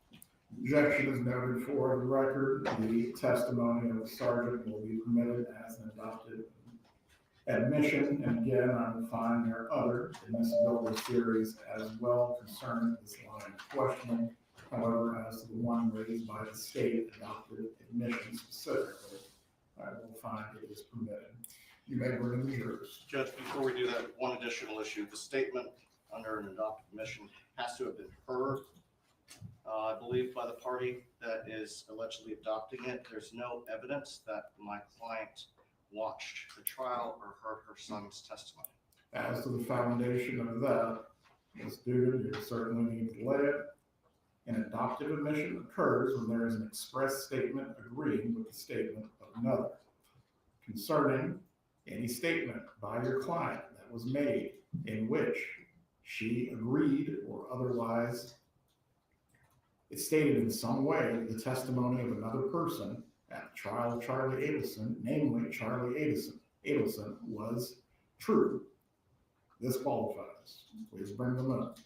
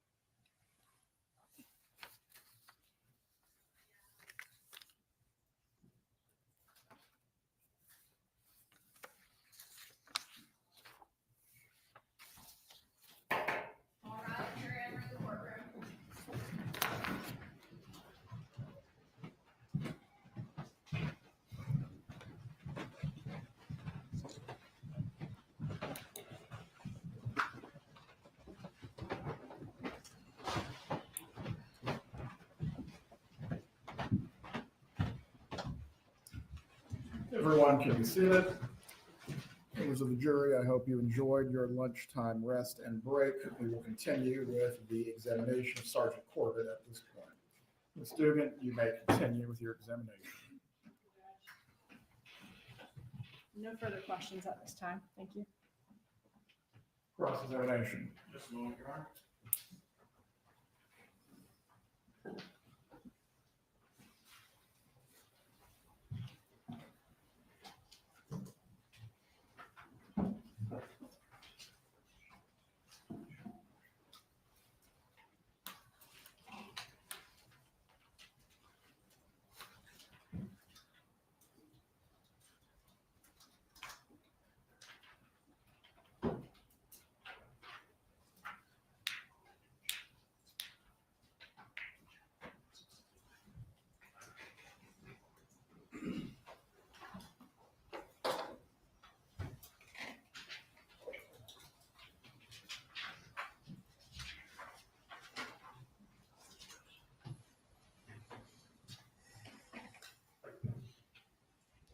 Good afternoon, Sergeant. Good afternoon. Now, I believe some of this you covered yesterday, but I just want to clarify a few things. These call detail records, they're generated by the carriers. That's correct. They're generated for purposes for business purposes of the carrier. Correct. So they're generated to, you know, back when I think I got a cell phone, we had a plan with a certain limit. Now they're unlimited, but that was one of the reasons why call detail records were created, correct? Certainly, billing purposes, yes. And what about network load? As far as the creation of records? Yes. So network load, there are reports that I spoke about, the kind of specialty reports that are more of an engineering standpoint and are used by carriers to more effectively manage their network. Amongst other things might be load, be something that they would be considering with those records.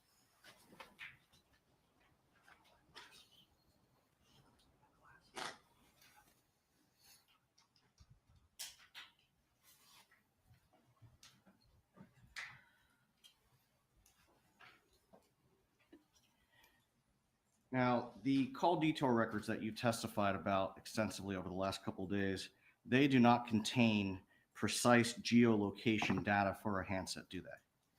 The majority of the records that I've spoken about, no, do not. And specifically, the records that you relied upon for mapping purposes that you displayed earlier.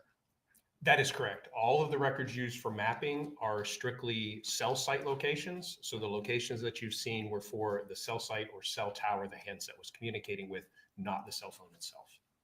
And using the cell site sector, you can at least identify where on a map a handset could be. Correct. And so when you're mapping, those dots that are on your maps, those are the cell sites. That is correct. They're not the handset. Correct. Now, there are variables that influence how a device, a handset, communicates with a network, correct? Certainly. Would some of those include the signal strength of the handset? Signal strength, or really signal quality, is one of the primary things that a handset uses, or the network uses, to determine which cell site a handset may communicate with. So the signal quality is largely affected by signal strength, as you asked, meaning the closer you are to the tower, the stronger the signal is, generally the better quality the signal is. Now, what can interfere with a phone or device connecting with a tower? A number of things, primarily structures, buildings. Here in downtown, we have a number of cell sites around the area. And if you were behind this courthouse, a very large, substantially built building, and there were a cell site on the opposite side, the density of this building would probably prevent your handset from being able to communicate with that cell site. And you may choose a cell site that's somewhere else that your handset is better able to see. Topography, hills, valleys, cell sites that are on the other side of a mountain, your handset may not be able to see or communicate with. Those are really the primary things, bodies of water. But the physical obstruction, topography is probably, to me, the greatest effect. What about network load on a specific cell site? So load can be a factor. The handsets, as they're creating energy, this radio frequency, the signals that are going back and forth, it is a bit of noise. And so the towers, if there's a lot of handsets, that can create a lot of noise, which can affect that signal quality that I've been speaking about. So towers can choose to adjust. Breathing is sometimes what it's called, but there may be an adjustment by the tower or the network. If there is high density, then handsets can communicate with other cell sites. Generally, no matter where you are, your handset is able to see multiple cell sites and sectors at the same time. And there's a lot that goes into the choice of particularly which one of those your handset is directed to communicate with for any particular event.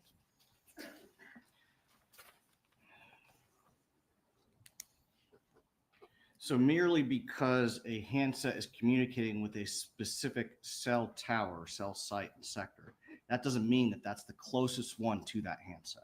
That's correct. Do the call detour records that you have relied on in this case take into consideration whether or not a tower is under maintenance or partially functioning or otherwise operating at a reduced capacity?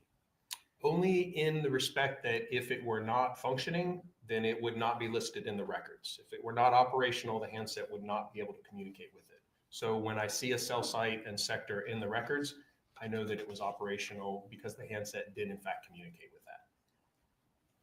But there's no way to tell from the call detour records that you relied on here whether or not a specific cell site was partially functioning. I don't know exactly what you mean by partially functional. Well, were any of them operating at reduced capacity? You can't tell that from the call detail records, can you? I could not tell the load or the capacity on the tower at any particular time, no. And so you just listed a number of factors that can affect call routing and cell site selection, correct? I did, yes. Now, those same factors can influence when a call is handed off to another cell site, correct? They can, yes. And so not only in this instance do we have a handset that is moving on a highway, but you also have those other factors that could influence what cell site the handset is communicating with. That's correct.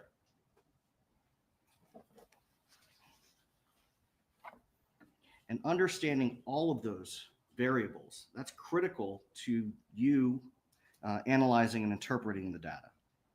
It is, yes. And so would you agree that the analysis that you conduct has some inherent limitations? It certainly has limitations as far as nothing in the analysis that I've done is meant to say exactly where a handset is. We're unable to do that.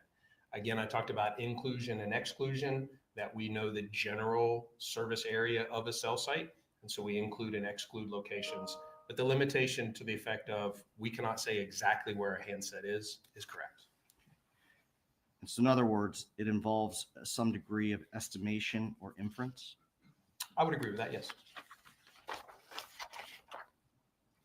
Now, could you pull up the presentation that you were showing us earlier? I do have it, yes.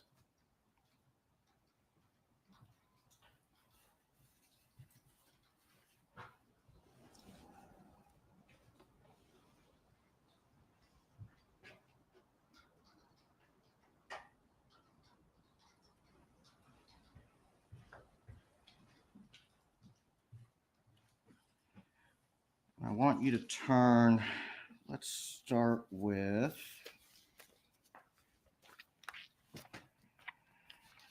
one thing that the state brought out.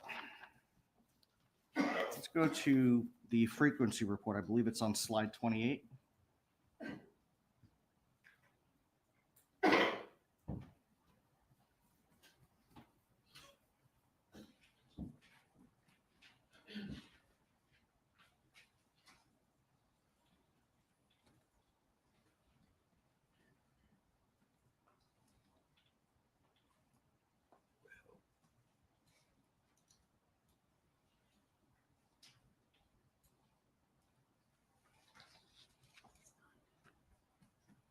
Apologies. A little trouble getting back there.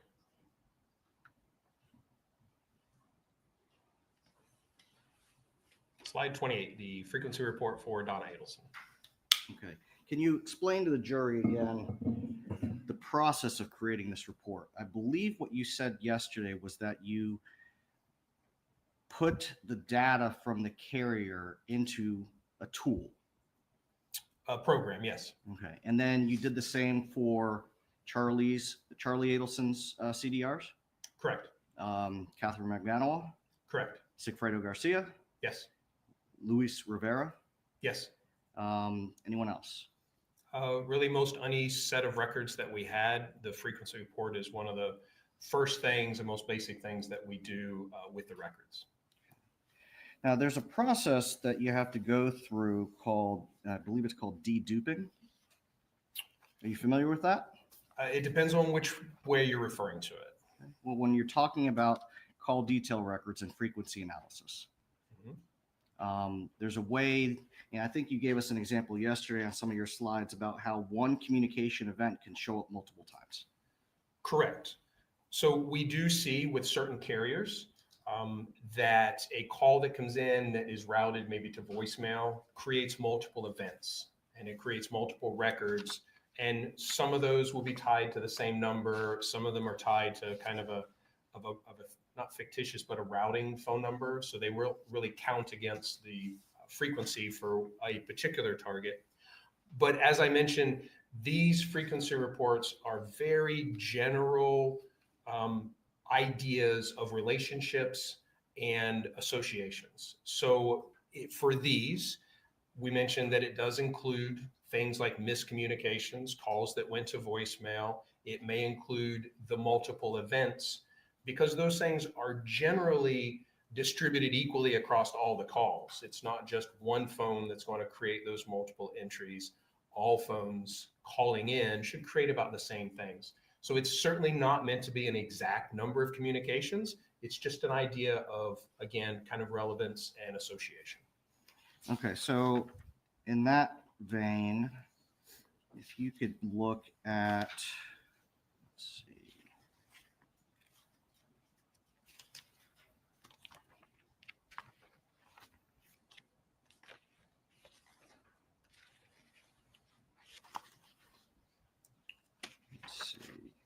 So let's look at, I believe it was slide 122.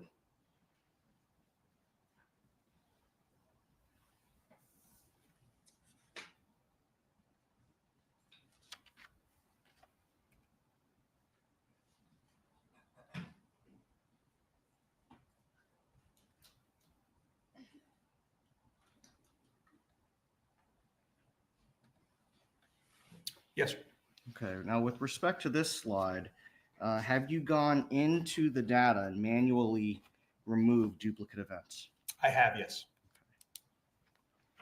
And the same with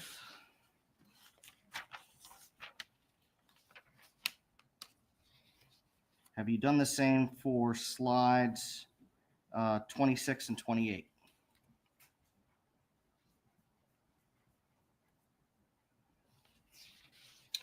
Slide 26 is the frequency report for Charlie Adelson, and I believe that 28 is, again, Donna Adelson's. No, I have not removed duplicate events from these frequency reports. Okay. So those aren't accurate. They are accurate. They accurately represent from the call detail records every time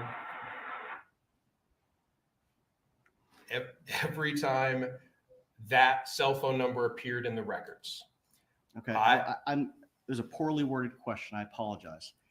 It's not accurate in the sense that there are not 80 actual communications between my client and her son. There may be fewer. Again, this includes those routed events, the not answered, going to voicemail. All of those are included. Text messages, voice calls, all of those are included in this tallying. It is just from the raw records. And so in other words, you see the 80 up there.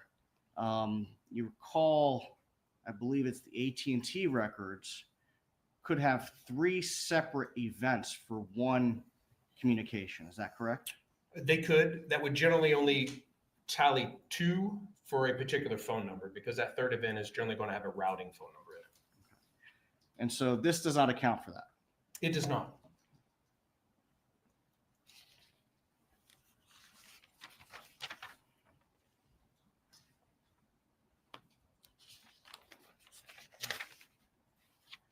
I believe on slide 98, if you could turn to that.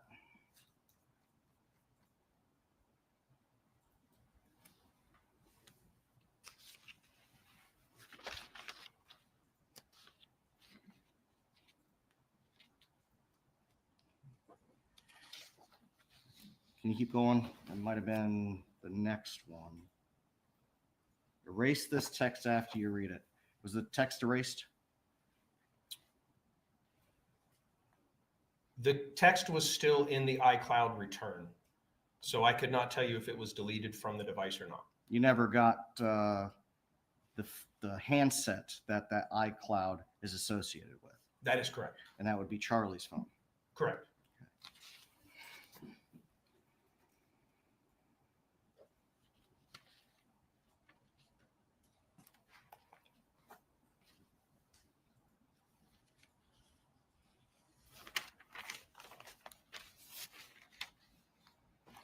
Slide 116.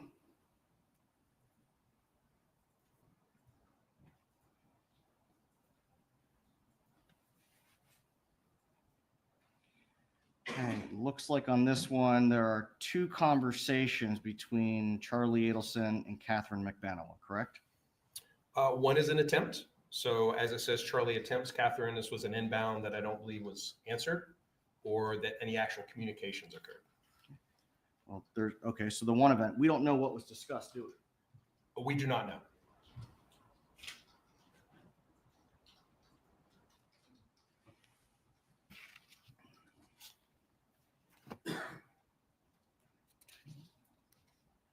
Slide 117.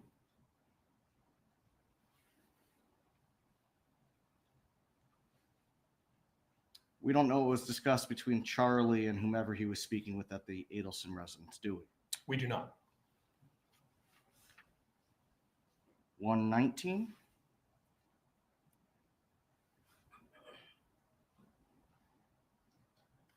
We don't know what was discussed between Harvey Adelson and Charlie Adelson. We do not. 120.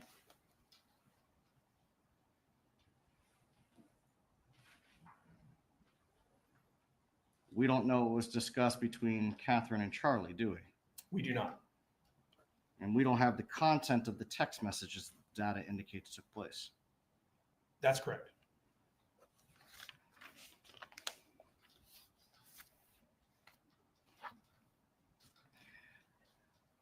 Now, with respect to the calls to the landline,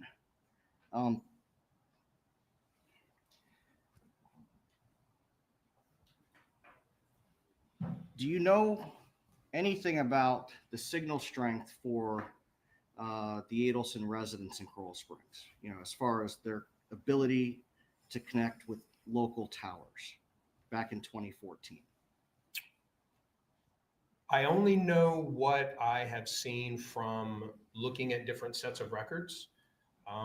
I know that their handsets have events with location that are consistent with their home on a fairly regular basis. I can do analysis and determine if the handsets are home or not.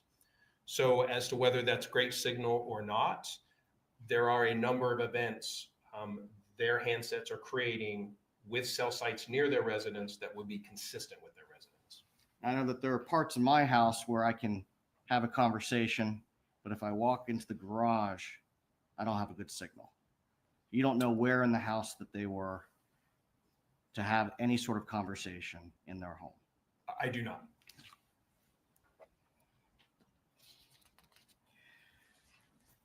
Now, if you could go to 135.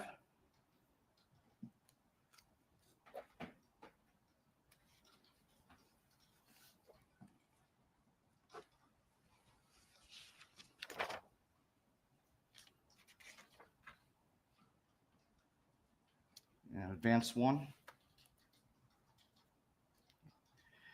So during this 36 to 48 hour period, does the 7 communications or attempted communications between Donna Adelson and Charlie Adelson indicate a spike? I would not say so, no. Okay. And for what time period did you review their records? In different, we have records that span years, and they are a little different for each person. For some, we have several months. For some, we have years worth of records. So I have looked at periods of time for their records spanning several years. Okay. Now, specific as to Donna Adelson, Charlie Adelson, you have at least 4 or 5 years worth of records for them? Probably that many, yes. If not more. Possibly, yes. Okay. And so the amount of communications or attempted communications that are indicated during the June 2nd and June 4th, as you refer to it, flurry of communications, 7 is not a spike. I do not consider it an abnormally high number of communications.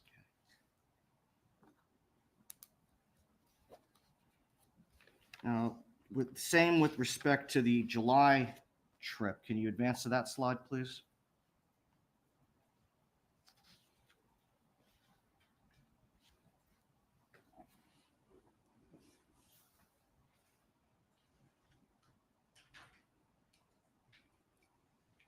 Apologies, it'll take just a second.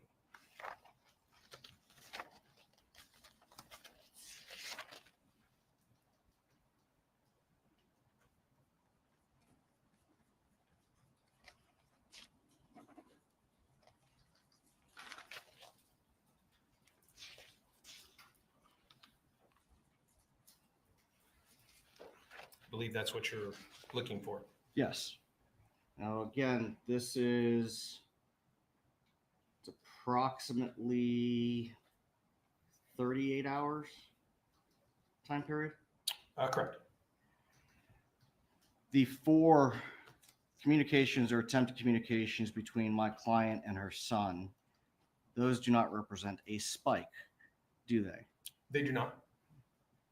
And so the flurry of communications that you testified to earlier, at least as it pertains to my client and her son, did not take place, did it?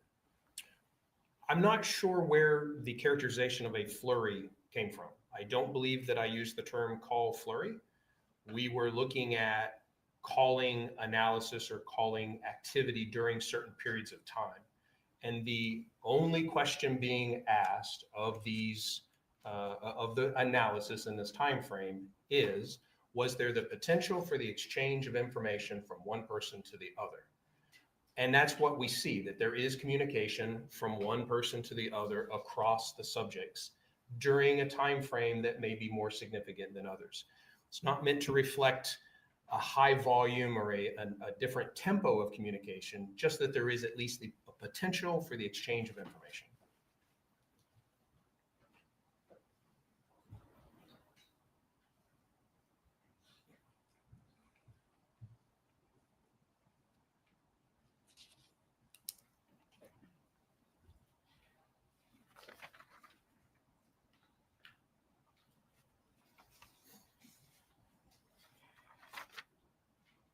Now, let's talk about the emails briefly. Go to slide 140, please.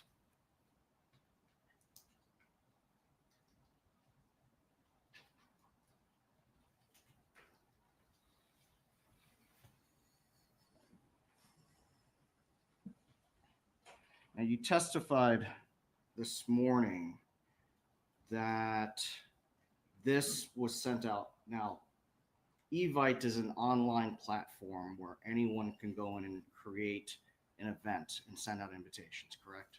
That's correct. Back in 2014, do you have any personal knowledge as to how that website operated? In 2014, I do not.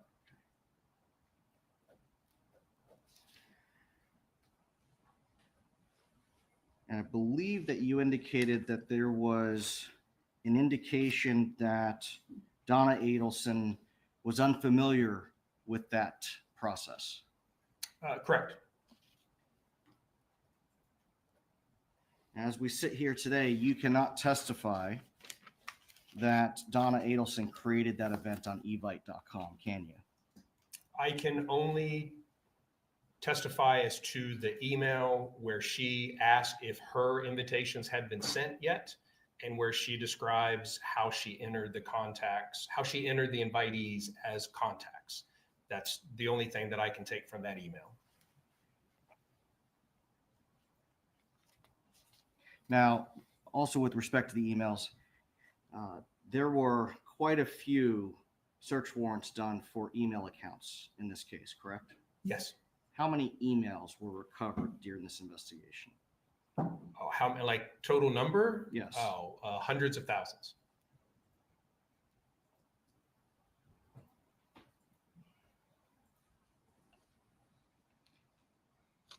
Specific as to donnaharvey@gmail.com, how many emails were recovered?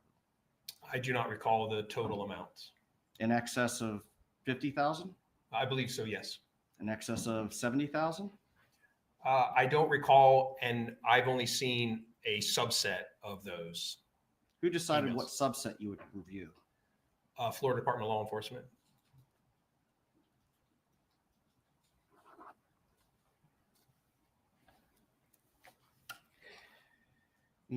Let's look at slide 143.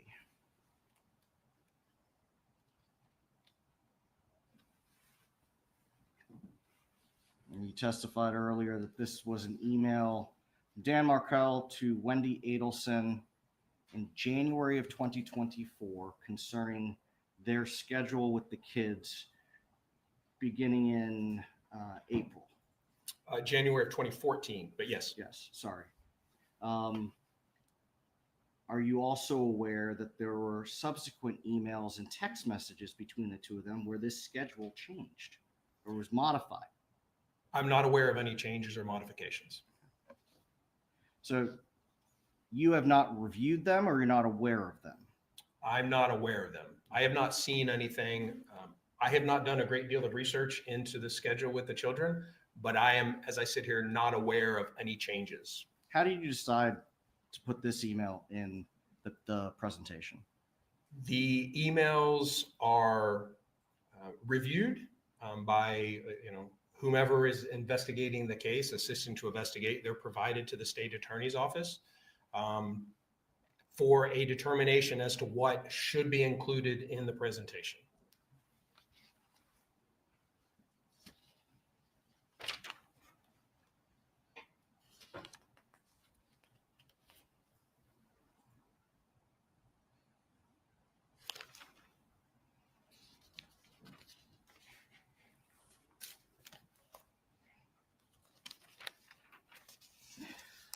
With respect to Wendi Adelson's phone, are there different types of extractions that can be done on these devices?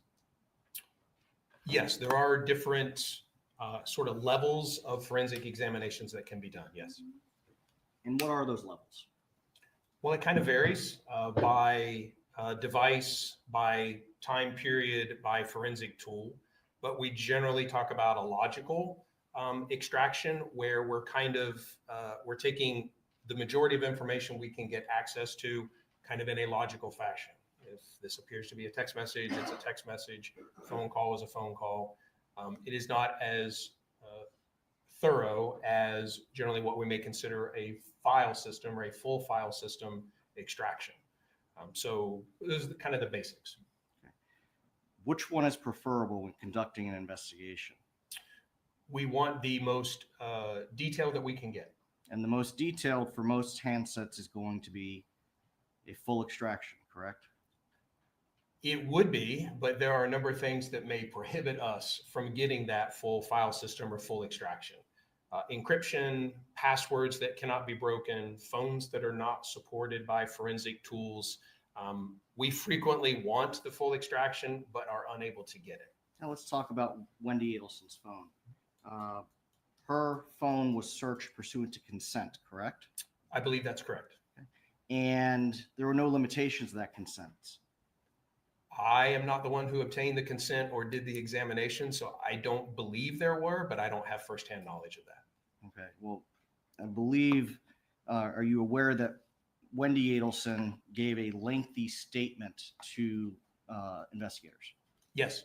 During the course of that interview, she voluntarily provided her cell phone for extraction. Again, I believe that is correct. And are you aware that she put any limitations on that extraction? I'm not aware of any limitations. And so what type of extraction was done on her device? A logical extraction.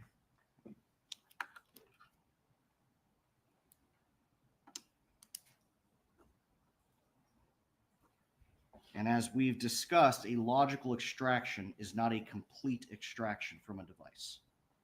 It generally has less information, correct? In this case, if you look at the extraction, the forensic extraction, there's significantly less data in her phone extraction than in other devices extractions in this case. Yes. Yes, there is less data, but that may be an indication of less data on her device as well.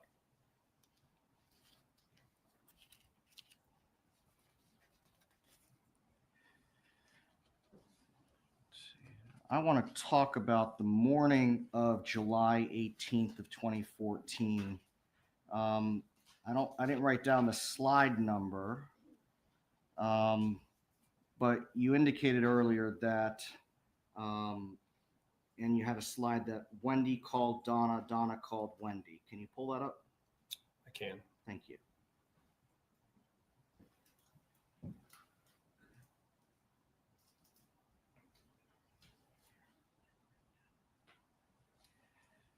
What slide number is this?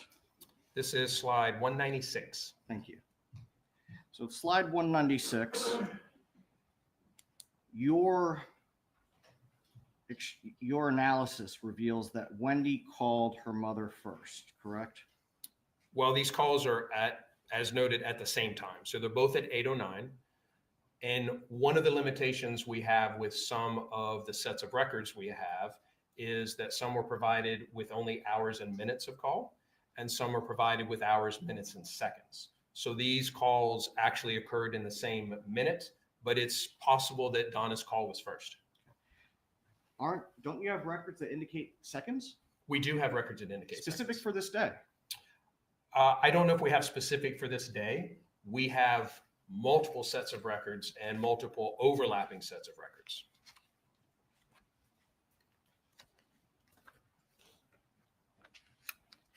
You have been involved in this case since its inception, since Mr. Markel was murdered, correct? Yes. And it's typically in your field best to use records that have more data rather than less, correct? Generally, yes. Okay.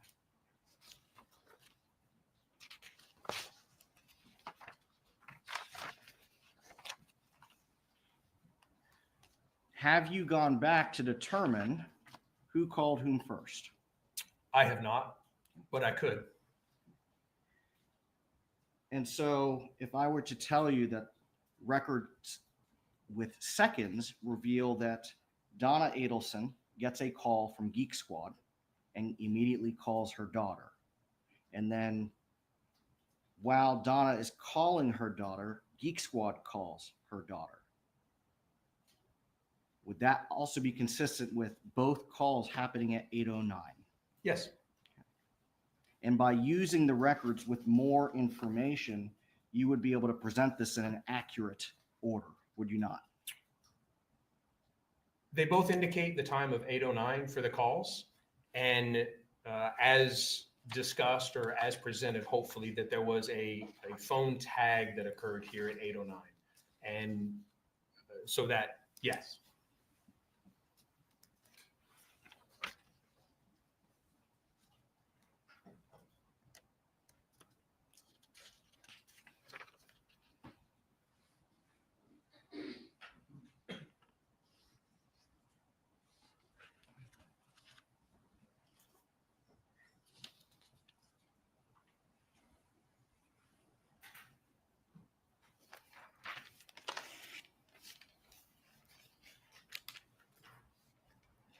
believe you had moved to slide 210.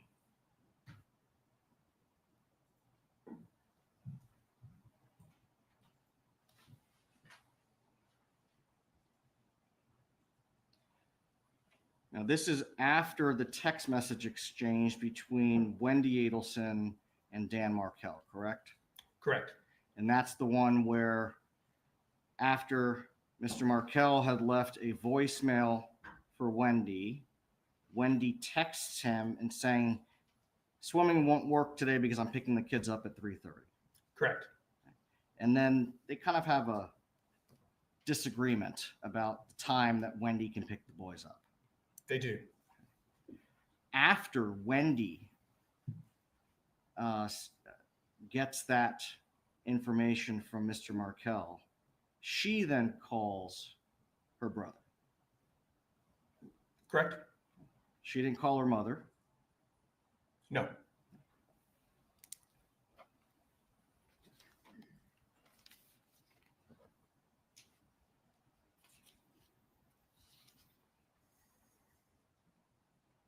Now, I believe after this call between Wendi and Charlie, I think it's on slide 213, he tries to call Donna.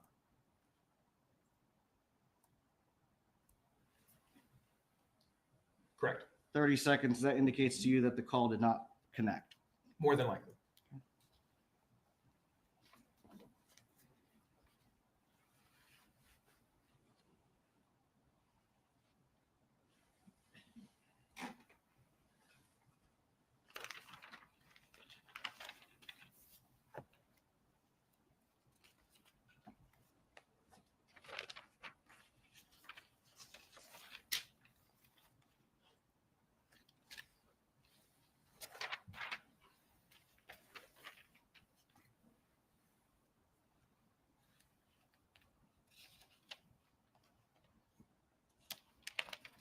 I believe you go to slide 272.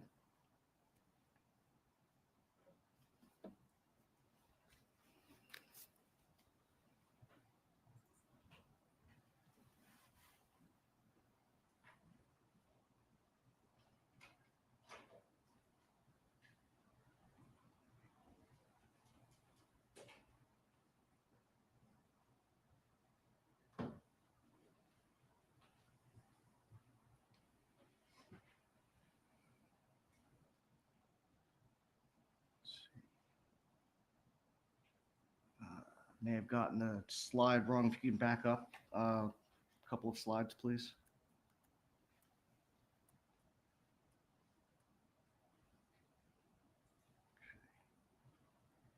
So the text, I believe that the state inadvertently mischaracterized the evidence and testimony in the questioning. The last connection to a cell tower for Donna Adelson was at 8:59, not 8:35, correct? For 8:59 for location, like location that we would use? Yes. I don't recall an 8:59 event. Okay. I'm sorry. So you have the 8:59 as the text message. That's correct. And that's from Charlie Adelson's iCloud. That is correct. And you don't get location from that. We do not. And so probably important to point out, some of these are chats. So they're actually occurring over the data network. They're iMessage versus carrier-based text messaging, where we're more likely to see locations associated with text. So with the iCloud and knowing that those are traversing the iMessage or the Apple network, it's common for us not to have locations attached to those. So in that regard, iMessages aren't going to show up in call detail records. They do not. Other apps, communication apps, are not going to show up in call detail records. That's correct.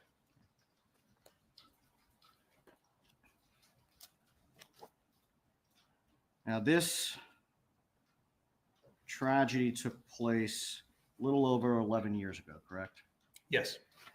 And up until your July 10th, 2025 deposition, you had not done the drive yourself, had you? That's correct.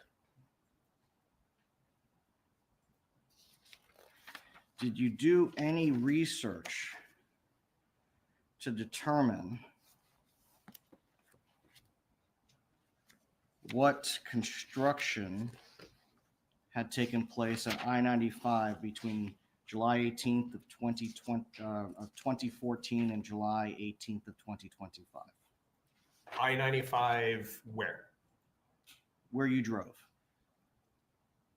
Not the, I know that there was a number of changes to I-95 at the area where it separates from the turnpike, the Florida Turnpike. I did specifically look at the turnpike in relation to Mr. Adelson's residence to make sure that there had been no changes in the roadway there. Okay, so the turnpike, it's your testimony that in the last 11 years, the turnpike in that area has not been widened? I don't recall it's been widened. The off-ramp is in the same location. The aerial photography is exactly the same for that exchange. And again, the drive was done because there was a question raised somewhere along the way about the ability to get off the turnpike and to Mr. Adelson's residence. And so just to clarify that, and that more research was done. And so again, looking at that, there's been a number of changes around that area. Water drainage has been filled in, buildings have been built, all kinds of things have happened, but the roadway itself remains the same. So again, my question is, has the road been widened? Has there been construction? There may have been construction and replacement. And I can say with certainty, and I can look at it again, but with certainty, the routes, the off-ramps, the exchanges are in the same position that they are. If the lanes are a little wider, there was no significant change in anything about getting off the turnpike and getting over to Mr. Adelson's road. Sergeant Corby, I don't know if I'm asking a poor question or you're misunderstanding. Has there been construction on the turnpike in the last 11 years? I'm sure there has, yes. Did you do anything to determine if that had happened? Yes. Okay. And yet you're still giving us a qualified answer. You're asking about widening. I don't recall seeing, and again, the area that I looked at was the turnpike, the off-ramp of the turnpike, the exchange that goes to the east and then connects with Mr. Adelson's road. There were no changes to that. If the turnpike was widened somewhere, that may be possible. I did not look for that. Again, I'm looking for the path of travel had not changed. So you looked for records that would be consistent with the state's theory. I looked to establish that the route hadn't been altered in any way. The question raised was, can you get off the turnpike and get to Charlie Adelson's residence? And the answer is yes.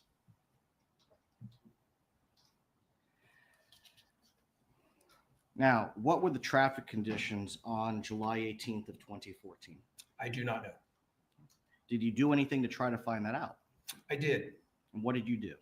I tried to research through Department of Transportation if they had traffic and crash data going back that far, and I did not find any. Is that because the retention period had been exceeded? Most likely, yes. What is a retention period? I do not know the exact retention period. No, tell us what is a retention period? I'm sorry. A retention period would be a policy of a holder of information for how long they hold that. And so carriers have retention periods for their cell phone records. It may be 1 year. And after 1 year, they purge that data. Could be 2 years, could be 10 years. But that retention period or is a policy for how long they retain records. And so as we sit here today, do you know the retention period for DHS&B to keep accident records? I do not. What about construction records for I-95 and the turnpike? I do not. Did you do anything to collect construction records for I-95 or the turnpike between July 18th of 2014 and the present day? No. How many lanes were on 95 between my client's residence in Miami Beach and her son's residence back in 2014? I do not know the exact number. What about now? It varies. There were 6 or more in certain places. There was construction going on when I drove. What about the turnpike? How many lanes were on the turnpike back in 2014? Again, varies by the location where you're at, but 2 to 3 in any direction. And what about now? Same now. I say same now. Depending upon where we're talking about. So I'm looking at a very narrow stretch of the turnpike.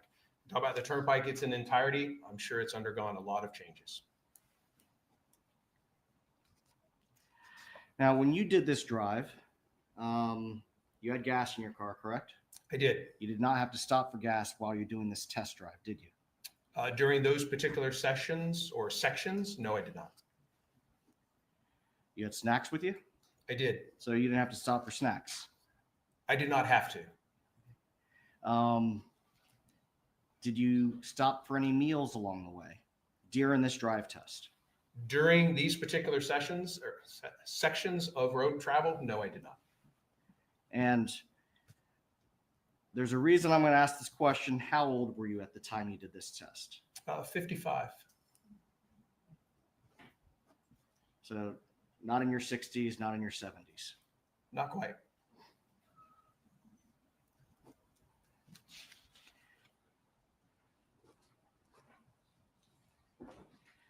Now, have you ever been on the highway, got behind a slow-moving vehicle? It frustrates you, right?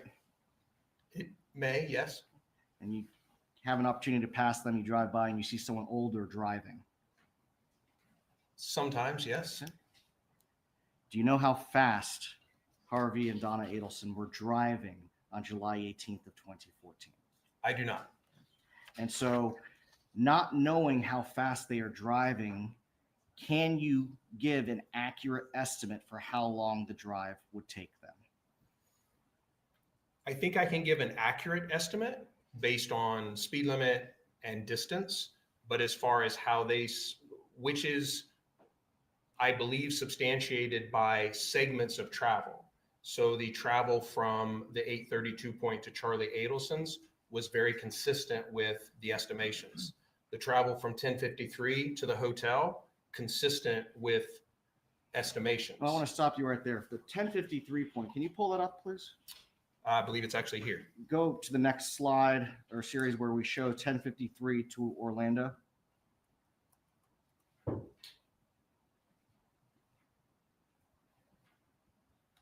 Perfect. That section of the turnpike is not as in an area that is as densely populated as the section to the south, is it? It's not. Okay. And so the section south on the turnpike, you're going to get more commuter traffic than you will in this section, correct? I would agree with that, yes. And so you're not going to necessarily be in a stop and go traffic as you would if you were to the south. Usually, yes, I would agree with that. Now, was anything done, and let me ask this differently. Do you know whether or not at the time Donna and Harvey Adelson left their apartment on Miami Beach to start driving north, had they eaten dinner? I do not know. Did they have a full tank of gas? Do not know. How many times did they stop to go to the bathroom? Do not know. Did they stop to get coffee? They may have. This was late night. I did. And you're much younger than they were at the time. You stopped for coffee. I did.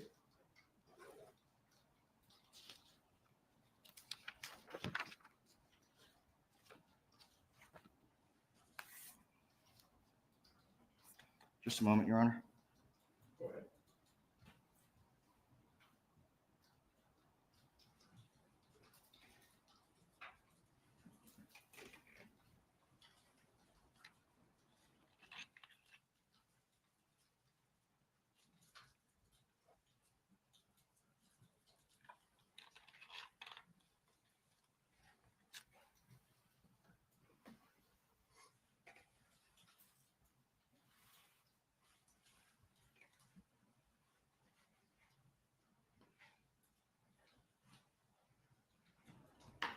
Sergeant Corbett, you just made a statement that I believe your deposition testimony contradicted. You said the time that it would take to get from their residence to Charlie Adelson's residence.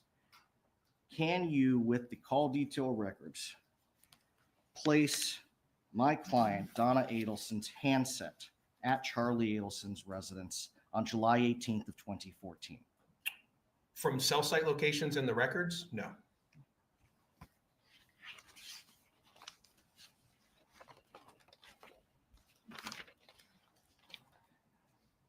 And at no point on July 18th of 2014 can you place Donna Adelson's handset and or Harvey Adelson's handset connecting to the same cell site at the same time as Charlie Adelson's handset?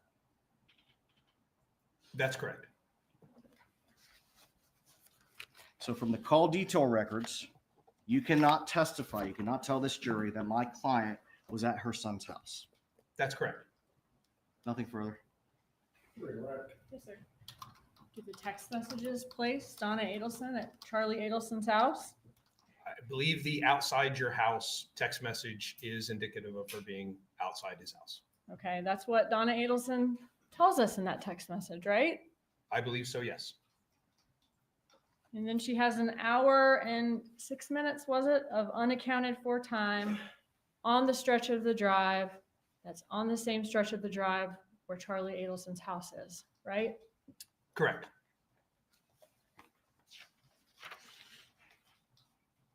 You got lots of, and did you do this drive in 2025 because the defense questioned the fact that you hadn't done it, didn't know if you could do it in the 2025 depot?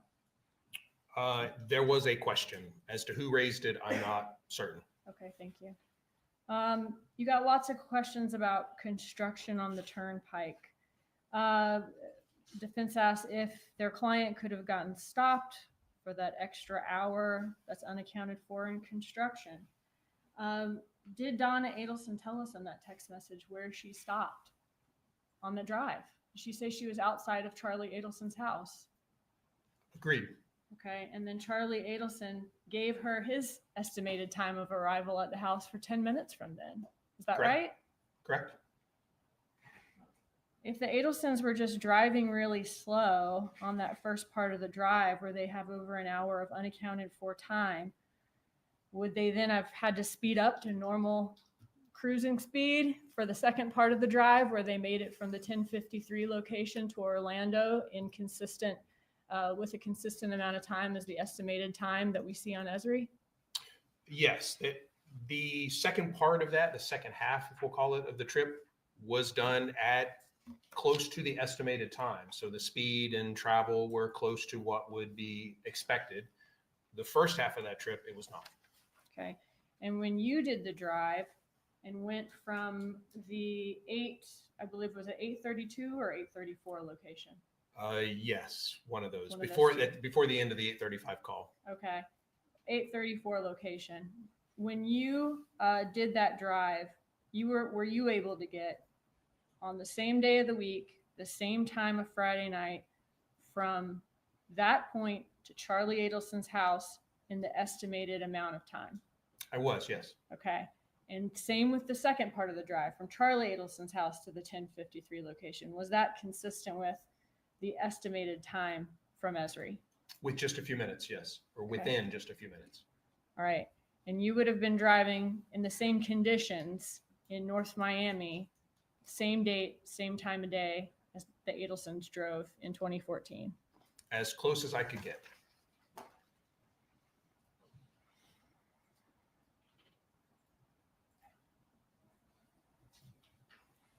And did you say in this the emails for the Evite that Donna Adelson told Evite that she entered the invitees as contacts? Correct. In the beginning of cross-examination, defense asked you a bit about the things that could affect cell site towers, several variables that could affect cell site towers. But if those variables existed, that affected these cell site towers and kept the cell site towers from having too much load to be able to handle this communication. Would we see phone communication with those cell site towers in the records as we do? Again, if the tower was not operational, no, the handset is not going to communicate with it. But those things, again, when we're talking about the inclusion and exclusion, where a handset could be, we're aware that there may be cell sites that are closer, that may be stronger, bigger, taller. And all of that we take into consideration when we estimate the area that might be consistent with where the handset was. Is there anything in the records that caused you to believe these records or analysis is unreliable in any way? Yeah. Just a second. No further questions. Thank you. Sergeant, you may step down finally. Thanks, sir. Will this very well.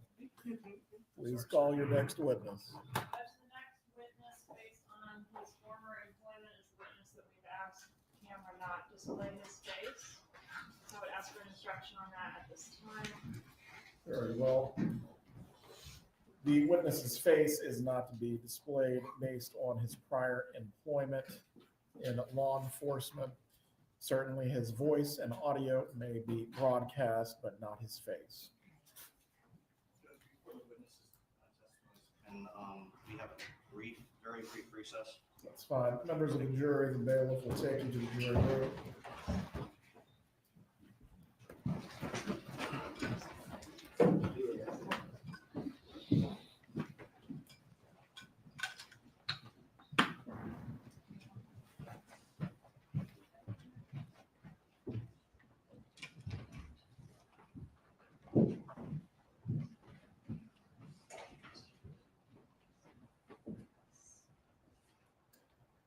You all can be seated. Please use the restroom or stretch your legs now if you need to before we resume with the testimony.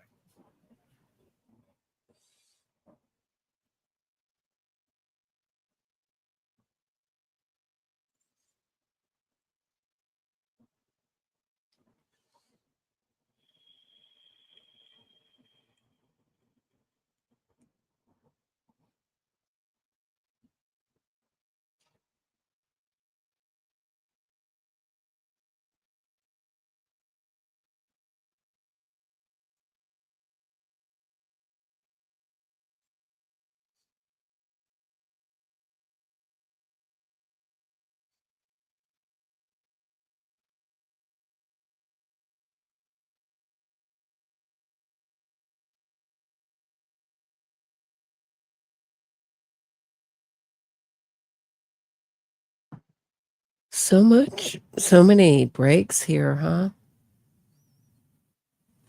Did Donna have to go to the bathroom? Is this why we're breaking? Well, we got a new view.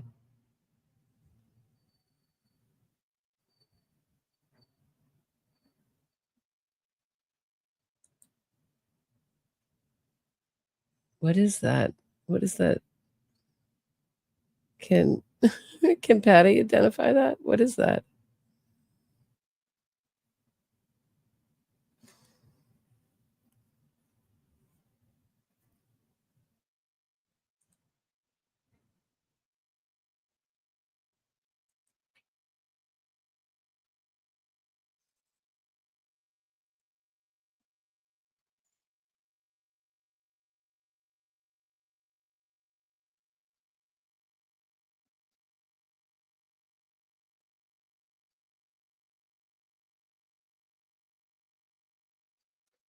You notice Donna hasn't cried again since those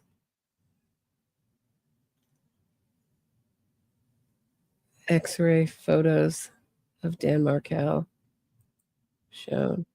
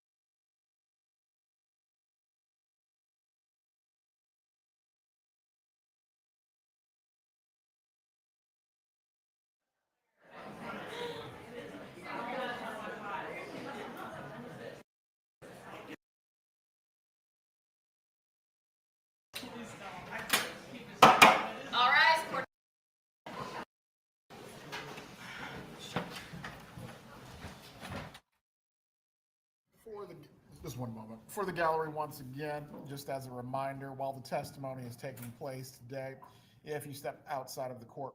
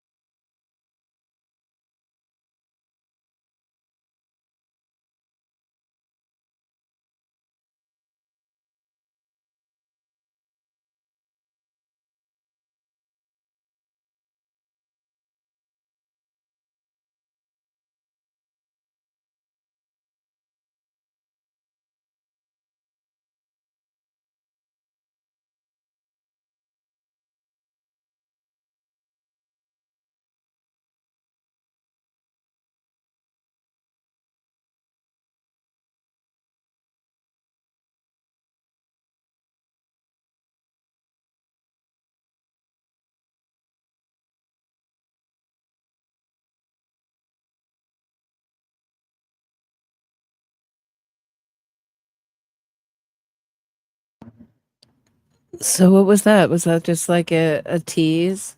Like, oh, we're back? No, just kidding. What happened there? I heard the gavel and then nothing. Oh, now we're back. Donna's back.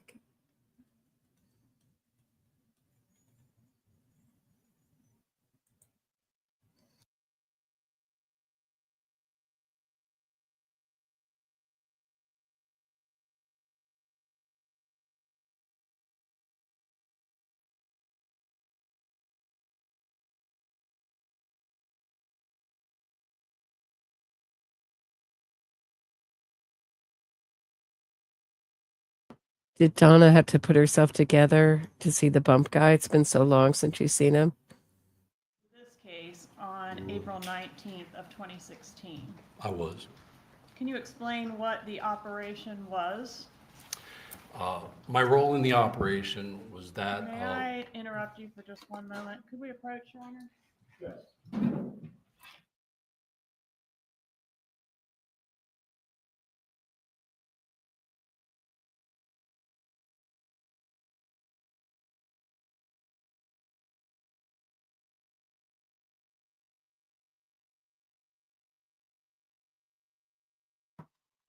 Hey, undercover guy, you remember me?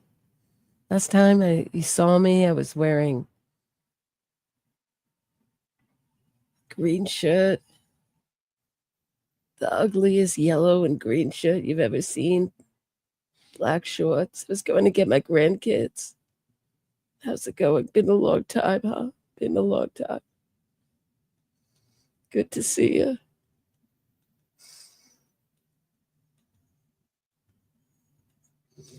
I know you remember when we bumped into each other? Oh, it feels like yesterday, long time ago. Yeah, there is no sound now, Linda. They're on sidebar.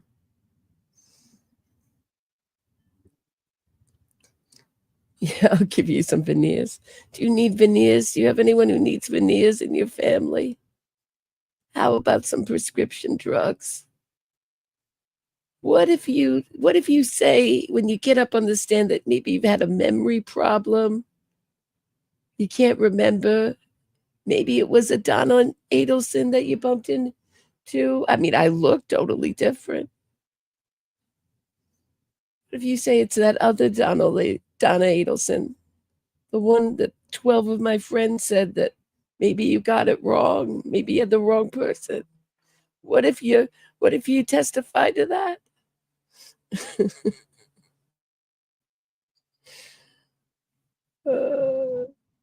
It's a lot of carbs in the jail. I don't eat any of it. role in the operation But I was gain of a weight. gang member, and what I was instructed to do was to contact and bump Donna Adelson.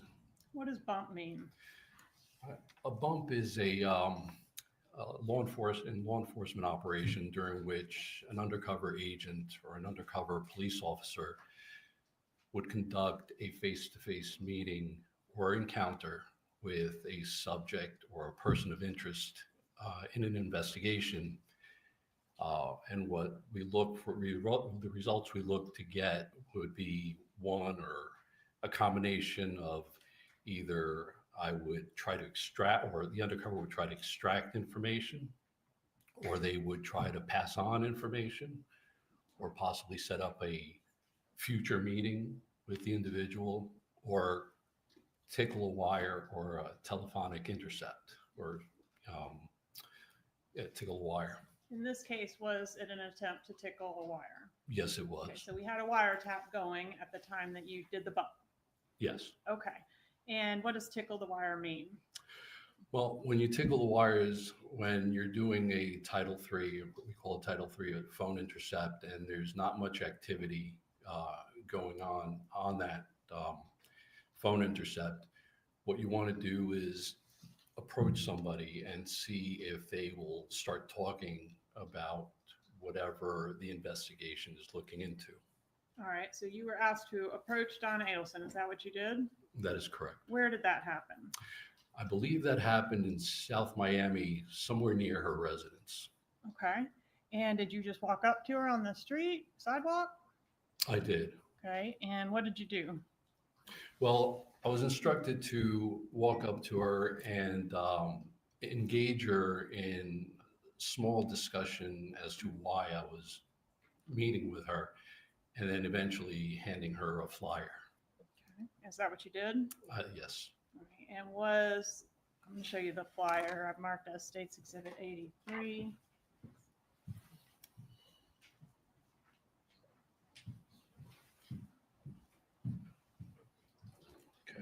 Is that what you And then Mrs. Adelson? And this is it, yes. Judge, I'd ask to introduce States 83. Okay. States 83 is admitted.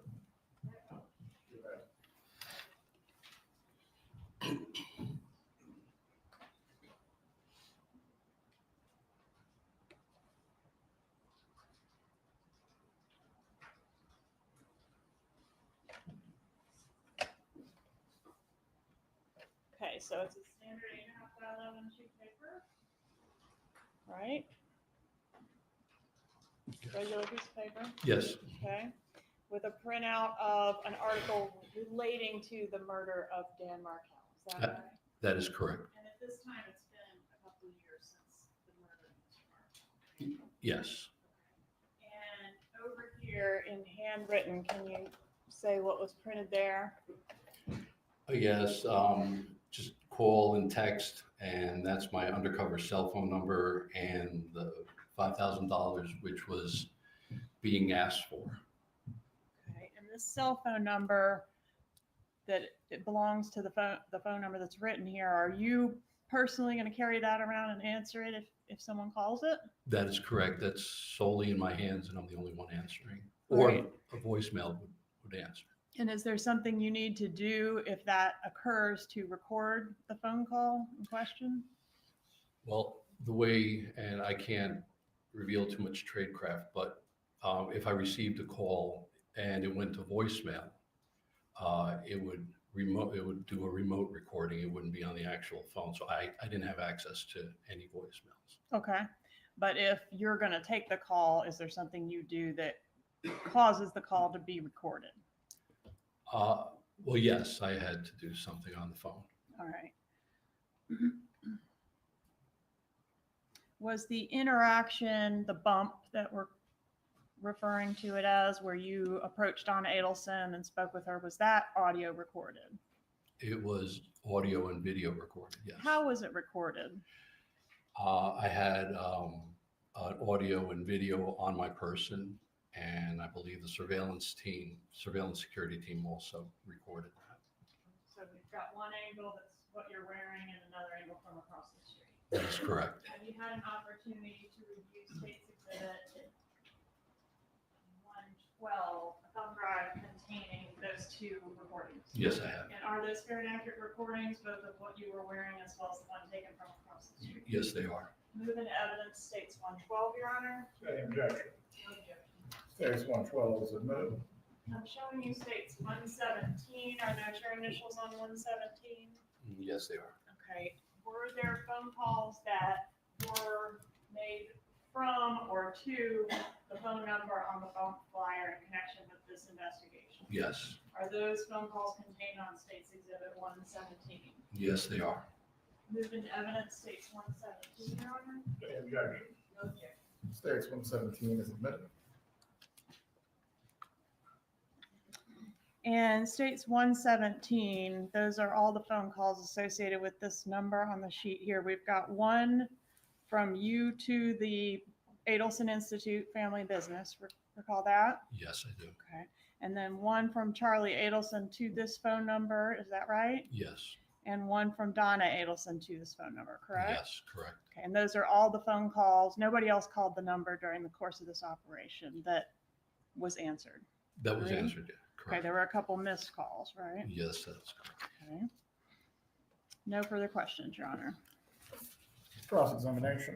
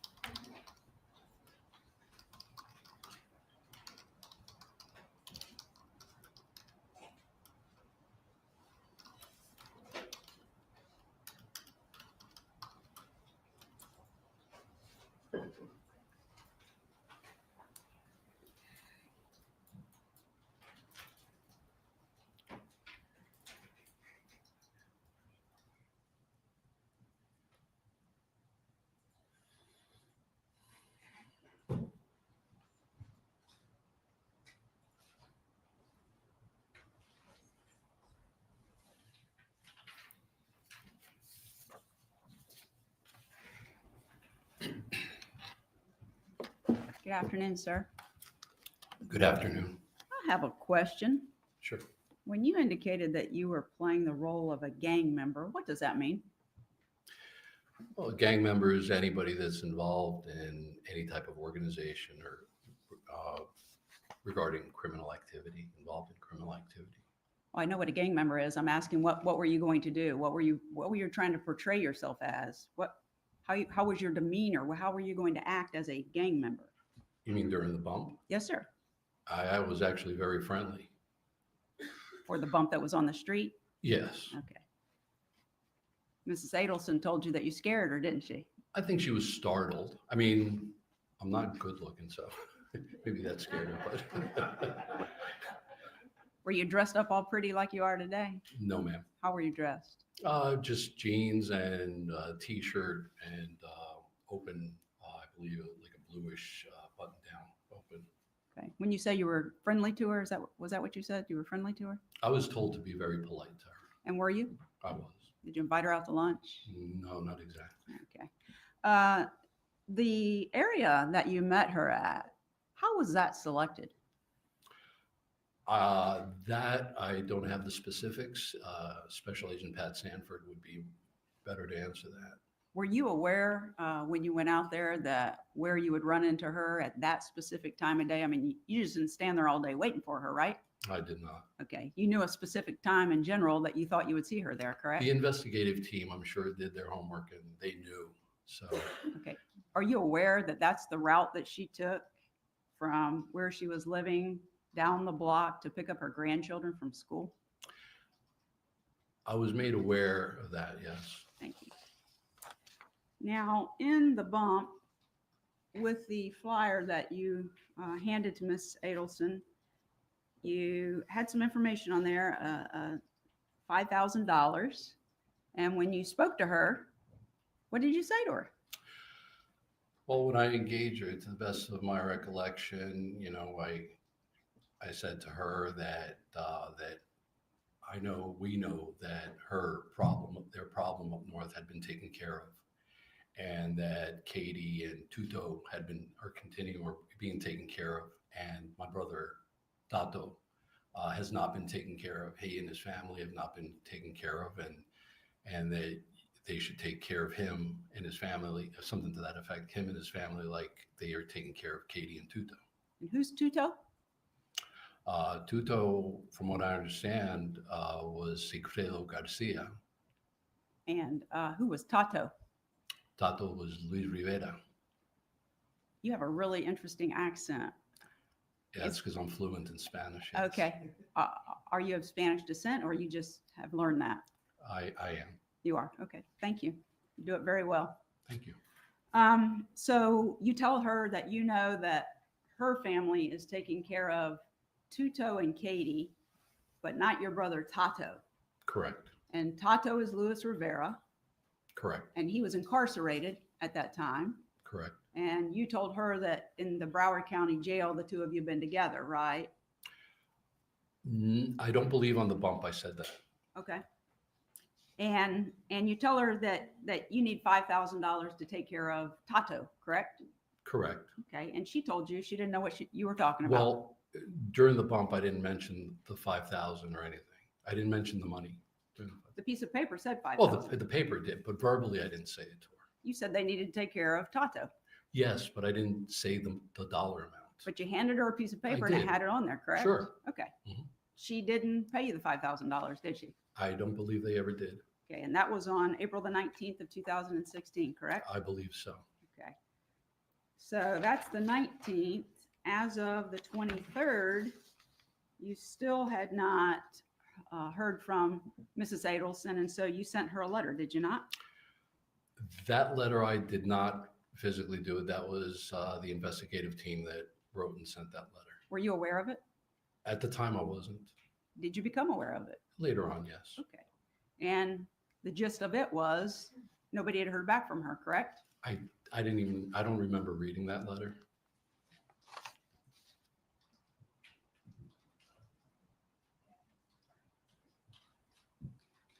So, but you're aware the letter was sent, right? Later on, yes. Okay.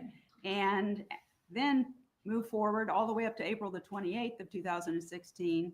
Mrs. Adelson has not called you back, correct? I don't remember the dates that, accurately. I don't remember. Okay, well, there's a phone call that's been introduced into evidence, so. Well, yeah, Okay. but you're asking me before that. I guess on the 28th, I received a call.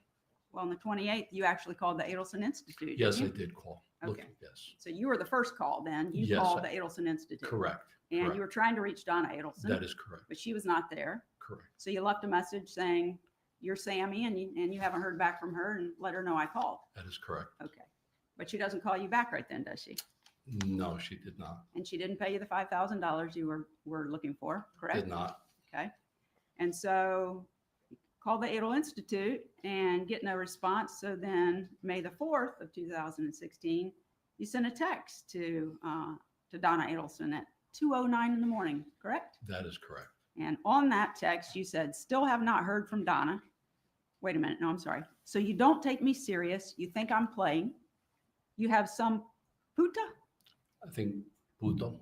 Puto, call me to see if I'm for real. If you think what Katie baby daddy did for you can't come back, you're, excuse my language, fucking crazy. I want and then it doesn't say now, or I'm going after the 100K, right?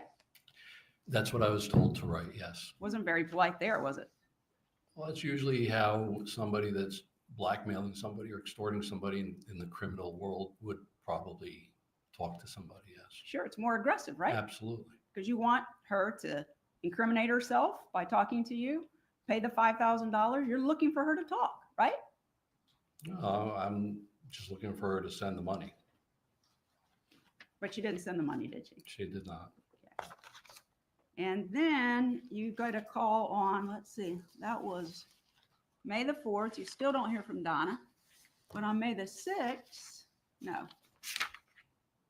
May the 4th, you get a call from Charlie Adelson, That is correct. and you talked to him, I did. right?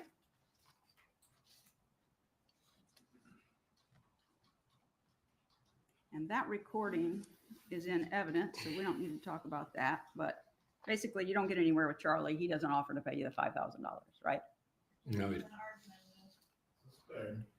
Did he offer to pay you the $5,000? no, he did not. Okay, thank you. And then finally, on May the 6th, Donna Adelson calls you back on that number that you had put on the paper, correct? That is correct. And we're going to listen to the call through another witness, but the gist of it is she's telling you, you tell her you know everything about everybody involved, right? Correct. And she tells you, you got the wrong person. I'm not involved, correct? She did. And she tells you, if you know everybody who is involved, go to the police, right? She just said, go get the money from it. She didn't say, if I know everybody. She just said, I believe she said, just go collect the money. Well, we'll play it so we'll know the exact Okay, words. But that's fine. she didn't offer to give you the $5,000 then. No, And she encouraged you to go get the $100,000, which was the reward at that time for she did. providing information regarding the homicide of Dan Markel. She did.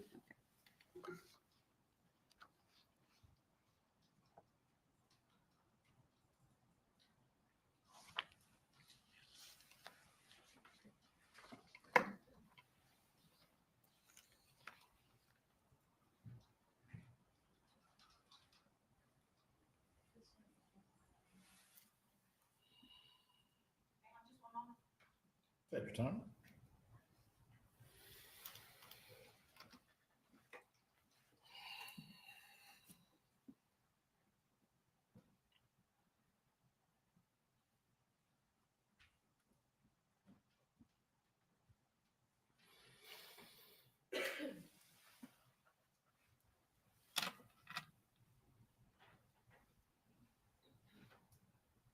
Thank you so much, sir. Have a good day. I'm done with my questions. Redirect examination.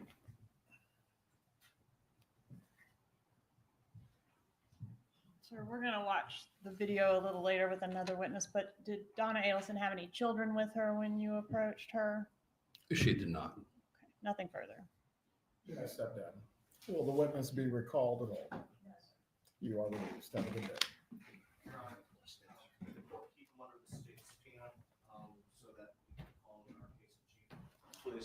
Very well. The defense may call you as a witness. They will let you know if they choose to do so or not. Have a good day. My understanding is that we're to coordinate that through Investigator Newland at the State Attorney's Office. Yes. So we'll keep you informed. Please call your next witness. State calls Special Agent Bronstein.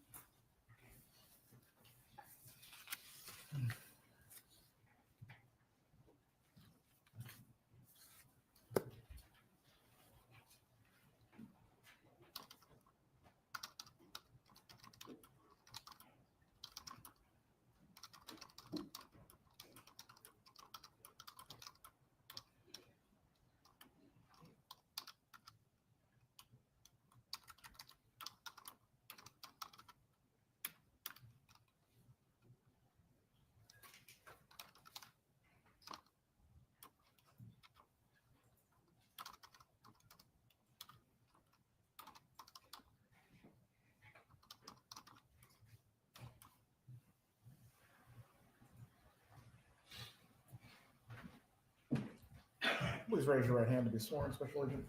Do you swear or affirm the testimony you're about to give will be the truth? I do.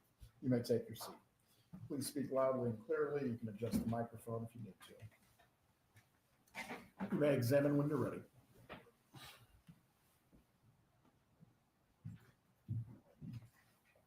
Please say your name and spell your name. Special Agent Louis Bronstein, Louis-Bronstein. How are you employed? I'm a special agent with the FBI. How were you employed back in April of 2016? Special agent with the FBI. All right. And did you participate in a surveillance operation on April 20th of that year involving Charlie Adelson? Yes. Was your involvement in that operation related to a wiretap that was happening simultaneous with the surveillance operation? Yes. What was your role in the operation? That day I started off on physical surveillance of the undercover bump operation for officer safety purposes. And then for the remainder of the day, I was to be available for surveillance as needed. Did you conduct some surveillance at a restaurant by the name of Dolce Vita in Miami? Yes. Where is that restaurant located? North of Miami Beach. I don't remember the exact intersection. Sunny Isles Beach, sound right? Yes. Are you from, I guess you said you did surveil the bump that took place earlier, right? Yes. Okay. And what was your objective at the Dolce Vita restaurant? Moved towards the Dolce Vita restaurant with the intent of conducting physical and technical surveillance of the meeting inside. Upon arrival in the parking lot, I met up with a technical agent from the FBI and received surveillance equipment in a bag. And I made my way into the restaurant and got situated as close as I could to Charlie and Katie. Were some photographs taken of, is it Charlie Adelson you're referencing and Katherine Magbanua? Yes. Were some photographs taken of them outside the restaurant? I believe so. Okay, was that before or after the meeting that you're referencing? I don't know that I can speak to that. I was not doing photography at the time. All right, let me just show you what I've marked as State's Exhibit 137 to 140. Are you able to recognize these exhibits as photos of those two that were taken outside the restaurant where you did your surveillance on the occasion we're talking about? Yes. So I'll make sure they're all fair and accurate.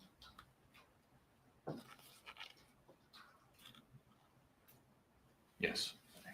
Judge, at this time I'd ask to move into evidence 137 through 140. Any objection? No objection. States 137 through 140. No.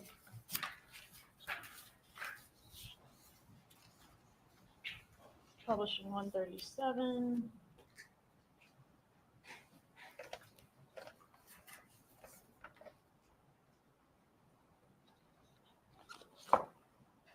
Publishing 138.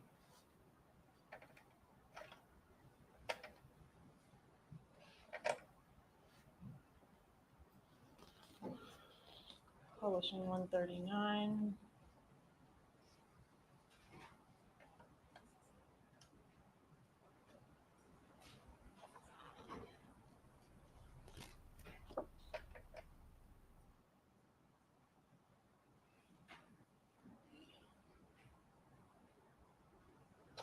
Publishing 140.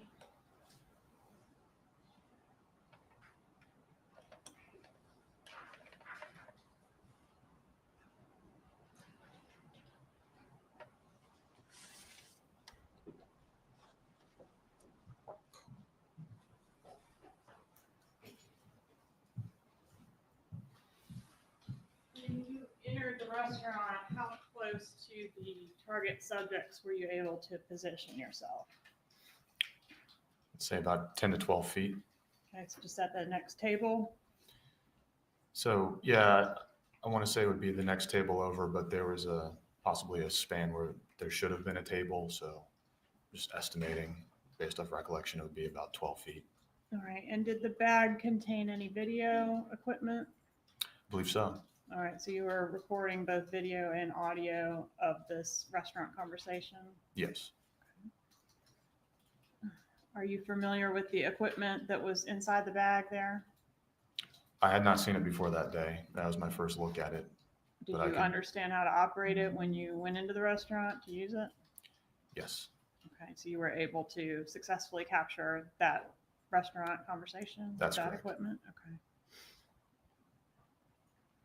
Can you describe anything about their demeanor that you observed during this conversation?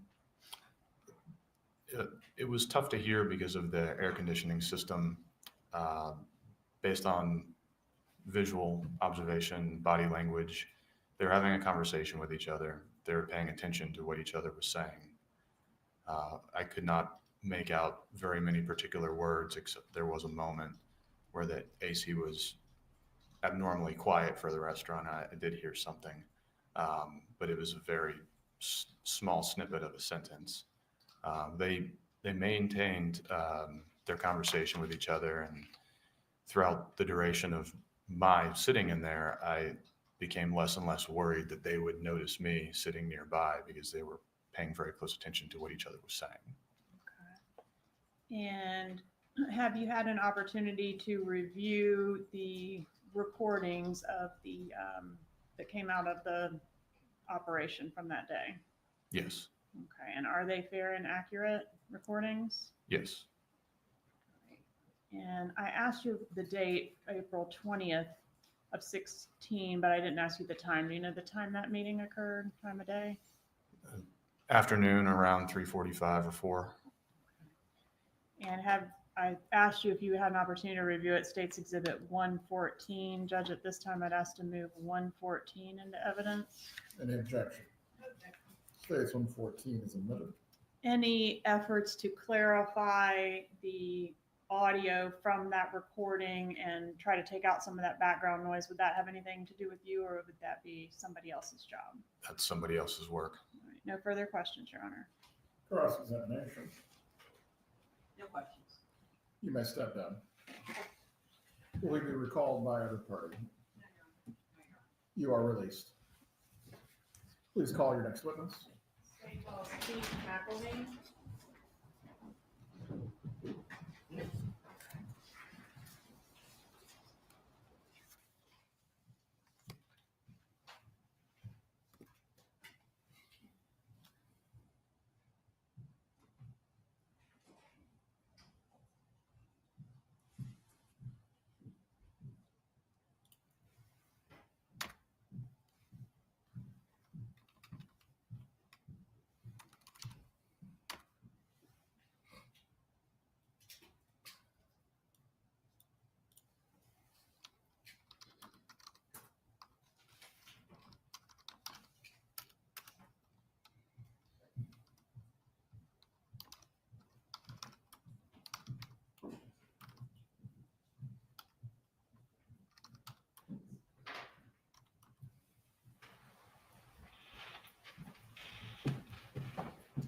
Please raise your right hand to be sworn.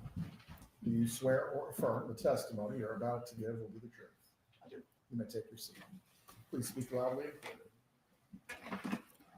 Sir, please introduce yourself and spell your name. James Keith McElveen, McElveen. How are you employed? I work as a forensic scientist. I'm an electrical engineer. I work at Wave Sciences in Charleston, South Carolina. And what type of work do you perform at that business? I mostly do audio research, particularly in forensics. Can you describe your education and experience in that field? I am a master's level engineer, electrical engineer, and I've had 35 going on 40 years of experience. And as part of your work, do you clarify audio recordings? I do. I also sit on committees that write international standards for audio forensics. And approximately how long have you been doing the type of work that you did in this case specifically? Probably about 25 to 30 years now. Judge, at this time, I would tender the witness as an expert in the field of electrical engineering, Electrical engineering and forensics. electrical engineering and audio forensics, Your Honor. Does the defense wish to voir dire the witness? Not on these topics. Any objection to him providing an opinion while testifying? No, Your Honor.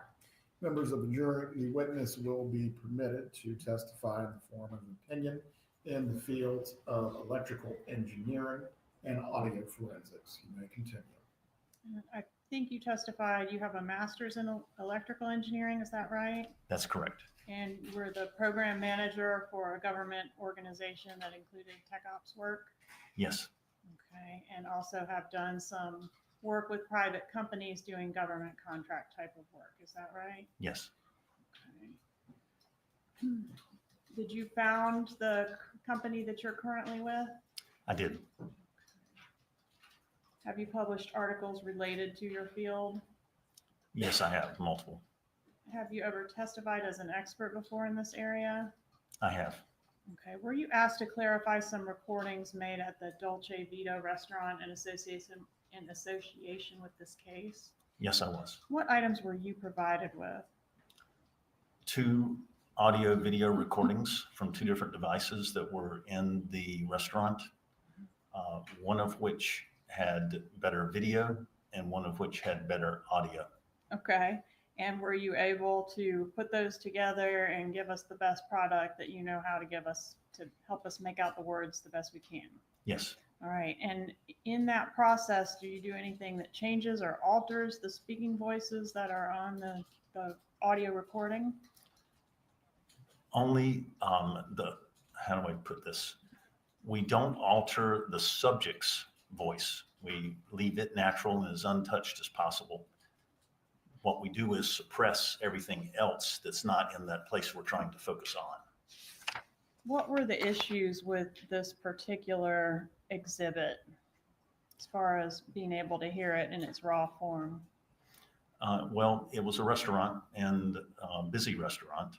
There was everything from typical restaurant noises with coffee grinders and espresso machines and such as that going on. The position of the recording devices also made them pick up noises coming from the kitchen. So there was dishwasher and vegetable chopping type sounds going on back there, kids screaming, voices playing in a television. So it's easier probably to list what wasn't on the recording than what was. Okay. And can you explain the process you used to clarify the audio on this exhibit? Yes. So what we do is we treat the sound that's captured on the recording more like it's the light captured by a camera. So if you do any photography and you use a lens, you may think of the kind of the classic taking a picture down a picket fence, and you can focus on one of the wooden slats in the fence and it's sharp, but all the rest of them in the foreground and the background are blurred out and maybe invisible.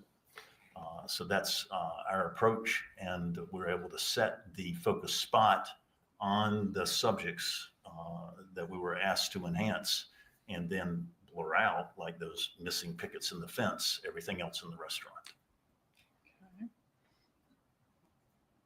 And are the results of your audio efforts contained on the exhibit in front of you, states Exhibit 115?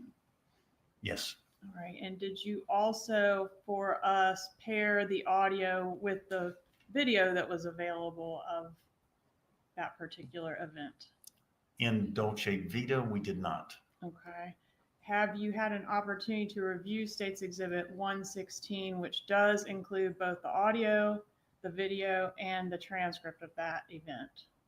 Yes, although we did not review the transcript content. Okay. We did review the audio and the video, and it does match the enhanced audio that we provided. Okay. So everything seems to be appropriately lined up with the audio clarification that you did. Yes, I just don't want to step outside my role as in audio forensics and speak to a transcript. Understood.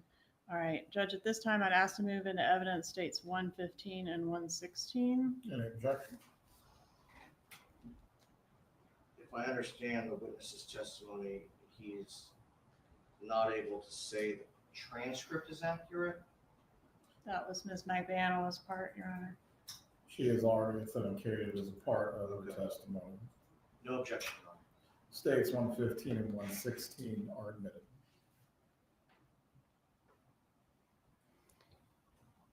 Did you also do some work on State's Exhibit 132, a recording from a Matt Surrey restaurant?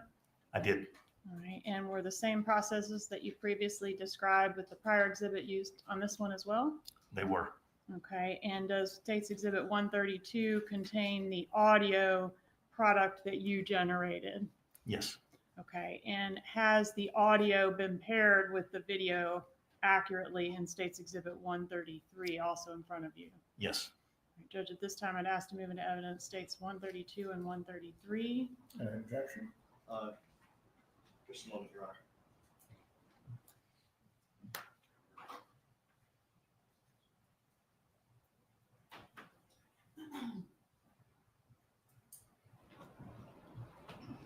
No objection, Your Honor.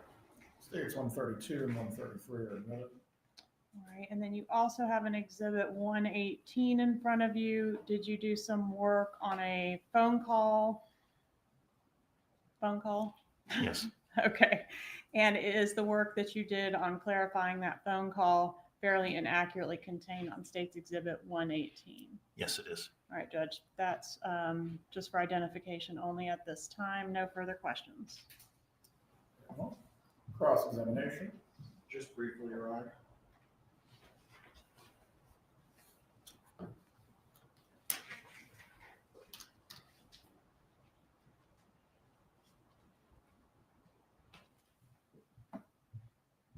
Good afternoon, sir.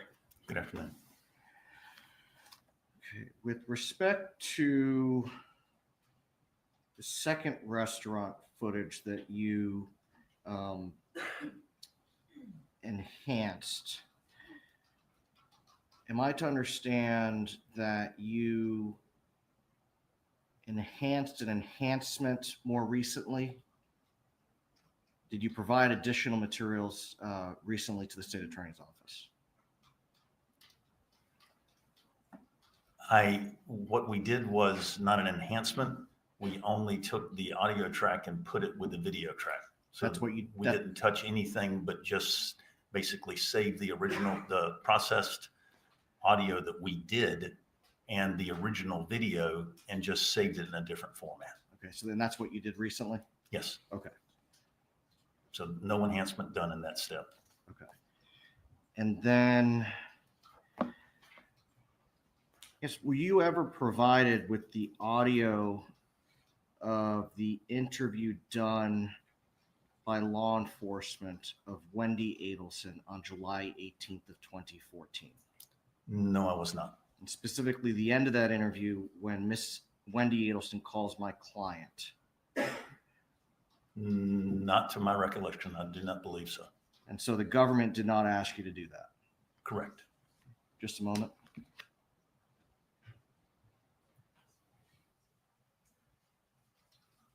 Nothing further, Your Honor? Redirect examination.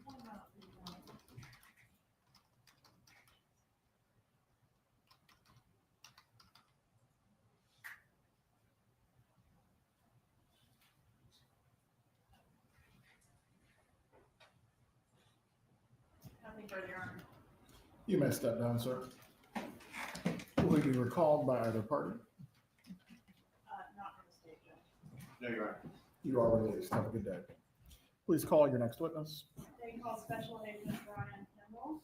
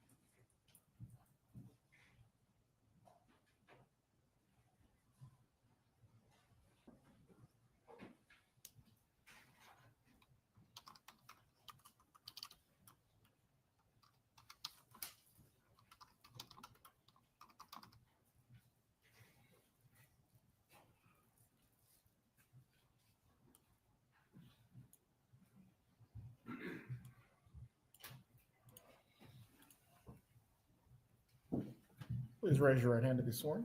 Do you swear or affirm the testimony you're about to give will be the truth? Yes, sir. You may take your seat. Thank you. Please speak loudly and clearly. Sir, please introduce yourself and spell your name. Hi, good afternoon. My name is Brian Kendall, Brian Kendall. How are you employed, sir? I'm currently employed at a private investment firm. What about back in April of 2016? At that time, I worked as a police officer for the city of Plantation, and I was also assigned to a federal task force.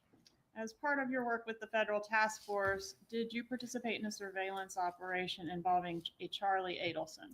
Yes, I did. All right. Was the surveillance that you conducted of Mr. Adelson related to a wiretap that was happening simultaneously with your part in the investigation? That's correct. What is it that you were asked to do? I was asked to surreptitiously record Mr. Adelson at a restaurant on the night, I believe it was April 20th, 2016. How about April 21st? 21st, correct. Okay, and who was Mr. Adelson meeting with at that restaurant? His father, Mr. Harvey Adelson. All right, and was that the Matsuri restaurant? Yes, a sushi restaurant in Miami. What equipment was used when you went in to record? I had a covert surveillance recording device that recorded in audio and video. How covert was it? It wasn't the most sophisticated device. Would you like me to describe it? Yes, please. It almost looked like what they call now a man bag or a large bag that had a hidden recorder and video equipment inside of it. And was there any sort of strategic problem with using that sort of messenger style bag under the circumstances inside this particular restaurant? Yeah, so when I entered the restaurant, I saw Mr. Charles Adelson and Mr. Harvey Adelson sitting at the sushi bar. There was an unoccupied stool next to Mr. Harvey Adelson. So I took a position directly next to Mr. Harvey Adelson because it was extremely loud in the restaurant. I put the bag directly on the sushi bar between myself and Mr. Harvey Adelson. Okay. And what does it mean to get made?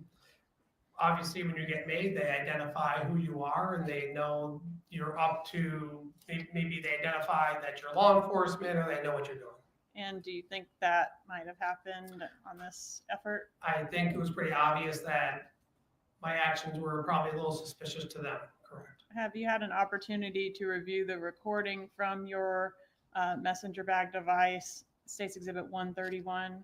Yes. And is that a fair and accurate recording of what was captured from your device that day? Yes, it is. Okay. And as far as clarification of any audio that was present on that recording device, would you be responsible for that, or was that Mr. McElveen that we just heard from? Yes, I never even, other than authenticating it, I never reviewed it. All right, move into evidence, States 131, Your Honor. An objection. No objection. States 131 is admitted. No further questions, Judge. Cross-examination. No questions. You may step down. Will this witness be recalled by either party? No, Your Honor. You are released, sir. Thank you. Please approach.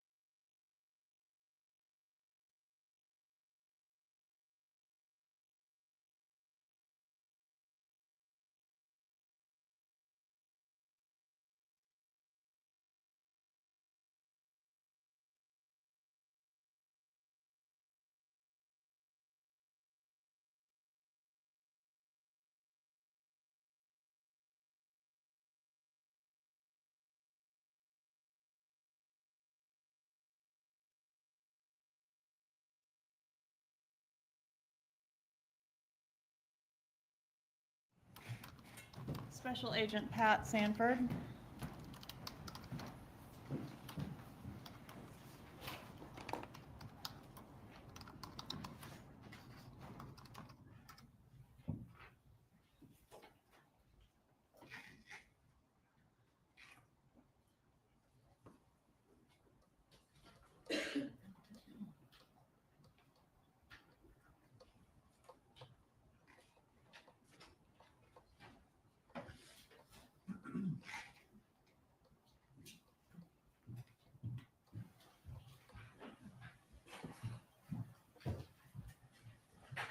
Please raise your right hand to be sworn. Do you swear or affirm the testimony you're about to give will be the truth? I do. You may take your seat. Thank you. Please speak loudly and clearly. Yes, sir.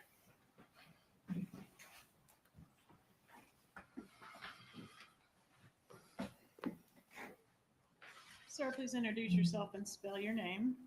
My name is Patrick Sanford, Sanford. I'm a special agent with the Federal Bureau of Investigation. How long have you been employed with the FBI? Approximately 26 years. Sorry, one moment.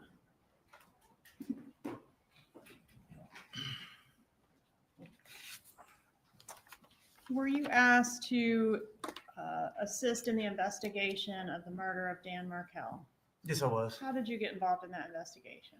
I was called originally to assist with outside leads on the case. There were some interviews and some other follow-up things that happened outside the state of Florida that they asked me to assist with. And as the investigation continued, I became more and more involved. The other guy retired and kind of left you holding the bag, right? He did. Okay.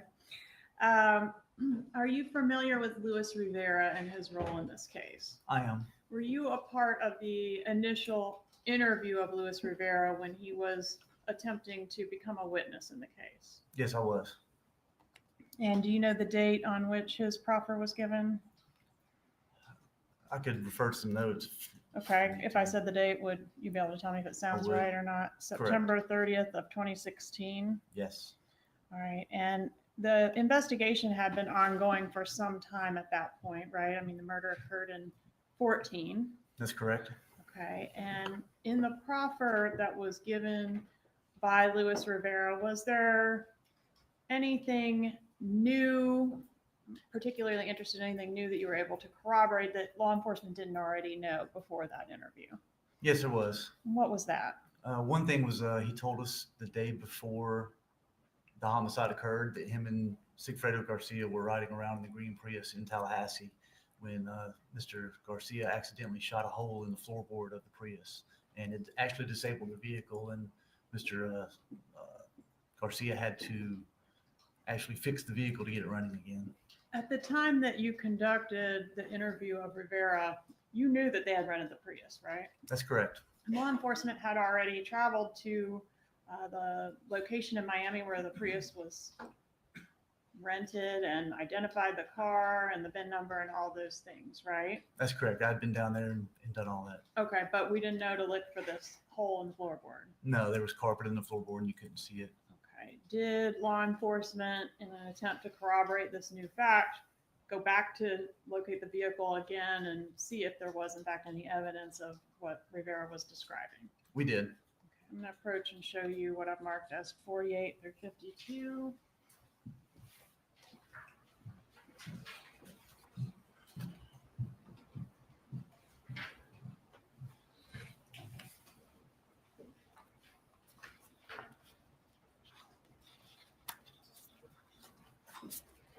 Do you recognize these exhibits? I do. Are these fair and accurate photos of the vehicle once you found it for this second time after Rivera's interview? Yes, they are. Judge, at this time, I'd ask to move into evidence states 48 and 52. Any objection? No objection. They are admitted. May publish. You may. Publishing states 48. Had the vehicle changed hands by this time? Yes, it had been sold by the rental company. And had it been repainted? It had. Were you still able to see at some of the seams of the vehicle where that silver pine mica color, you could still kind of tell was the previous color? That's correct. Like in the door jambs and under the hood, there was some clues of that. All right, State's Exhibit 49, were you able to confirm this was in fact the correct vehicle by the VIN number? That's correct. State's Exhibit 50, what does this image show? It shows the passenger side of the vehicle. It has a directional rod put through where the bullet hole traveled, shows the direction of travel. So the hole was still there under the carpeting. The hole was still there in the carpet, correct. Publishing States 51. Did the hole actually puncture the gas line as Rivera described? That's correct. That is the fuel line that you see there with a with some kind of mechanical piece attached to it to put it back together to make it run again. States Exhibit 52. And there it is again, just a close up. Stinks.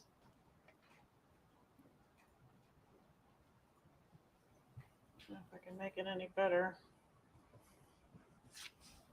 Old-fashioned way. So this little piece that's attached to the gas line is the repair that was done on it. That's correct. You can see where the bullet would have severed the line, and it took that piece to connect it back together.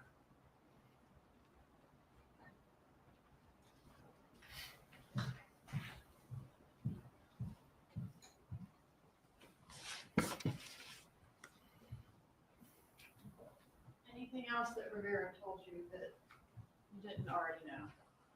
Yes, he told us about that the homicide had to take place on the day that it occurred because he was traveling out of, Mr. Markel was going to be traveling out of town the following day. And were you able to confirm that Mr. Markel did in fact have plans to travel out of town the day after he was killed? He did. He was planning to go to a conference up in, I believe it was New Jersey.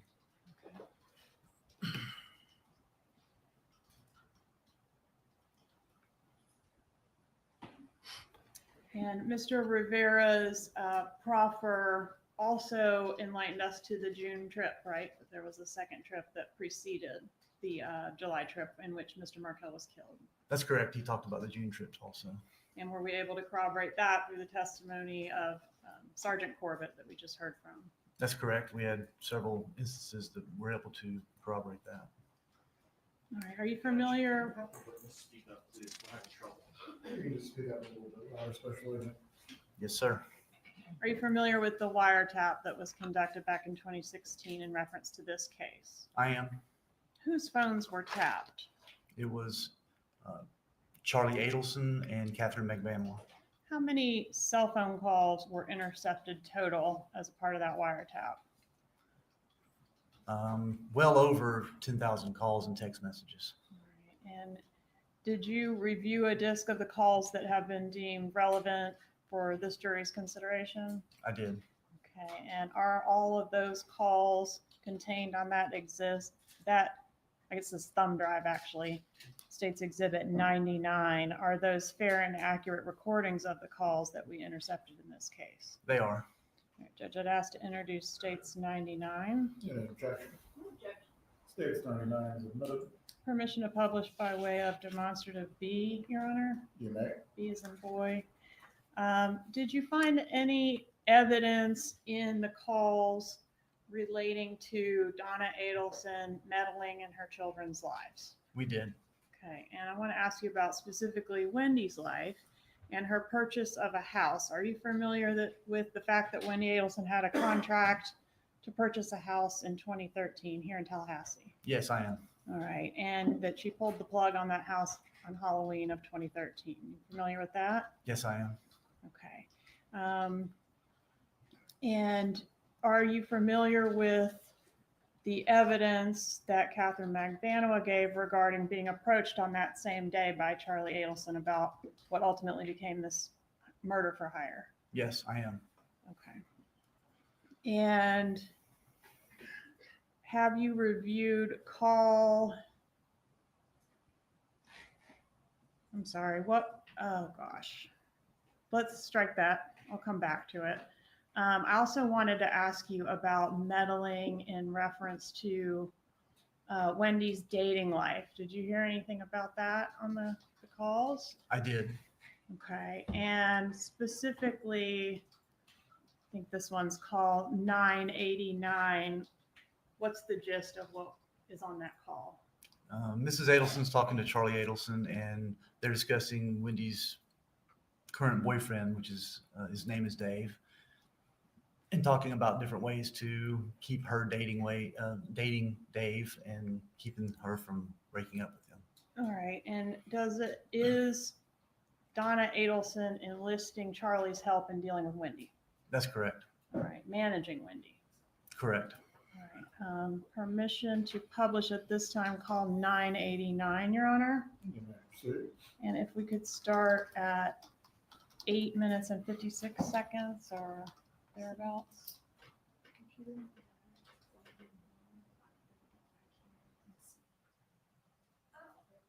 We have no power, so we're requesting a recess.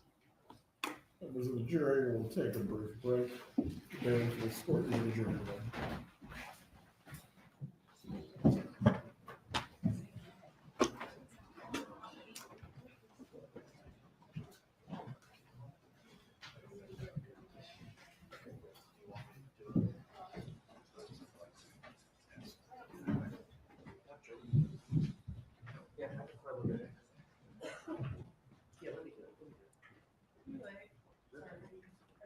Everyone can be seated.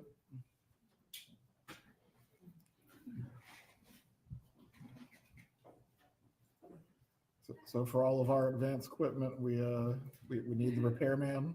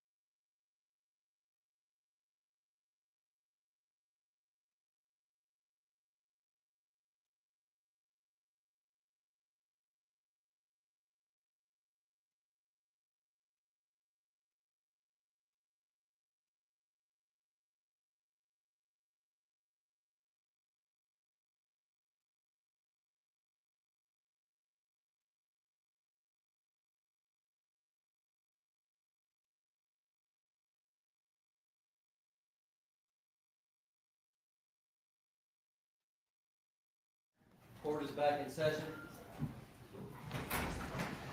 Jurors ready? Please remove. And standing for the jurors. It's a copy of 85 on your table there.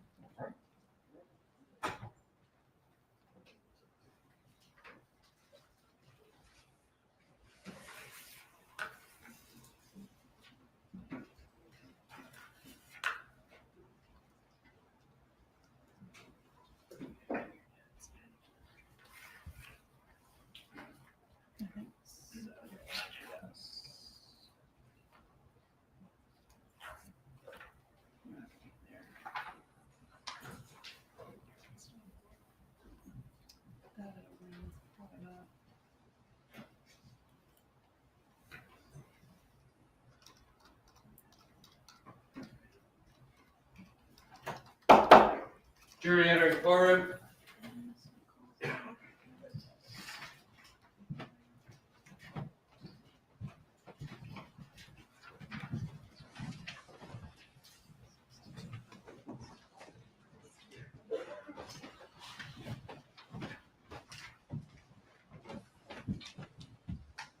Everyone can be seated.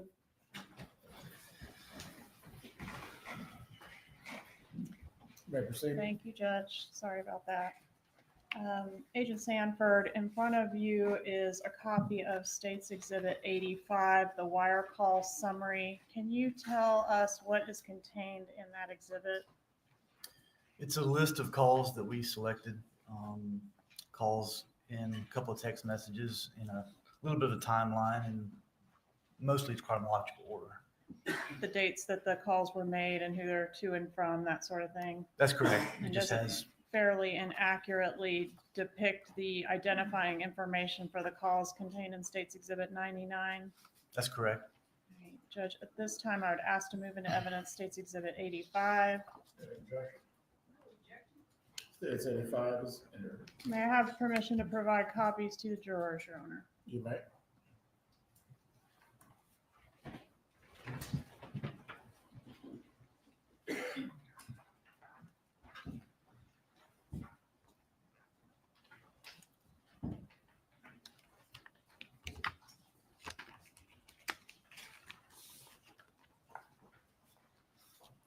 Madam Court Reporter, would it assist you to have a copy of the summary?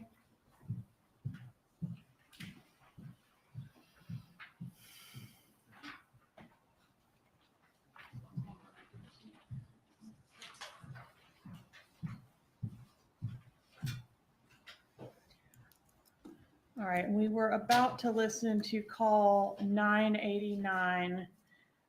Judge, we're gonna advance the call to 8 minutes and 56 seconds, but I thought we'd start just at the beginning to give the jurors an opportunity to put on their headsets. We provided headsets for each juror with a number, and there's an accompanying volume control in the front here. So my suggestion is just let everybody tinker with it and get settled, and then we'll move the That's call fine. along.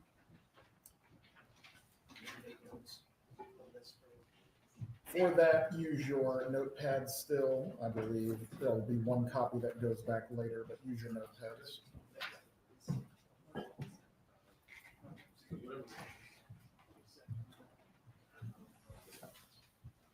All right, start publishing.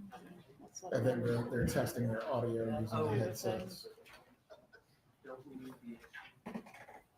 Sir? She's right, What's, I don't know if I'll wear them for all of it, but just to make sure I can hear it properly. Probably so you can clearly hear. I think that might be your copy because that's his. Oh, yeah. You aren't going to be left in the dark.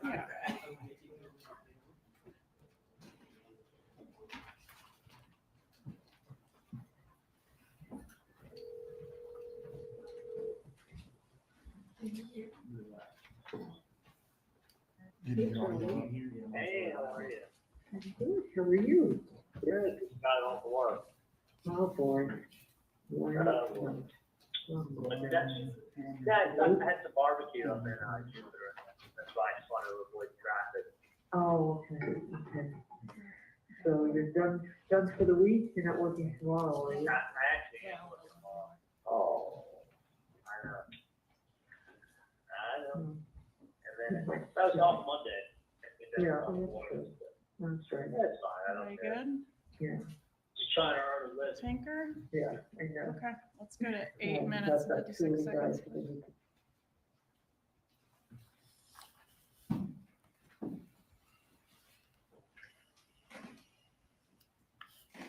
Because I'm in that demographic of guys I want to date. Right. And I don't have a problem telling her, like, you put the Victoria's Secret model in 37. I'm not asking for her to be. No.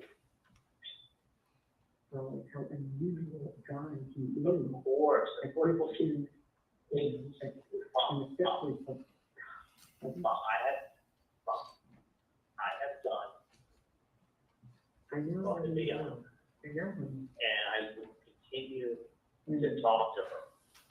But there's a limit, because there's a point at which someone purposely will do what you're asking them to purposely do the opposite. Which is gonna screw her life, because they're infinitely another day, they're infinitely another day. What's that? There's not gonna be another No, day. no. The reason why is I'll never tell someone you can't win the lottery twice. But I can tell you this, the probability is not in your favor. Probability is not in your favor of winning the lottery once. Winning it twice, even more. And that's how I talk to her. Because what happens is That's what she needs to do. you understand where I don't ever offend her. Because I don't talk about her. I just say, wait, listen, if you put a 37-year-old Victoria's Secret model in front of me, I wouldn't want to get serious with her. Why? When I could do it with a 25-year-old. I said, a 25-year-old is going to be 18 in 15 years. I go, you want to buy a car with high mileage or low mileage? I go, listen, Wendi, you don't want to date a guy that's 50. You know why? Because he's too old for you. And he's going to be 60 in 10 years. And 10 years from now, you don't want to see yourself as a 60-year-old. I get it. So it is what it is. But you can definitely ask her why she's not going out with David, because she was there with her twin Celia said it. I know. But it opened it. Of course. But just hear me out. I can talk to Wendi differently than anyone can. But even when I do, I don't reference it as saying, Wendi, in a million years I would date a girl like you with 2 kids. Because it's true, in a million years I would. What I would say is, Wendi, the Victoria's Secret model, I wouldn't have you set me up with if she was 37. And that's just, it's a double standard, but that's life. And she knows about double standards in life. It is what it is. So all I can say is, like, when I talk to her and I put it in those terms, she gets it. She gets it. But, obviously it doesn't help that she's got these fucking friends. Don't tell her that you deserve the Superman with some guy who's a doctor who's single, who's just dying to take over the responsibility to kids who aren't his. Like, there's tons of very wealthy, successful, young, good-looking guys wanting to date her because nothing's more fun than having a 6-year-old fart in your face while you're trying to talk to your girlfriend when you get home from work. That's awesome. Yeah. That's cool. Only someone like him who's got these boys who knows what it's like, could understand it, and doesn't bother them. Yeah, and it's not only that. Let me give you an example. Ted Berman. You're a little fucking odd, had that crazy mom lived on the other street. The lawyer. Okay. Ted Berman got divorced from his wife. He engaged now. I told you about that, right? Yeah. So, yeah, he took a whole bunch of people. He took, Warren Sapp, the football player. Yeah, he took Warren Sapp, Javon First, a whole bunch of his friends, like paid for everybody for like 20 people to go for the weekend. So they went, hey, so we'll go there and spend like $50,000. So his wife ended up sleeping with Javon First. So anyway, so he's engaged now to a girl that he's known forever. Okay. He has 3 children. I'm in that age group. I don't know. I had to explain that beeping noise that we just heard? What is that noise? That's the sound that it makes when the officer who's monitoring the call, he minimizes it. So Okay, he'll so hit a we're gonna- button, it stops it, it makes that noise, and then when he presses it again to monitor again, it picks right back up on that same spot, basically. All right, but we're gonna sort But of it pop jump- in and out of the conversation when we hear that noise. Exactly. There's not a big pause in between. You'll hear the noise, and then the conversation will pick back All up. right, and am I correct that the people that are being intercepted do not hear the noise, the That's, beeping? that's correct. That's They the do idea. not. Okay. All right, let's play a little more. One. And I'm wondering if two, that one.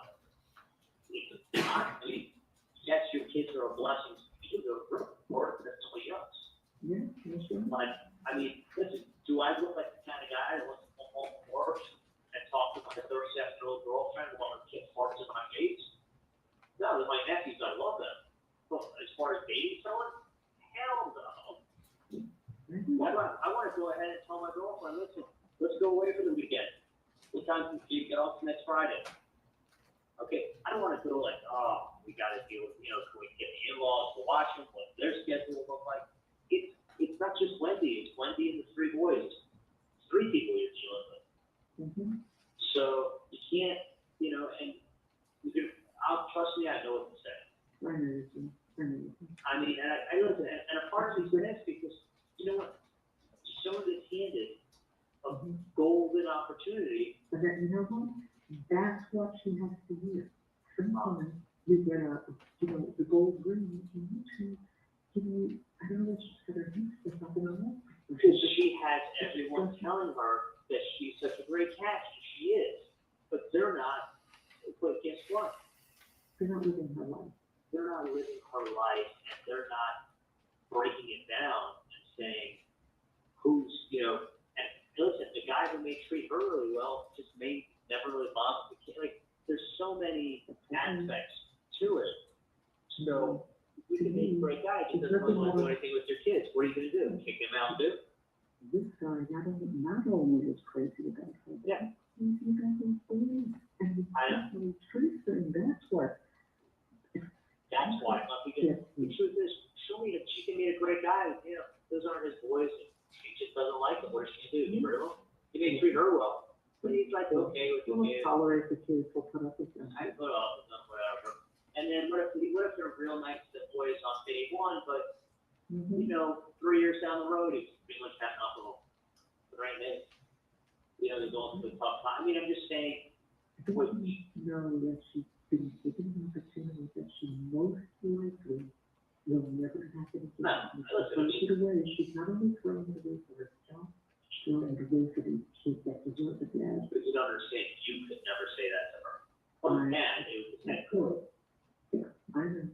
You can say anything you want. It's America. I can tell you the end of the company. You can tell me the beginning. If I wanted to say it, if you weren't here, that's what I would do. I would try. I would try. You fuck it up, good. No, I tried. You would get 30 seconds into your planned speech before she told you to butt out of her life. And rightfully so, it's her life. She can tell you whatever she wants. But the difference is that I can talk to her differently than you can. I know. Charlie, So- believe me and embrace what you do. And really, you know that. You know that. Trust me, I know. I mean, listen, she's doing great with that, considering everything she's been through. I would just like You know what? She's your sister. She loves you. She's a good sister, and you're an amazing brother. And I'm just grateful that the two of you have each other. I really am. well, I am too, but I can tell you. Really am. And I appreciate what you do. Because I go. who else is going to do it? Who else is going to say, hey, wake up? This is not the perfect opportunity. It's glad to be good. Thank God. Listen, most people don't ever get an opportunity like this to begin with. Like the one thing, to begin with. I'm shocked that you don't. Because the truth, and that's what I could listen on. When And I can over here at the meeting going like, wake up. trust me, a buck is Well, let me say this much. As much as you feel like knocking her over the head, I feel like punching her and then knocking her over the head. Sure. So trust me on this. So what I'm telling you is that I'll talk to her and I will do my best, my best is very good. I know. And you gotta understand, but the way I'll tell her too, is like, Wendy, she loves Jess. I think Jess is awesome. Jess will be a great friend to me. And I talk to Jess all the time. Wendy, I wouldn't leave Jess in a million years because she's 37 and she has no kids. She's not good, and Jess probably wants children. Absolutely. I said, but she has no, I go, what? What's it about? So it's like you winning the lotto and saying, I'll never win the lotto again. That's not true. You still have a 1 in 14 million chance. That's like, I'm not going to take that from you. You can get out there and buy another ticket and win the lotto again. It's highly unlikely. So, and I just highly.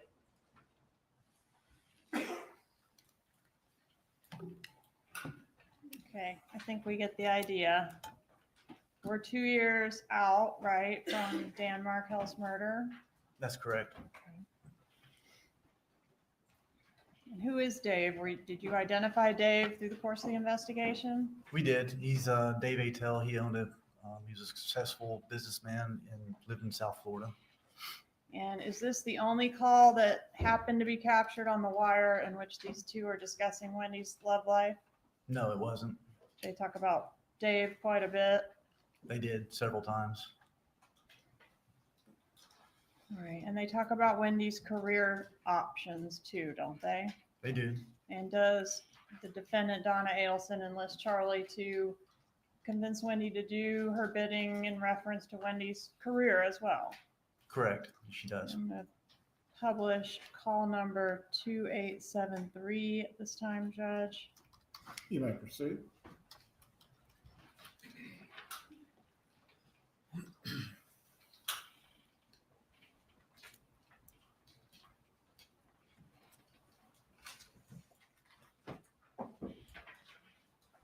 Learn as much as you can from these people. Sounds like you're not learning much of anything.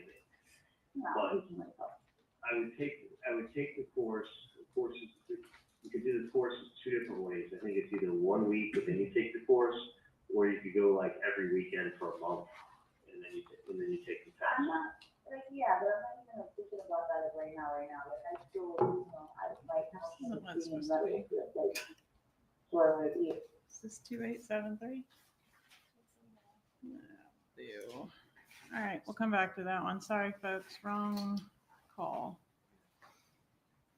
All right, are you familiar with the bump in this case? I am. All right, what's the bump? The bump is where we took an undercover agent and had him approach Mrs. Adelson with a plan. It was during the time of the investigation, we had evidence that linked Luis Rivera and Sigfredo Garcia to being the actual hitmen. So in 2016, we decided to created the bump to have an undercover approach her, pretending to be a former cellmate of Luis Rivera. Luis Rivera in 2016 was actually incarcerated in the Broward County detention facility and then went to another jail. So we wanted the undercover to pretend to be in a jail cell with Luis Rivera and pretend that Luis Rivera told him about the hit in Tallahassee with the Adelsons. Not with the Adelsons, but the hit that that was created, linking back because we had telephone calls going through, linking Luis Rivera to Sigfredo Garcia, then to Katherine Magbanua, then to Charlie Adelson, then to Mrs. Adelson here. So it was a ruse. It was a ruse. Designed to generate chatter on the wire. It was. It was 2 years after the homicide, and we started a wire, and we knew that they were not talking about the homicide anymore. So we wanted to we call it tickling the wire. And was the goal to identify, if the pattern that we're seeing that we think is the members of the conspiracy, is that right? Who's a member of the conspiracy and what are their roles? Yeah, we had Luis Rivera, Sigfredo Garcia would talk, and then Sigfredo Garcia talked to Katherine Magbanua through the phones. Katherine Magbanua would talk to Charlie Adelson through the phones. Charlie Adelson would talk to Donna Adelson through the phones, and then it would go back, and it would always go back and forth in that order. It never skipped anyone, never, no one ever jumped over the other person. It always went back and forth. So we had that in the phone records leading up to the homicide, but what we didn't have was the conversations. So was it of interest to find out, you know, if we approach Donna Adelson in this way, what's she gonna do? Who's she gonna go to? Exactly. Is she See gonna what call her the reaction police? was. Is she gonna call Luis Rivera? What's she gonna do? Exactly. Right? Okay. And did you have an opportunity to review State's Exhibit 113?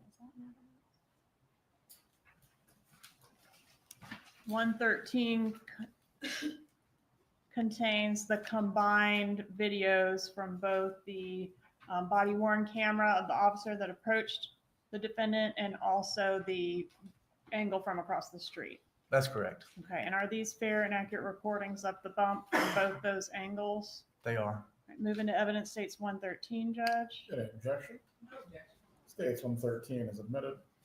All right, and the undercover, the officer that played the gang member, I guess, said that he was instructed not to be aggressive or not to scare the defendant. Was that you that instructed him on that?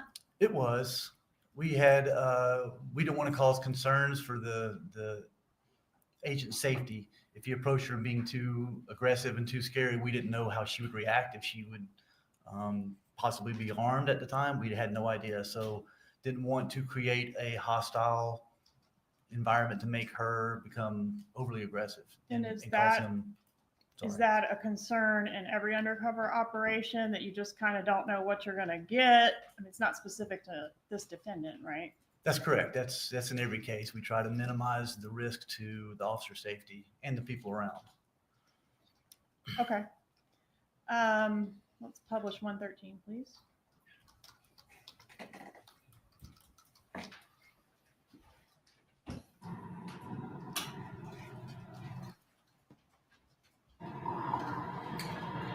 Black shorts. What is it? Yeah. Okay. Okay, bye.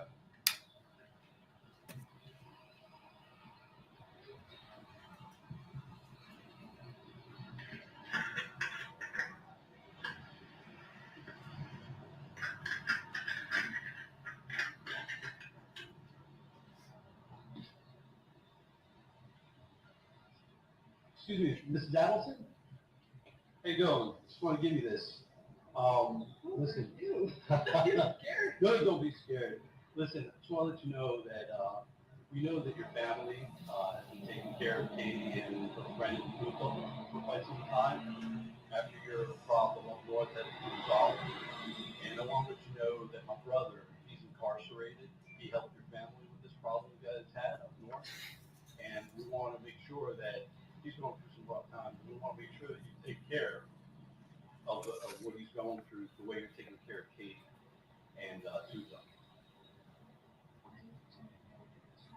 Well, this will explain it. Thank you.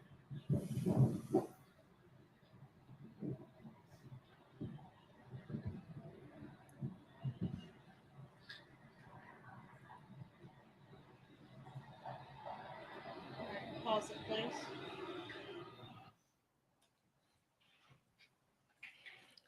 Does the defendant remain under surveillance for some time after this?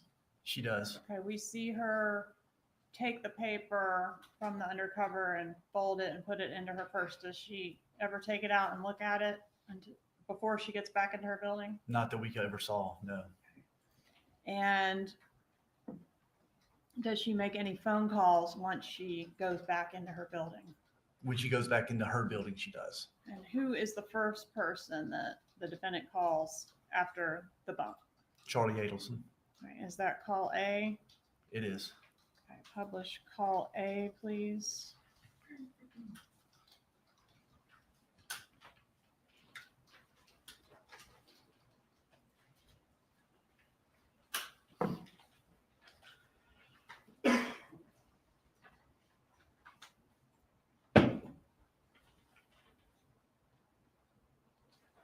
Hello?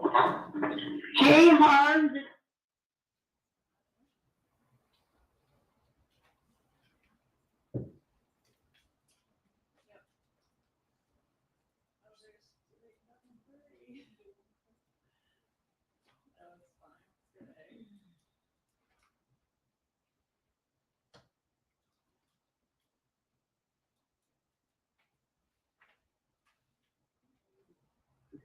Tonight after work or some other time in the very near future, I need to meet the people. Okay. Okay. Did someone write a letter to you or something? I've got some paperwork hand delivered to me. You're being sued?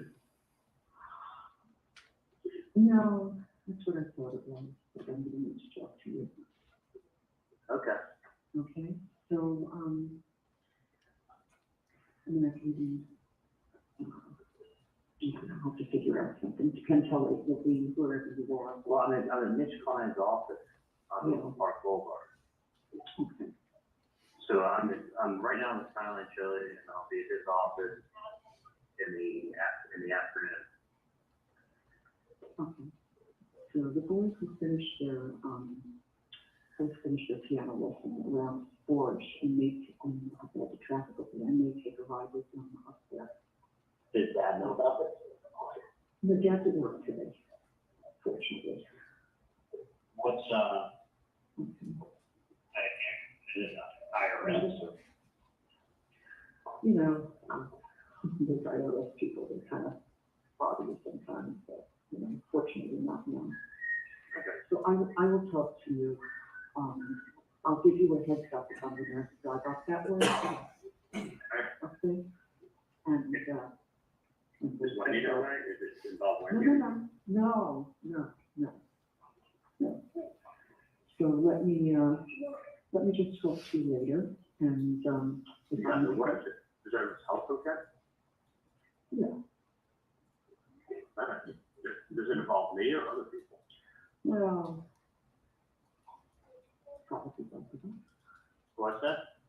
Probably the two of them. So you probably have a general idea what I'm talking about. So let's just find some time to talk to each other and take the boys for a ride, okay? You're gonna take the boys up there? No, I think I can come home. Maybe I can get here till about 7 when Dad gets here. So it's harder to talk to me today. He or, tomorrow, and it's important. All right. Well, I'll be up at Mitch Klein's office. You want to come up? Oh, yeah, so really. I'm just concerned that I just have to get up there and get back in time for Wendy to get them. Sometimes she gets out a little earlier than I have coming out here. Can I ask you a question? Whose paperwork is that from? I see that, that's great. I was, something that came hand to hand to me. I asked them to go in today. And he does it right, was it anonymous or? No, oh no, it's not anonymous. Not anonymous. I just don't want to discuss it over the phone. All right, whatever it is. It's silly, but, if you want. I wouldn't bother you, trust me. Yeah, do you want me to come down to see you tomorrow? I have to have the day off. Yes, that would be wonderful. Dad actually works later tomorrow. You know, he goes in at 1 o'clock. We both work out at the gym from 9:30 to 10:30. So Whatever it is, I'll take a look at the paperwork. Yeah. I hope it's not the IRS.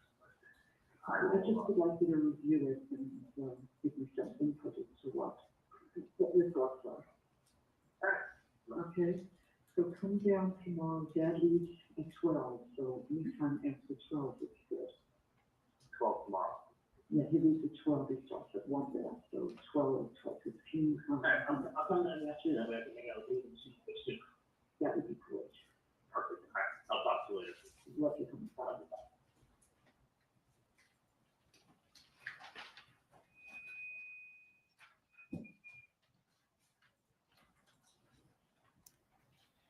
Would you describe the defendant's demeanor on this call as really calm? Yes, She says dad's at work, fortunately. she does. Does she indicate that she's in fear on the call? No, she does not. She was handed a piece of paper that had an article about the murder of Dan Markel, right? Correct. That's what the interaction was about. That's correct. That's what he handed her and made reference to it. And when Charlie asked the defendant what it's about, what does she say? She says to both of us, Probably both of us, probably the two of us. and then the two of us. Said it twice. Does she say the name Dan Markel on this call? No, she does not. Does she say the name Dan Markel anywhere on this wire? No, not that I recall. Did she report this incident to the police? No, she did not.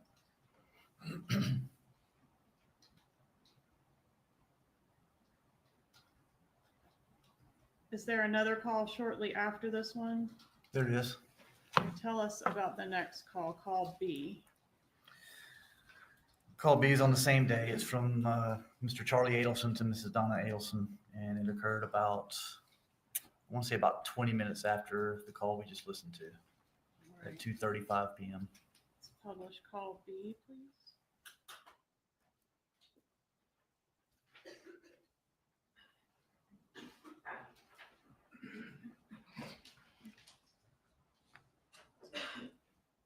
Hey, how are you?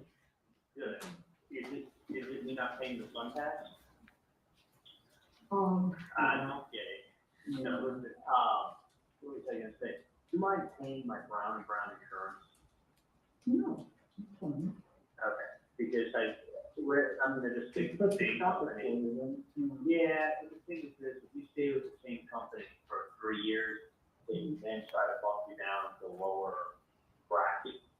oh, okay, so it's a good idea to do that. So I might as well stay with them and hope that that's actually true, that they can do what they said about putting you in the lower bracket. Okay, do you want me to call Pam Hall? Yeah, because I told her that my mom would call her because she's handles like that stuff at the office. Okay. And then just send them a check. If they have to have it for, I want to say the 29th or something. Okay. And I'll I'll go do in that now. and do that. And listen, whatever it is, whatever someone says you, I wouldn't worry too much about anything. Okay. I mean, so if someone can write whatever they want to write, someone can say whatever they want to say, and I'm not worried.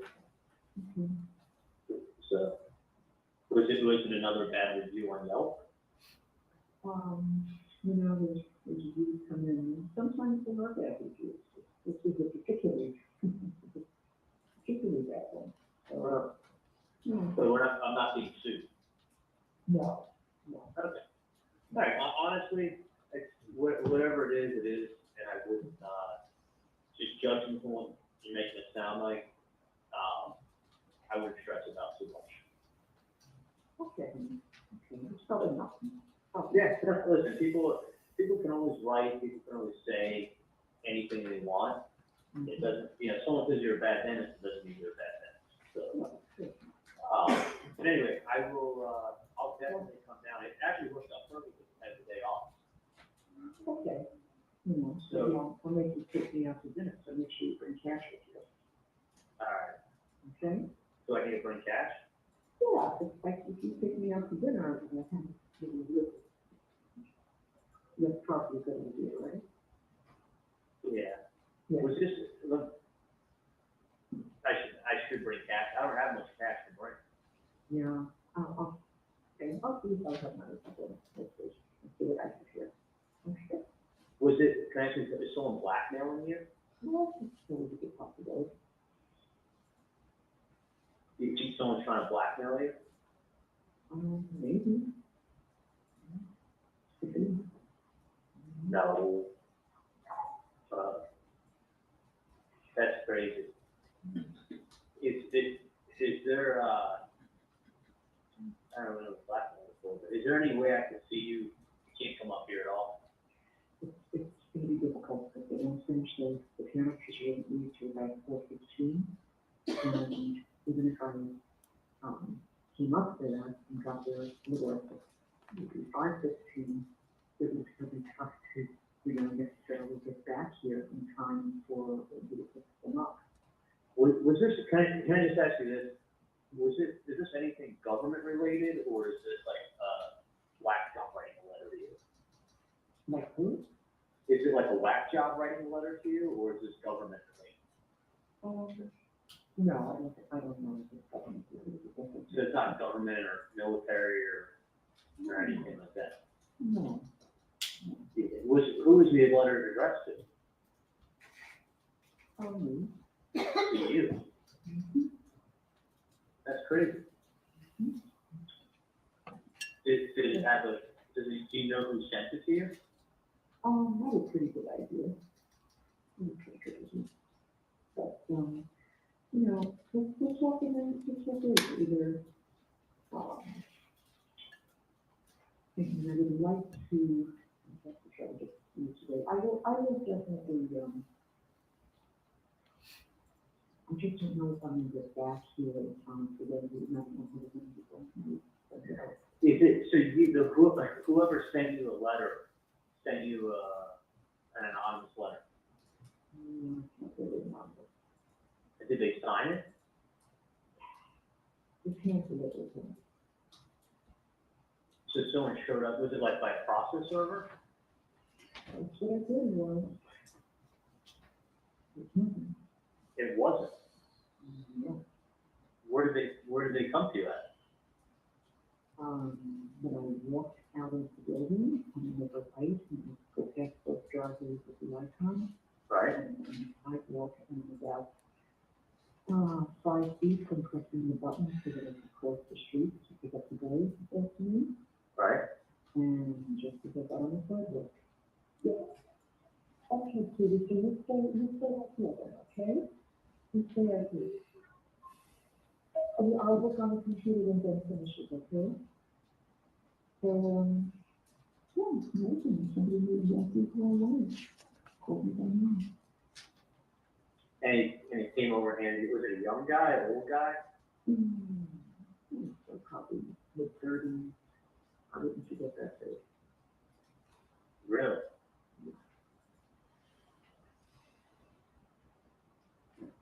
Kelly, I can make you a chance to go up there. I'm just concerned about getting back here in time. And when you say you're worried, I don't think it's a good idea for the girls to say you want to go. You know? All right.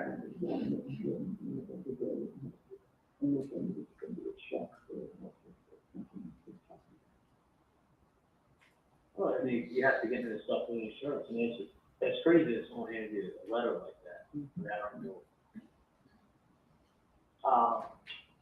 Maybe we better just keep it on, tomorrow, about 12:15, 12:21. Is the person like threatening you or anything? You're never gonna have it interpreted. So let's not worry, and let's meet tomorrow. I think that's better. But let's meet tomorrow this afternoon. All right, let me ask you this: do you want to take a picture of the letter and send me what someone sent you? Yeah. So it wasn't the government or the military or somebody, some random person. Yeah. That's fucking crazy. How long was the letter? No, it's just a copy of the father that it's not written in the letter. That was written in a copy of that letter. Is the person threatening you? No, I don't think we should.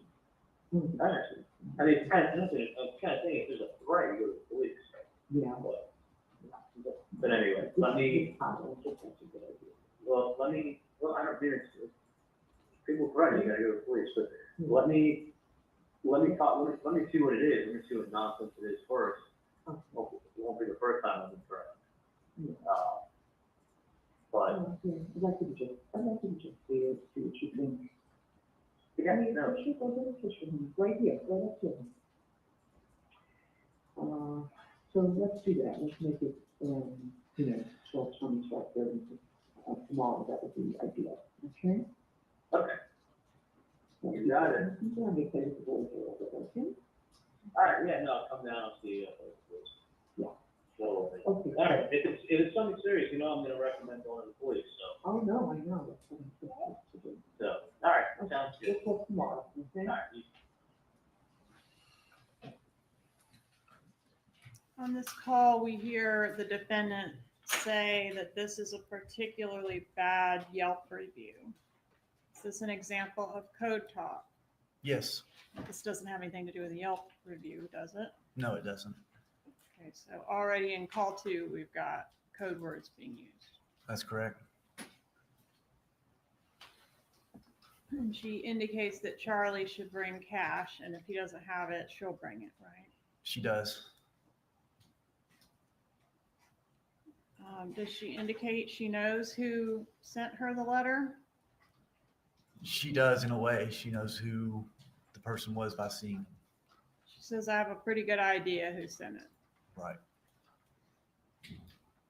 He asks if she wants to send him a picture of what she received from the person. What's her answer? And she didn't think that was a good idea.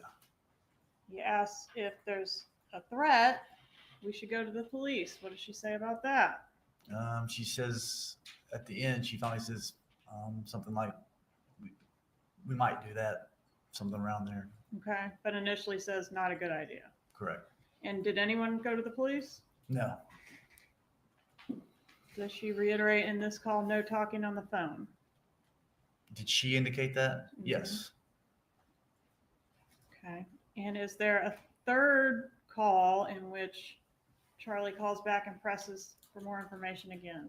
Yes, there is. How soon after call B do we get that next call? The next call is at 3 o'clock, so about 15 minutes after that call ended.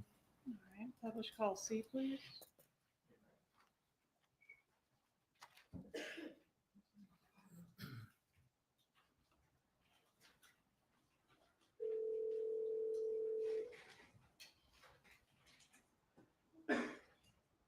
Hey, sorry about that. Quick question for you. Well, one thing I was gonna tell you is obviously don't talk about things in the apartment or any place. Oh, obviously. The other thing is, was the person black, white, Hispanic? What? And they just came up to you and they said your name and they handed you a piece of paper? No, no, didn't hand it right away. First talked to me for a while and then handed it to me. Really? Mm-hmm. And they wearing hats, sunglasses, or? No, nothing. Nothing. You could describe him to a T. What's that? You could describe him to a T. No, nothing. Was the person nervous or were they angry or? No, calm as could be. Totally calm. That's really crazy. Are they trying to ask for money or something? Yeah. If someone trying, I mean, listen, if it's something like that, it sounds probably like you go to the police, but I may have to, but I'd rather talk to you first. yeah, I mean, I wouldn't, there's scumbags out there all the time that try to do stuff like that. Oh, I know. So, That's why, I just want you to see, because I don't want, not your father upset. don't say anything to dad until I take a look at it, because dad's probably about to Absolutely. on everything. That's what I suggested, after he goes to work tomorrow. Did the person give you any kind of like time frame or anything? No. Okay. Then Yeah. it's clear what's wanted. What is it, kind of ask you, what do they ask for? I don't know, this TV is probably about 5. They ask you for $5,000? Mm-hmm. That's fucking crazy. Mm-hmm. Yeah, You mentioned, like an ex-girlfriend. Hi, Sandra. Good morning. Good. How are you? Okay. That's crazy. Let me take a look at it, Mm-hmm. and then I'll go from there. Lincoln's on first.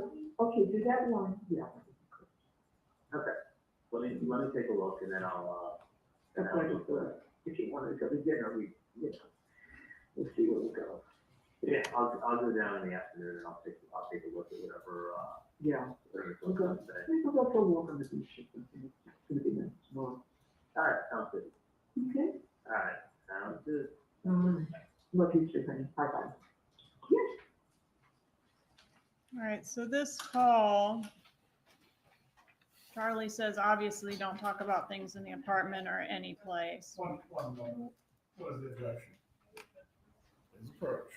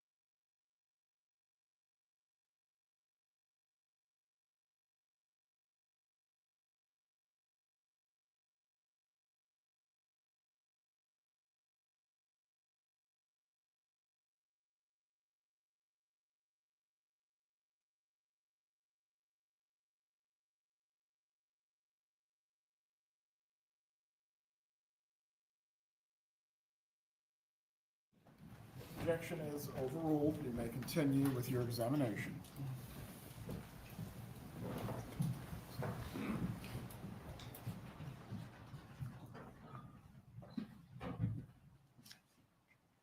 Oh gosh, where are we? Obviously, don't talk about things in the apartment or any place. And she says, obviously, right? That's correct. Why? That's a good question. Did you have the apartment bugged? No, we did not. Did the gang member have the apartment bugged? No, we didn't. And next, there's a statement, this TV is probably going to be about 5. Was there anything to do with the TV in this bump operation? Yes. Well, Charlie. was the word TV mentioned to Donna Adelson when the undercover approached her? No, not at Did all. he say she was buying a TV for $5,000? No. Okay. So the TV, though, has significance in the greater context of your investigation? That's correct. How so? Charlie Adelson had supposedly joked to several people about buying his sister a TV as a divorce present instead of hiring a hitman. Right. And was that the same TV that also served as Wendi Adelson's alibi in the morning of the murder? That's correct. In this call that we just heard, Donna Adelson says that the person that approached her, quote, mentioned an ex-girlfriend. Rule, please clarify your question, Ms. Ketterman, so it's clear as the context. When Ms. Adelson is talking on this call that we just heard, she says that the undercover, quote, mentioned an ex-girlfriend. Does she say the name of the ex-girlfriend No. to Charlie Adelson? No, she doesn't. All right. Did the undercover say the name of an ex-girlfriend to Donna Adelson? Yes, he did. What did he say? He said Katie and Tudo. Okay. And does Charlie have more than one ex-girlfriend? Yes, he does. Yes, a litany of them, right? He does. Okay. So when Charlie hears ex-girlfriend, does he, in fact, on the next call one of his ex-girlfriends? Yes, he does. Okay. And he has not been told Katie yet. That's correct. Okay. Who does he call? He calls Katherine Magbanua. Is that our call D, the next call? Yes, it is. Publish call D, please.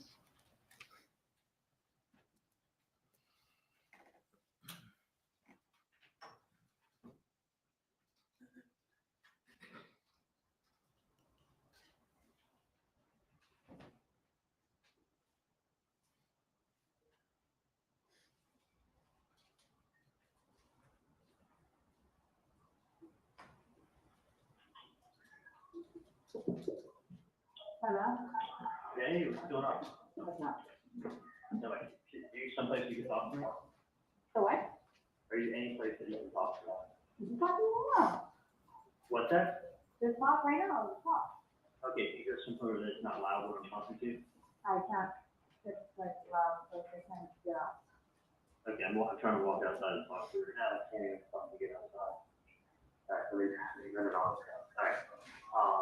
Somebody. Hang on. Okay.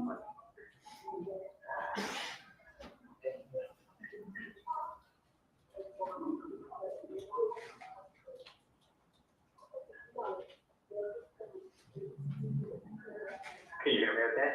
I can hear. Okay. I just want you to listen to me. I'll be able to talk to you in person when I see you tomorrow. Okay. Because I don't know what's going on, Mm-hmm. but my mom walked the kids. I only heard part of the story, Mm-hmm. and I'm going to go down there and talk to her tomorrow to find out what's going on. Okay. Because she didn't want to elaborate. Uh-huh. But she said that someone approached her on the street, Uh-huh. called her by name, Mm-hmm. handed her an envelope with something in it. Yeah. And somebody she really wouldn't go into detail. I have no idea what this is in reference to. Uh-huh. But something regarding her son, something regarding his ex-girlfriend, and the person asking my mom for some money. What? Yeah. So I said, well, yeah. I'm like, first what you're saying, I thought it was like something involving the IRS or a payment Yeah. or something like that. So I don't even know what the fuck it's about at all.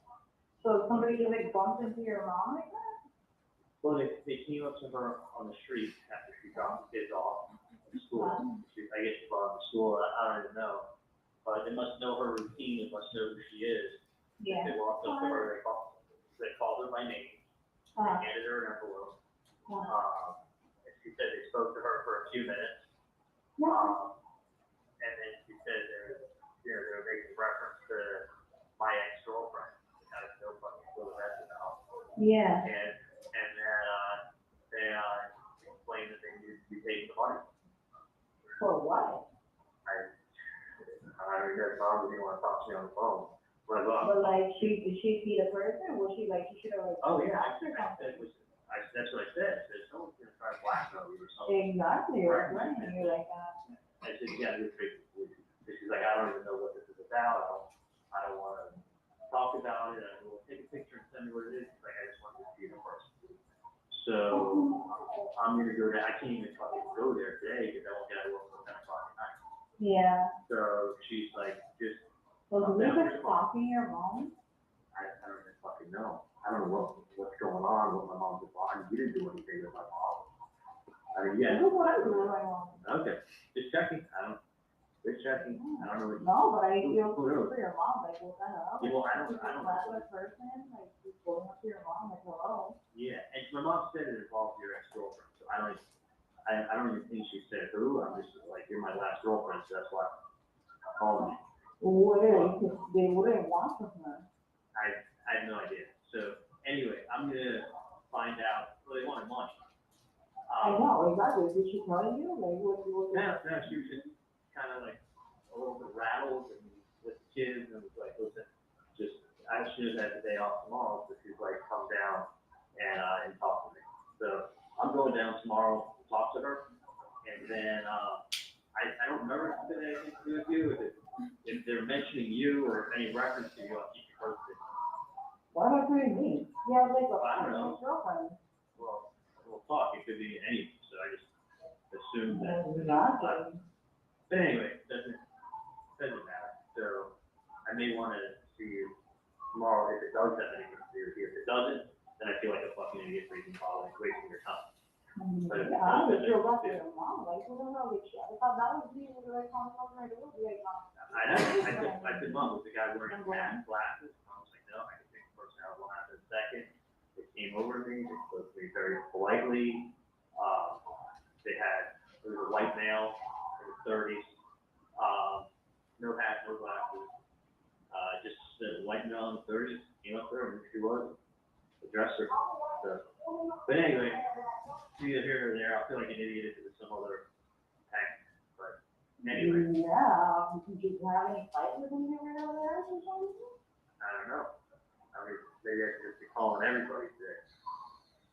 No, yeah, you should try to find out. I thought when I spoke to my mom, she said it involved, they mentioned your name in it. That's why I was calling you, but I'm gonna feel like an idiot if they didn't. So, but anyway, are you working tomorrow? What's the story? Yeah, but you can always come by over there. All right, what time to finish work? Thank you. All right, let me know. What time you finish work tomorrow?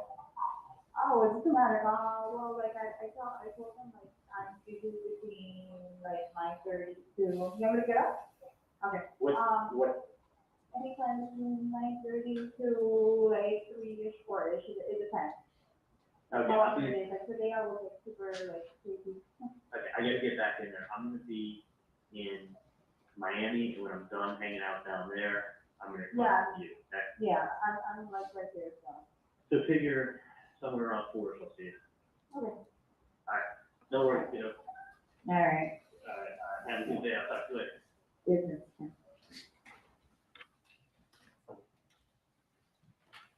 In this call, Charlie Adelson tells Katherine Magbanua that the man that approached his mother said, quote, something regarding her son and his ex-girlfriend. Did the undercover say anything about Charlie Adelson or Donna's son? No. Did the undercover reference Charlie Adelson at all? No, he did not. When Donna Adelson relayed to Charlie what the undercover did she say they mentioned you? No. But he deduces that he misremembers that it was just about him. That's what it appears, correct. Did he proceed after this call to call any of his other ex-girlfriends? No, he did not. Did he speak to anyone else about this other than the family members that we're going to hear in Katherine Magbanua? No, he didn't. Right. There was discussion of an in-person meeting between the defendant and her son, Charlie Adelson. Did that take place? It did. When did that take place? The following day at about, I think it was around 1 o'clock. Is this April 20th, 2016? That's correct. Where did the meeting take place? It took place behind Mrs. Adelson's building. They actually met in the building, we believe, and then came out the back of it and walked down.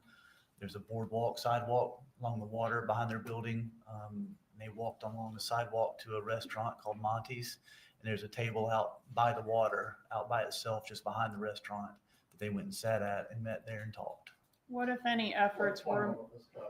Ms. Adelson, if you need your hearing assisting device, please wear it so you do not miss any of the evidence. Please ask your question again. What, if any, efforts were made to surveil or record the meeting between Charlie Adelson and the defendant? Yes, I had recording equipment brought in, and we tried to get as close as we could to them. They sat out away from anyone else across the sidewalk, right by the water on one side of them and the sidewalk on the other, and we couldn't get very close to them without alerting them that we were there. Were you able to record the contents of their conversation at that in-person meeting? No, we tried, but it was inaudible. There's no audio. Were you able to get any photographs of this in-person meeting? I was. Judge, at this time, I'd ask to introduce State 53. Any objection? No objection. State 53 is admitted. May I publish? You may.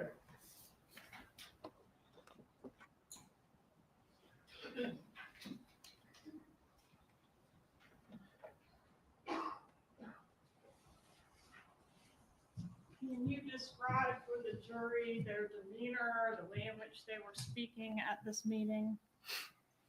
Yes, they were talking in very low voices, and Mr. Adelson is usually very loud, but he was not talking in a loud voice in this particular meeting. Even when they walked down the sidewalk, they were talking very low, leaning into each other, almost a whisper. How long did the meeting last? I believe around 30 minutes at the table. All right. Judge, I think this might be a good time to recess for the day. Very well.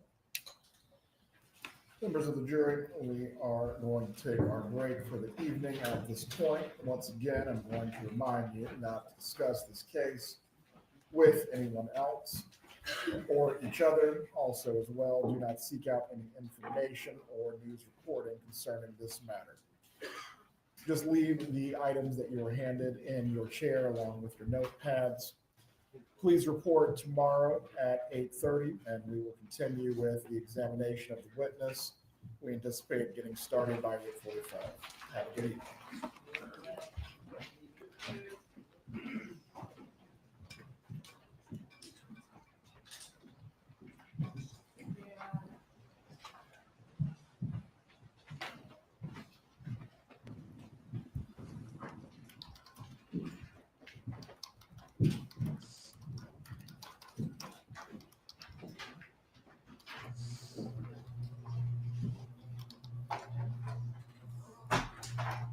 Everyone can be seated. Ms. Kappelman, for the direct of Agent Sanford, how much longer do you believe that will take tomorrow? It's going to take most of the day tomorrow. I do hope to get a couple more witnesses on toward the end of the day.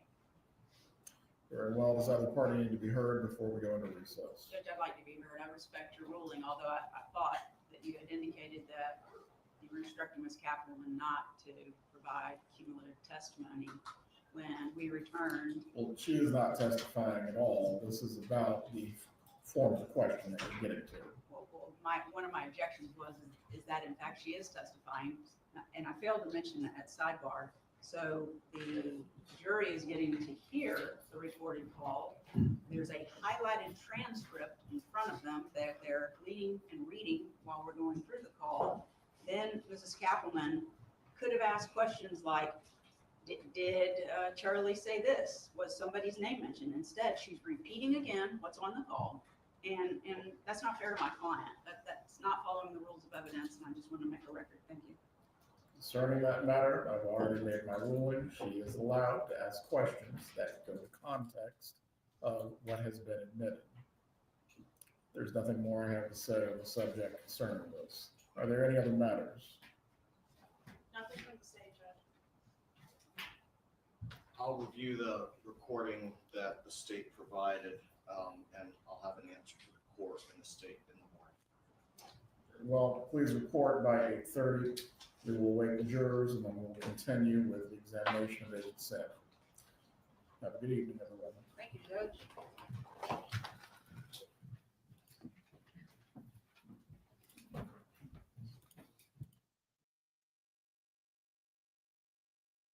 Okay. Not a particularly jaw-dropping day. A lot of evidence we've seen before. Am I forgetting something? I mean, it was interesting to see Donna react to the undercover. It's probably the first time since they met that day that she's seen him, and she'll probably never see him again. But it certainly seems like they're putting a lot of objections on the record. I don't know if this is something Donna asked for, but I mean, essentially, Jackie Fulford's objection at the end there was the transcripts are not good for my client and they're highlighted. And then Georgia Kappelman is asking questions about the highlighted text. She's reiterating, she's making sure the jury is understanding what the evidence is. I mean, if I misunderstood her objection, please let me know, but it's not fair for my client. Yeah, none of this is good for your client. Right?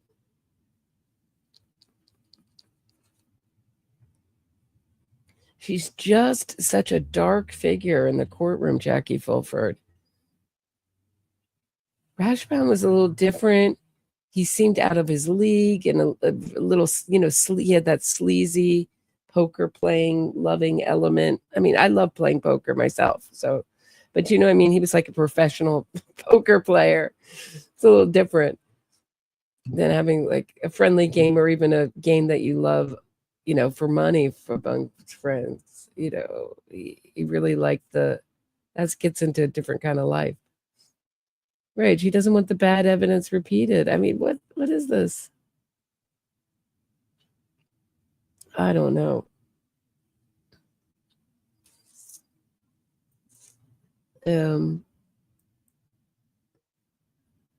me stop sharing.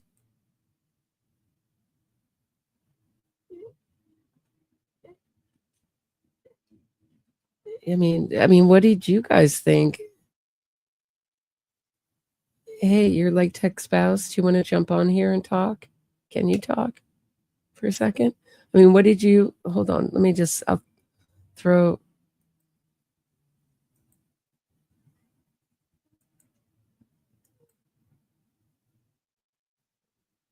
you an invite in the, I don't know what your schedule is. I know I'm putting you on the spot. But I know you said you wanted to come in sometime and talk about the Donna trial. Now is as good a time as ever.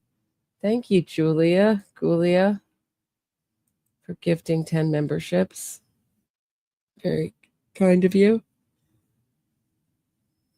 They'll be handed out at random.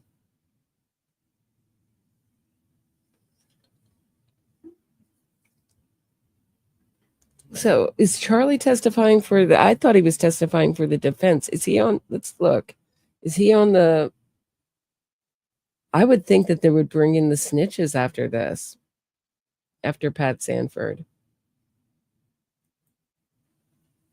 No?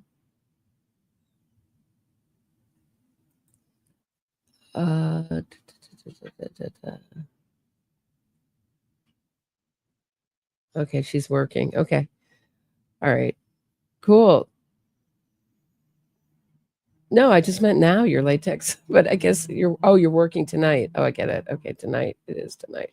Okay. I'm just all confused. Okay. Let's look before I go. Let's just look at the witness list for a hot minute. Here it is.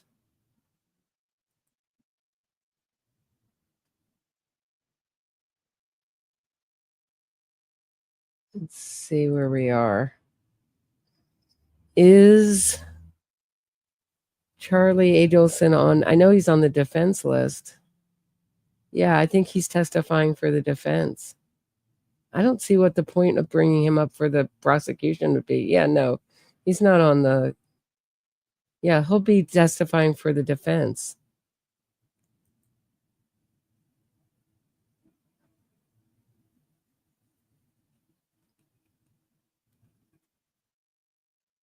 Okay. Okay, cool. Have fun at work. Yeah, no, I understand it's on the fly.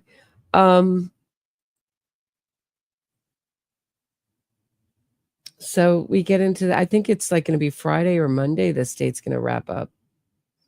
That's what I think.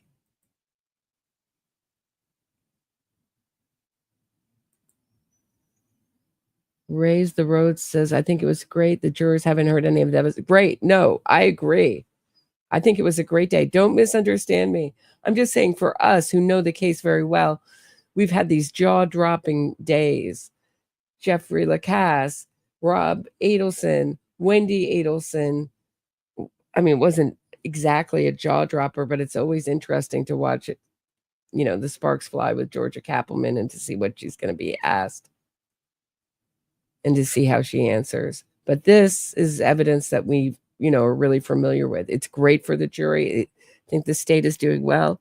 It's certainly not not saying anything bad about either side, but this is not the well-oiled machine that Charlie Adelson's trial was. Lots of delays, just problems with putting up the wrong evidence. I mean, these things happen, especially it's just notorious with trial exhibits. Anything that can go wrong will go wrong in trial. But Charlie Adelson's was like this just very, very efficient, quick trial. There's a lot more breaks and long arguments. There were arguments before with Rashbaum, and because Judge Everett seems to like to wait till the last minute to make rulings on things sometimes. I think the jurors haven't heard any of this evidence and they laid it out for them. Yeah, it was well done. I think Georgia Kappelman and Sarah Dugan are like the great team doing a fantastic job. I have no complaints. Just as a viewer, it is a little slower and a lot more breaks and little mini issues.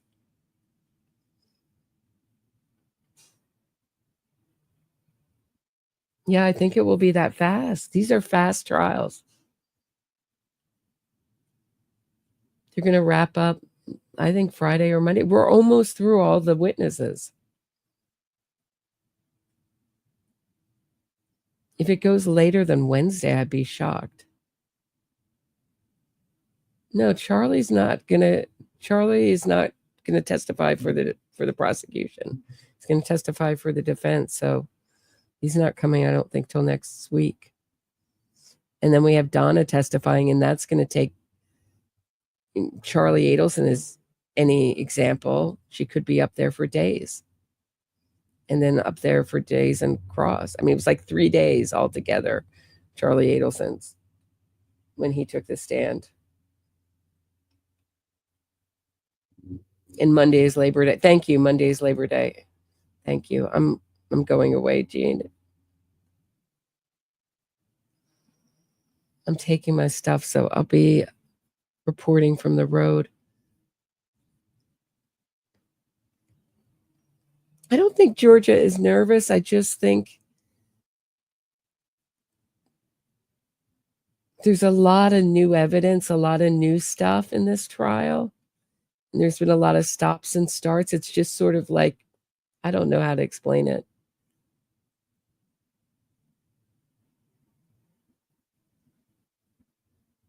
She's had to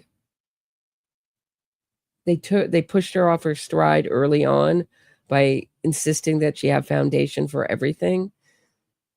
So I think she got pushed out of the way that she wanted to do her, her presentation. I think it's done nothing but help the prosecution in that I was trying to explain this to Patty, like you can't even do the craziest what ifs.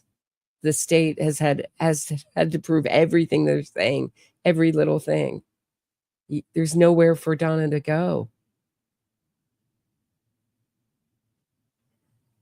I mean, had they thought that through, that objection through, that foundation objection through, maybe they wouldn't have done it, because what it's done is given Donna almost nowhere to go. So I'm curious if they'll bring back Katherine Magbanua. I would think the defense would. Some kind of rebuttal witness. I don't know. Or challenge her over something Charlie Adelson said. I don't know.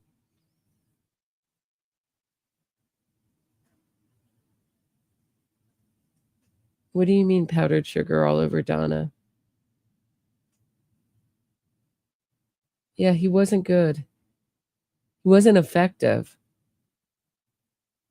But he wasn't as he was. I didn't like him, but next to Jackie Fulford, he looks likable. That's all I have to say. I find Jackie Fulford repellent as a human being, and Josh Zellman is just like a non-entity in the courtroom.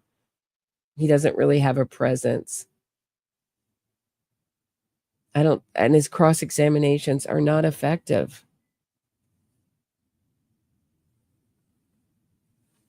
I mean, one was so dumb.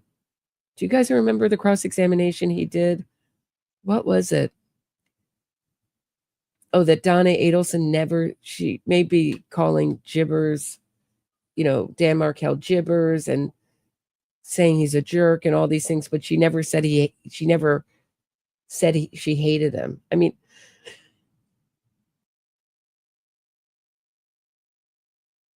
what is that? What is that? So I think I'm losing my voice. Just for personal reasons. I'm not going to do a live at 6 tonight, so I'm just hanging out a little bit longer than I normally do. Do you guys have questions or comments or things you want to say? He's all right, Riverdale, but he's not effective, is what I'm saying.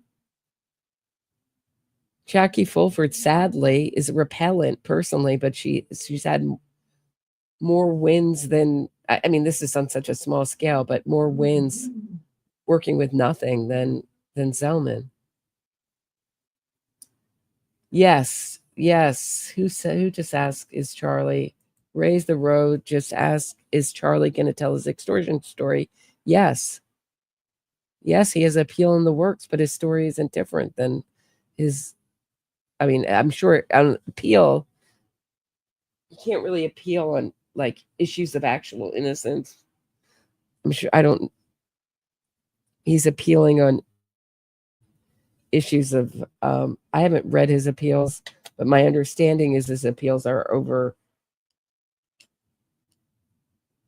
the fact that Rashbaum represented Donna, a co-conspirator, for a minute and a half, kind of.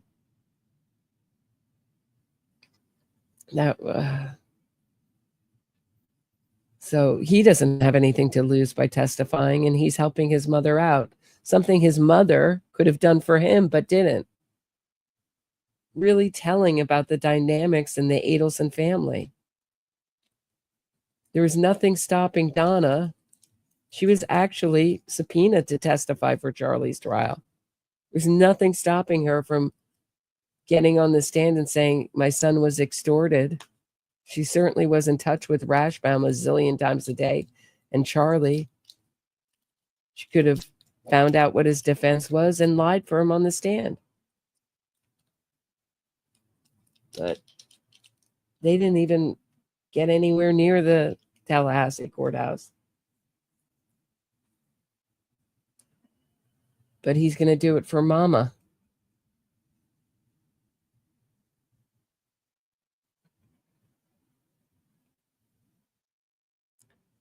Yeah, I don't think, my theory is that I really don't think Donna knew how serious they were about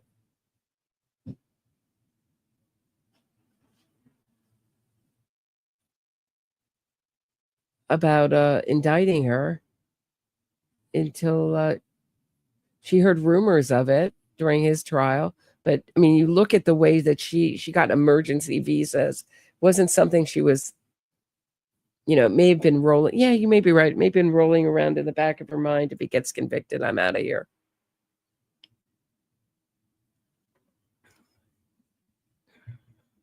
I mean, they got away with this for years and years and years and years.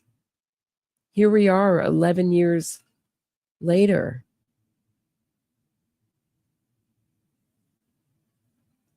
Does anybody have anything else they want to say or ask?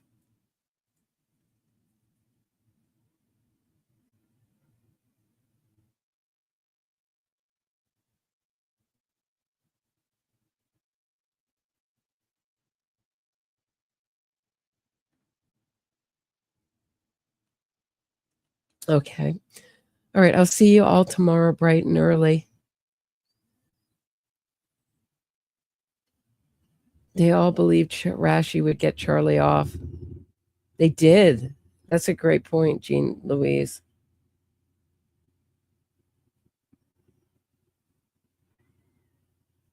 Truth and Justice. I have asked. Okay, hold on 1 second. I'll go up. I missed it. Truth and Justice. Hold on 1 second. Thank you. Sorry, I didn't see it. It didn't show up in red.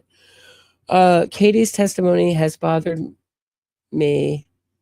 Luis Rivera would disagree, and Charlie Adelson knew Garcia was involved, as Katie started to be nice to him as he has helped you out. Katie's testimonies bothered me. You mean Luis Rivera would disagree and Charlie Adelson knew? Is there anyone else with LR as initials? And Charlie Adelson knew Garcia was involved, as Katie stated, be nice to him as he has helped you out.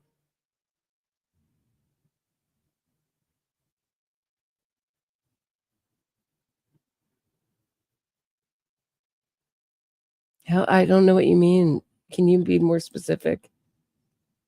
I'm sorry. I know it's probably something obvious. I'm really not working on all cylinders today. Sorry, Truth and Justice. I'm trying.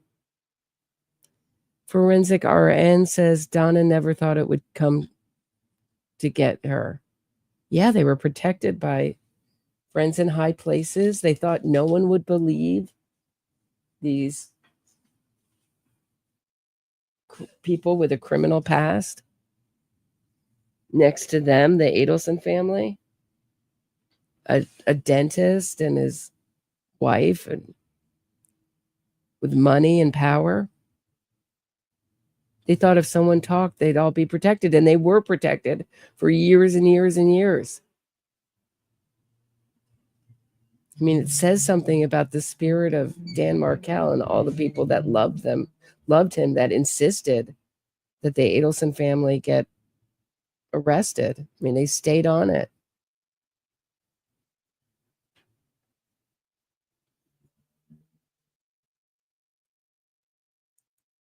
The state is taking advantage of the defense by the presentation style, testifying, leading questions, testimony, repetition, and having witnesses repeat testimony.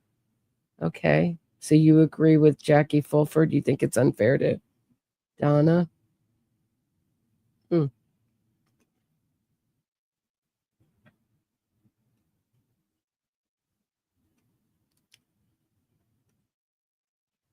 Did Truth and Justice clarify? Because I really would like to answer a question. Or his question, I don't know. Roberta Glass, Wendi or Harvey going down next? Wendi. I don't think Harvey's ever going down for this. I'll say it. I don't think there's enough evidence against Harvey. I think it's obvious he was involved, but I don't think there is. That's just my feeling. think it's going to end with Wendi. That's the last one if it happens.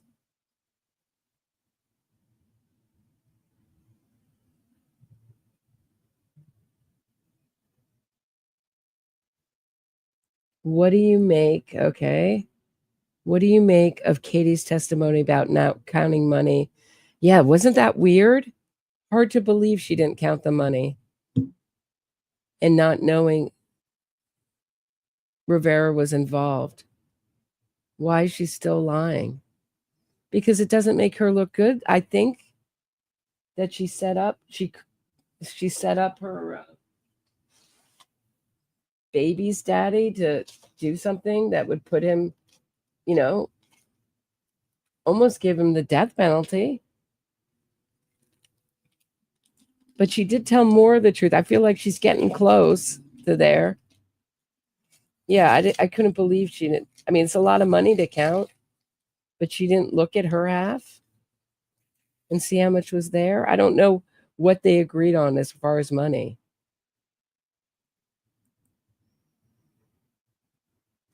Have a good evening, Blue River. Yeah, we're just hanging out, chit-chatting.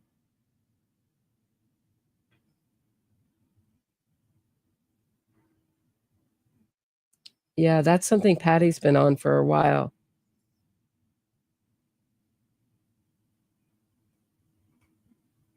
Kendall says, when do the defense rebuttal witnesses? I don't know if there is going to be a rebuttal witnesses, but the defense witnesses happen after the prosecution witnesses. So as soon as the prosecution is done with their case, which I think will be maybe Friday or Monday, I think they're moving not Monday, sorry, Tuesday. Sorry, it's a holiday Monday. I think next week the defense will start their case, maybe a little later in the week. But they've gone through a lot of testimony and they're very quick.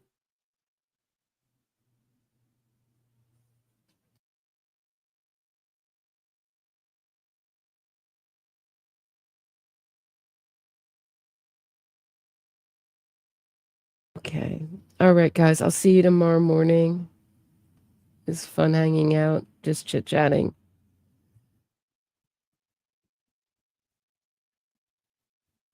Two days tops of nothing. What do you mean by that? You mean it's nothing as far as the defense or the prosecution? Yeah, all the big explosive witnesses except the snitches. We still have the snitches.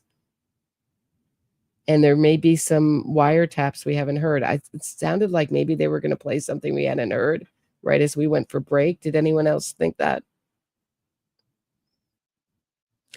I'm wearing out my audience. Is Forensic RN okay? Yo, defense has no case. That's what you mean. Okay.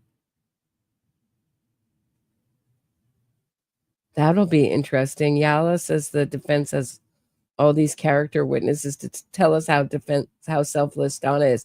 If that's the case, will the prosecution bring in Robert Adelson as a rebuttal witness? According to leaked reports, he said in his pretrial deposition, that Donna's the most self-interested person he's ever met, or one of them. All right. Have a great one, guys. Seriously, this is it. I'll see you tomorrow morning. Have a great one.